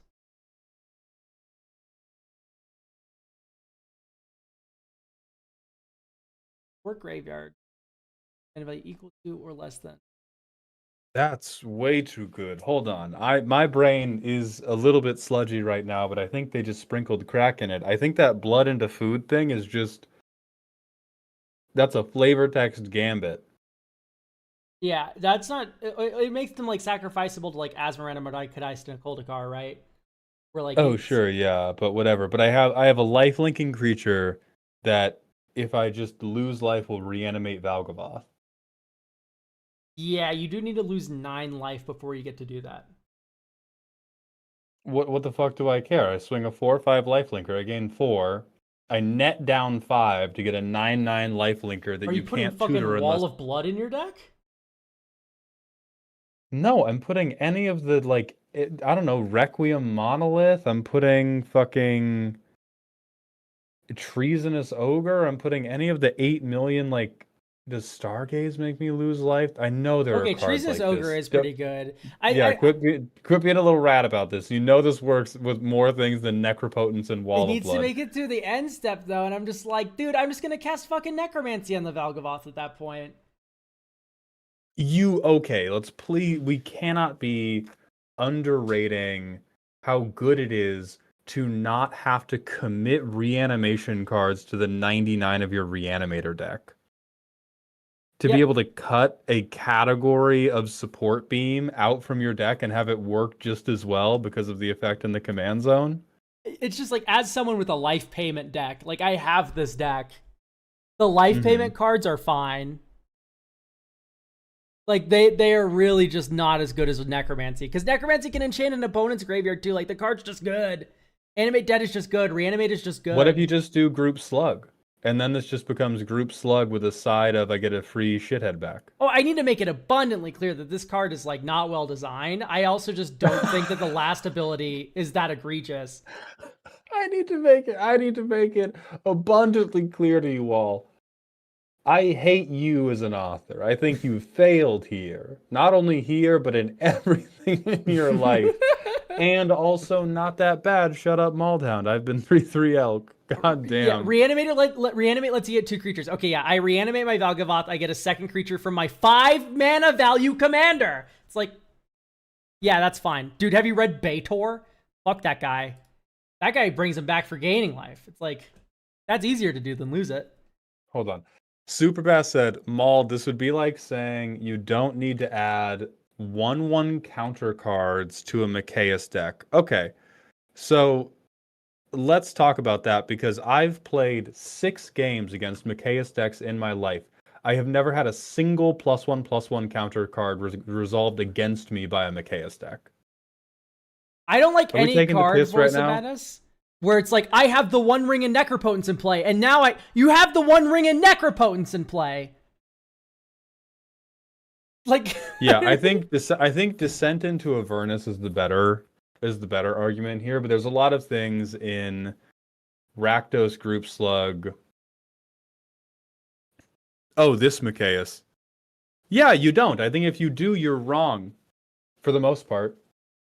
It would be weird to do this guy as the head of a mono white deck, but if you're showing me fucking like 2 mana, put a +1/+1 counter on one of my guys, yeah, I'm gonna slap you across the face. mana barbs then. Dude, if you're putting mana barbs in a fucking commander deck, I feel bad for you. This is my O'Hare Ashenil mana barbs deck. Like, after I blow up your fucking commander, the card's worthless. It's like, I don't know, dude. It's like, this card's fine. It's fucking 5 mana. What planet are you from where you're like wincing at this? It's like, this is a 5 mana card, bro. It's like, That's true. Print it, let me play it. Yeah, sure. I honest to God think it would be dog shit. It would just be dog shit. As someone who has a life payment deck, it would be very bad. We'll see. All right, next we have Suds Ball. Shake the Earth. Hybrid, green, black. Directly to Earthbend jail. 0, then Earthbend 0. Retrace. Directly to So this fucking is- jail. So this is just sorcery speed. I would like 1 million landfall triggers. Directly to fucking jail, dude. It's just like, I trigger landfall. Great news, guys. I'm gonna crack. Imagine a world where we have abundance in play and tireless tracker, and you get like Amulet of Vigor, and then you go like shake the earth on a land, shake the earth on a land. They both come back untapped. You tap them both. You crack one of the clues you just made. You draw a land. Oh, retrace. Sorry, you said clue, and I clocked out. Unlike most You clue said- cards, tireless tracker is good. You said clue, and I was like, oh, we're talking about bad cards now. Who cares? Fucking shake the earth, bro. Get out of here. All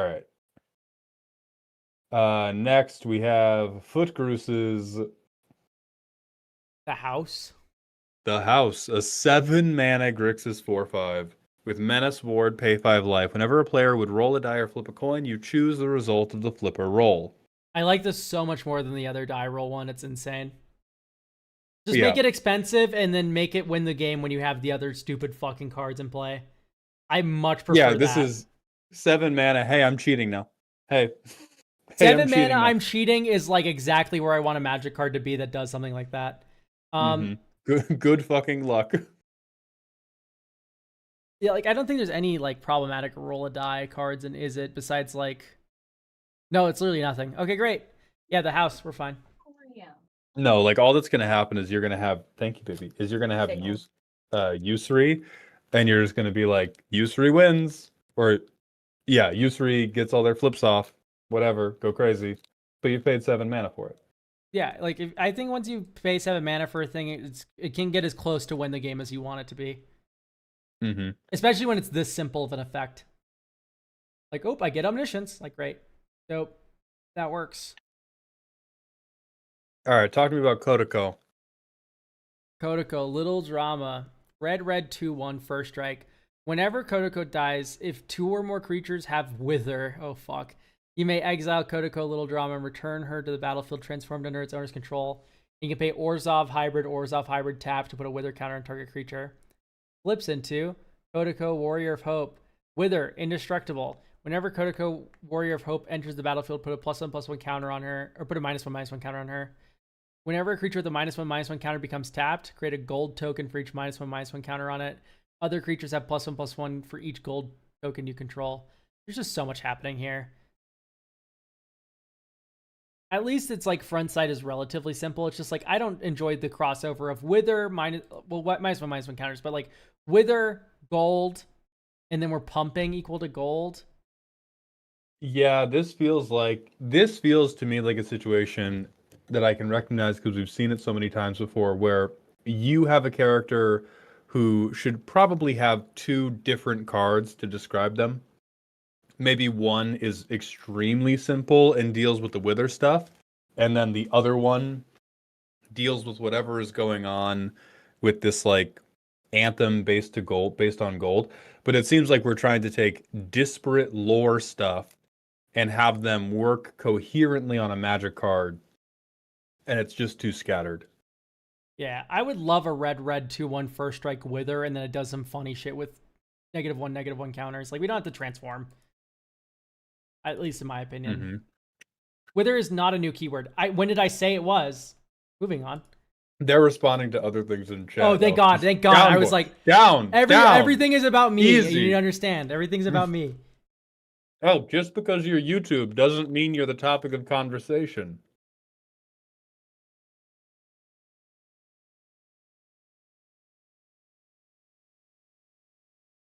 Yeah, so if what you want to make work is her having Wither, you can just do that and she can just hit people. It seems like what you want to make work is probably a season's worth of character arc for this person. Yeah. Slightly off center. Thanks for subbing, by the way. Did you know with Twitch Prime, everyone, you can sub to me, Maldhound, and not 3-3 Elk. It's entirely possible. Move on to the first Hassan. All right, the first Hassan, 3 and a black, 4/4 as an additional cost to cast a spell, sack an assassin, death touch, flash. Whenever a creature dealt damage by the first Hassan this turn dies, it doesn't cause abilities to trigger. This is very weak. Yeah, you really don't need to commit a body to this guy. Wow. 4 mana, 4/4. We're on rate. Death touch flash. Like, death touch is a good word. It stops death triggers. That's kind of cute. But we have to sack an assassin to do this. It's like I'm going down material to flash out my guy. Honestly, if you just remove the first fucking ability from this card, death touch flash, damage dealt doesn't cause abilities to trigger, like, great. Yeah, by the way, yeah. Like, I imagine the first Hassan's supposed to be something strong, by the way, and this gives, like, wet fart. This gives, like, guy who gets collateraled in the first cutscene to show that the enemies mean business.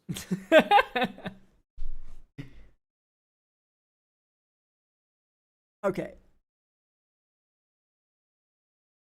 We have Kandarian here next, right? Mm-hmm. Okay. Frederick Starlit Blade. 1 and a Jeskai for a 2/4 elf human wizard warrior.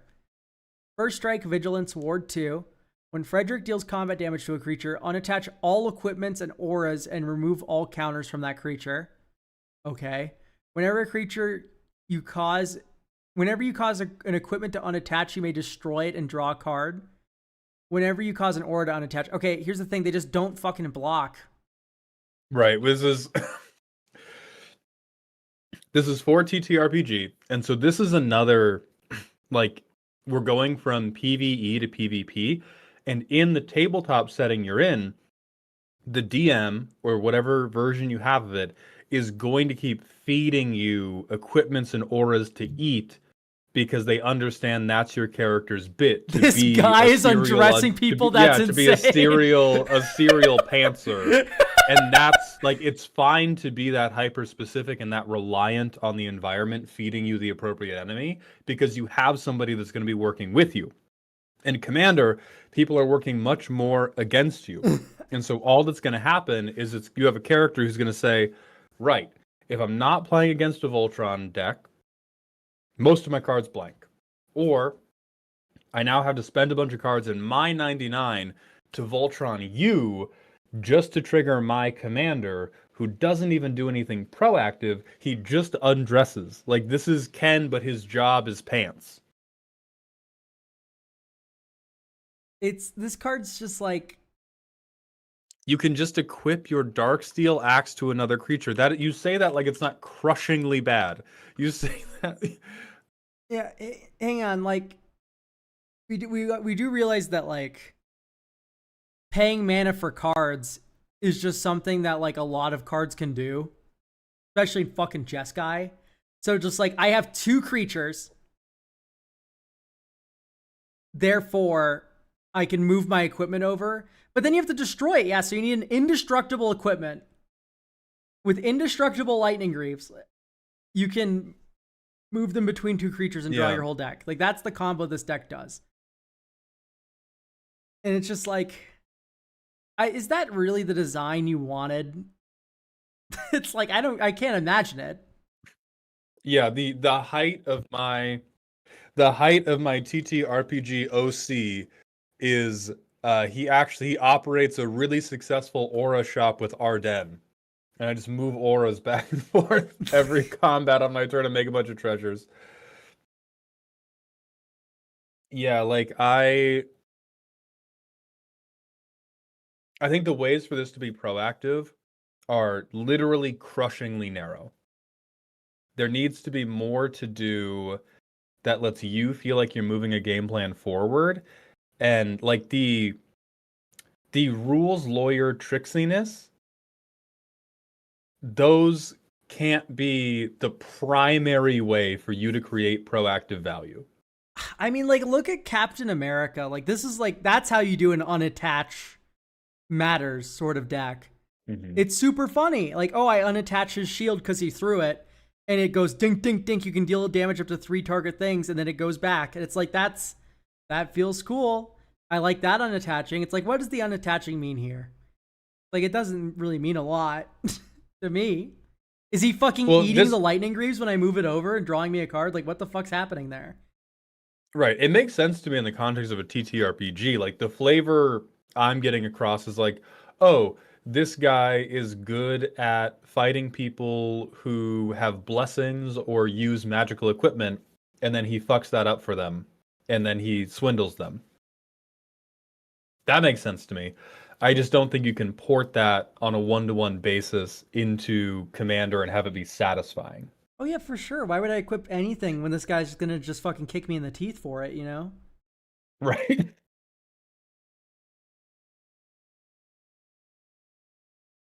Because then the rest of it is just like, oh, well, I play a bunch of zero-cost equipments, and then I somehow make my artifacts indestructible, and then I do a cheeky, like, I do the peasant railgun in Commander, where I convince my DM to agree to a bad faith argument, and then I'm allowed infinite resources.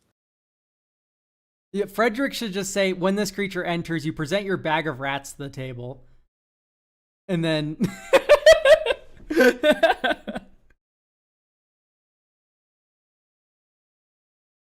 Like, yeah, I'm trying to think. It would be cool if this was like protection from creatures with modified creatures. And then at the beginning of combat on your turn, you can like curse someone by attaching an equipment you control to their creature. And you still own it, and you goad it. So like you goad their creature with by putting an equipment or aura on it. And then this permanent here has protection from goaded creatures. And then chip it. Like, I don't know, something like that. I like that. Because then you give people a reason to block Frederick. Because if their thing's goaded or if there's some other type of curse mechanic going on, Frederick can cleanse them of that, but then you get your benefit from it. Yeah, I like that idea a lot. And then I think we can kind of capture that flavor and at least like create an ecosystem in which it is reasonable for this to happen. Ico, right now we are, let's see. There's currently 1 slot left on Ko-Fi, and then we always have a $15 a card option if you do not wish to respect the queue, period. All right, next, Sprigtail, the longest word. This is a 3-mana 3/3. When you cast an instant or sorcery, everybody loses a life. If it's the second time it's resolved, make a food. As long as you have sacrificed a food, you can cast instants and sorceries from your graveyard by foraging in addition to their other costs. If those spells would be put into your graveyard, exile them instead. That seems fair.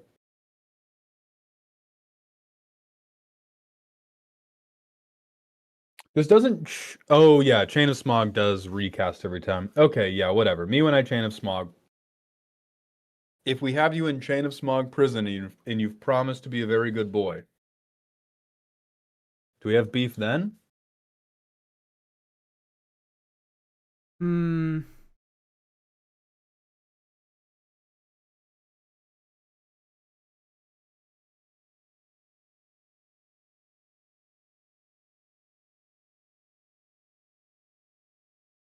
So Chain of Smog copies, right? It's not a cast each time. This is a magecraft. I'm looking. Whenever you cast an instant or sorcery. Oh yeah, it's just copy. Never mind. Yeah. So not even Chain of Smog Prison. We're good.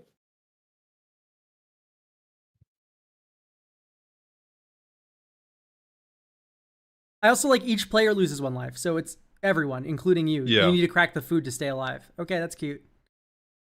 I think this is the least annoyed I have ever been at a squirrel in my entire Magic career. I like it. I second this. Hell yeah. Good job, Bork. This is awesome. Send it to the printers.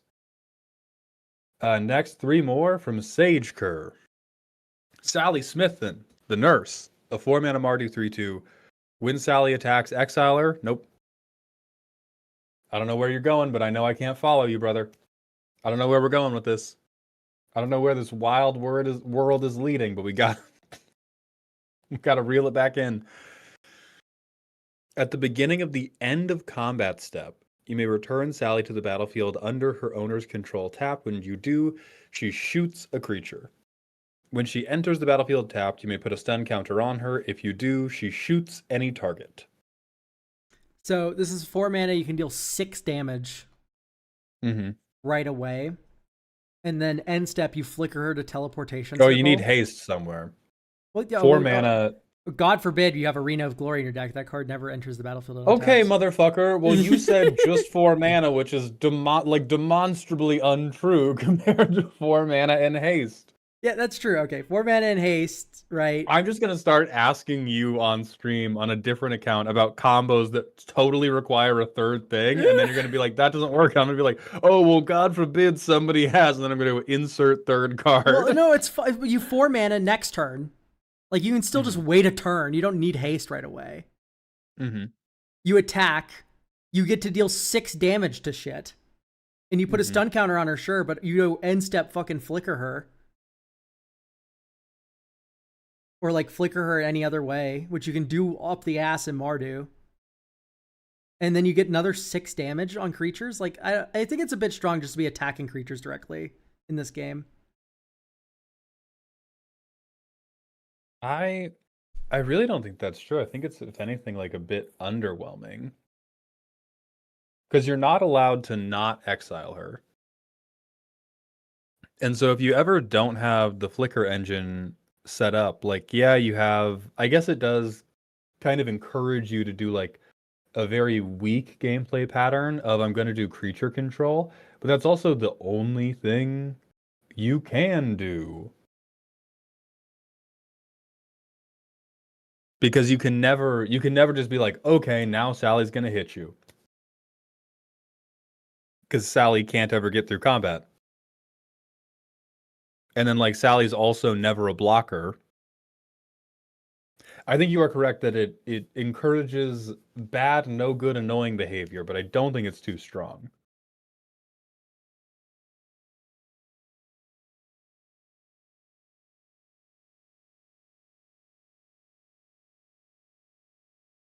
And yeah, the wording on where we're getting Sally back to the battlefield from is crazy.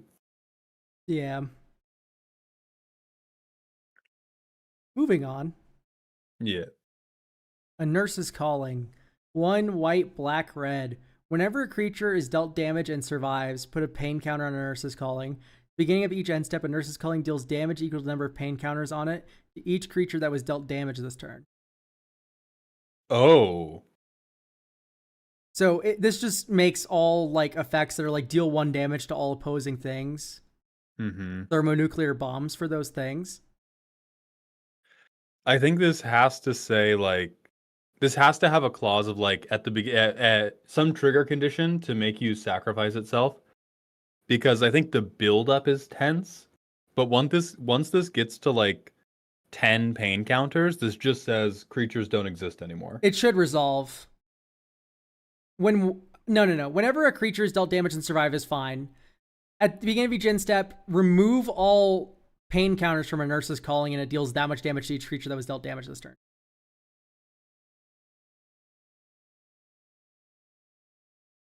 I think you get into the same problem though, because like let's say everybody has 3 creatures on board. Okay. Somebody goes to combat, they swing 1. Mm-hmm. We get 1 pain counter on Nurse's Calling. I go to the end step, do this new trigger, I remove the 1, I deal 1 to everything. 12 creatures were dealt damage and survived. 12 pain counters go on Nurse's Calling. At the beginning of each end step, a Nurse's Calling deals damage to each... Oh, I thought this was... Yeah, each creature that was already dealt damage this turn. Oh, there's already... Oh, yeah, never mind, I can't read. So I'm just saying remove all the counters on the resolution of that, and then it's just like, okay, I attack with a creature you block, we get 2 pain counters going because both our creatures live. Then it does 2 damage to every creature. That, yeah. Like, yeah, that's fine. Okay, I can abide that. Last, Thanatophobia. Black-red, whenever one or more creatures you don't control are dealt damage during your combat and survive, put a dread counter on. As long as Thanatophobia has 4 or more dread counters, creatures you control have death touch, and creatures your opponents control can't have hexproof or indestructible. This is not worth a card, I think. Oh no, creatures you control have death touch. That makes it worth it. I thought it was just like creatures can't have hexproof or indestructible. And I'm like, I wouldn't pay 2 mana for that. Unless it also had something else to do. It's a cuter card to be sure, but I like this one quite a lot. Yeah, that one's fine. All right, and then last but not least from Billy, we have custom commander of an OC, Zen Arcane Apotheosis, a 4-mana Jeskai 4/3 Fox Wizard. Each arcane card in your hand, oh lord, has Splice. The Splice cost is equal to the mana card's cost reduced by 1. The first arcane spell you cast during your turn has Demonstrate. Ooh. Okay. This is fine. So I go, oops, all arcane spells. I cast 1, splice every other arcane spell on it, demonstrate, get 2 copies of my spliced monstrosity. It feels like...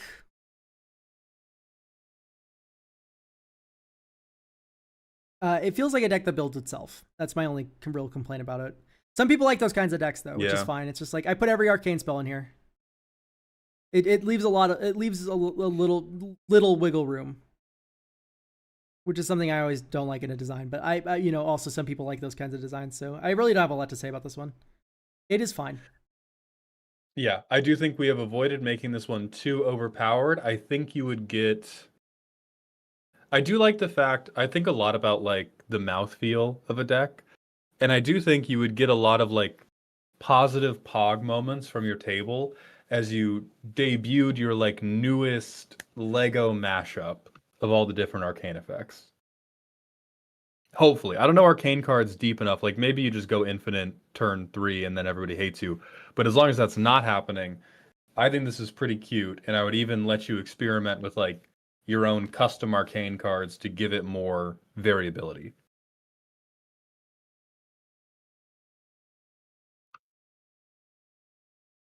All right. We're now at peace. Are we good to end here, Elk? Oh yeah, I can hardly like think.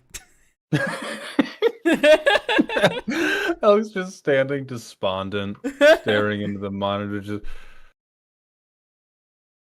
You know, it's 4 hours and 30 minutes. This is streamer overtime. Yeah, that is true. I told somebody my subathon schedule, or I was like, yeah, I'm streaming 12 hours a day, 8 to 8. And they were like, oh, normal streamer hours? I was like, shut the fuck up, first of all. All right, let's find somebody to raid. I concur. Let's see who's live. Let me pull up Bald Kai for all you fine Oh, folk. Maldhound. Wow. Oh. Benjamin Wheeler's live with Cube. Yeah, I'll stream World of Warcraft for 4 hours. Don't make me. You want to I'm streaming deck. I'm gonna raid Decked Out because Veggie's my guy. Is Decked Out live right now? Yeah, they are. They're 2 hours into. They're doing deck techs. Veggie has still not fixed his lighting. God bless him. Where are you? Daddy? How many viewers does this fella have? There it is. They're yeah, crazy. Anyway, yes. Bye-bye, everyone. Thanks for stopping by. Thank you for being here. I will be live again Saturday at noon. I hope to see you there. Thank you all for being here today. Thank you for the very generous support. I hope you enjoyed the show, and please remember to stay toxic. Yeah. TikTok and YouTube, that's just it. I'll be live tomorrow with Disco Elysium or something, I guess, maybe, if I wake up.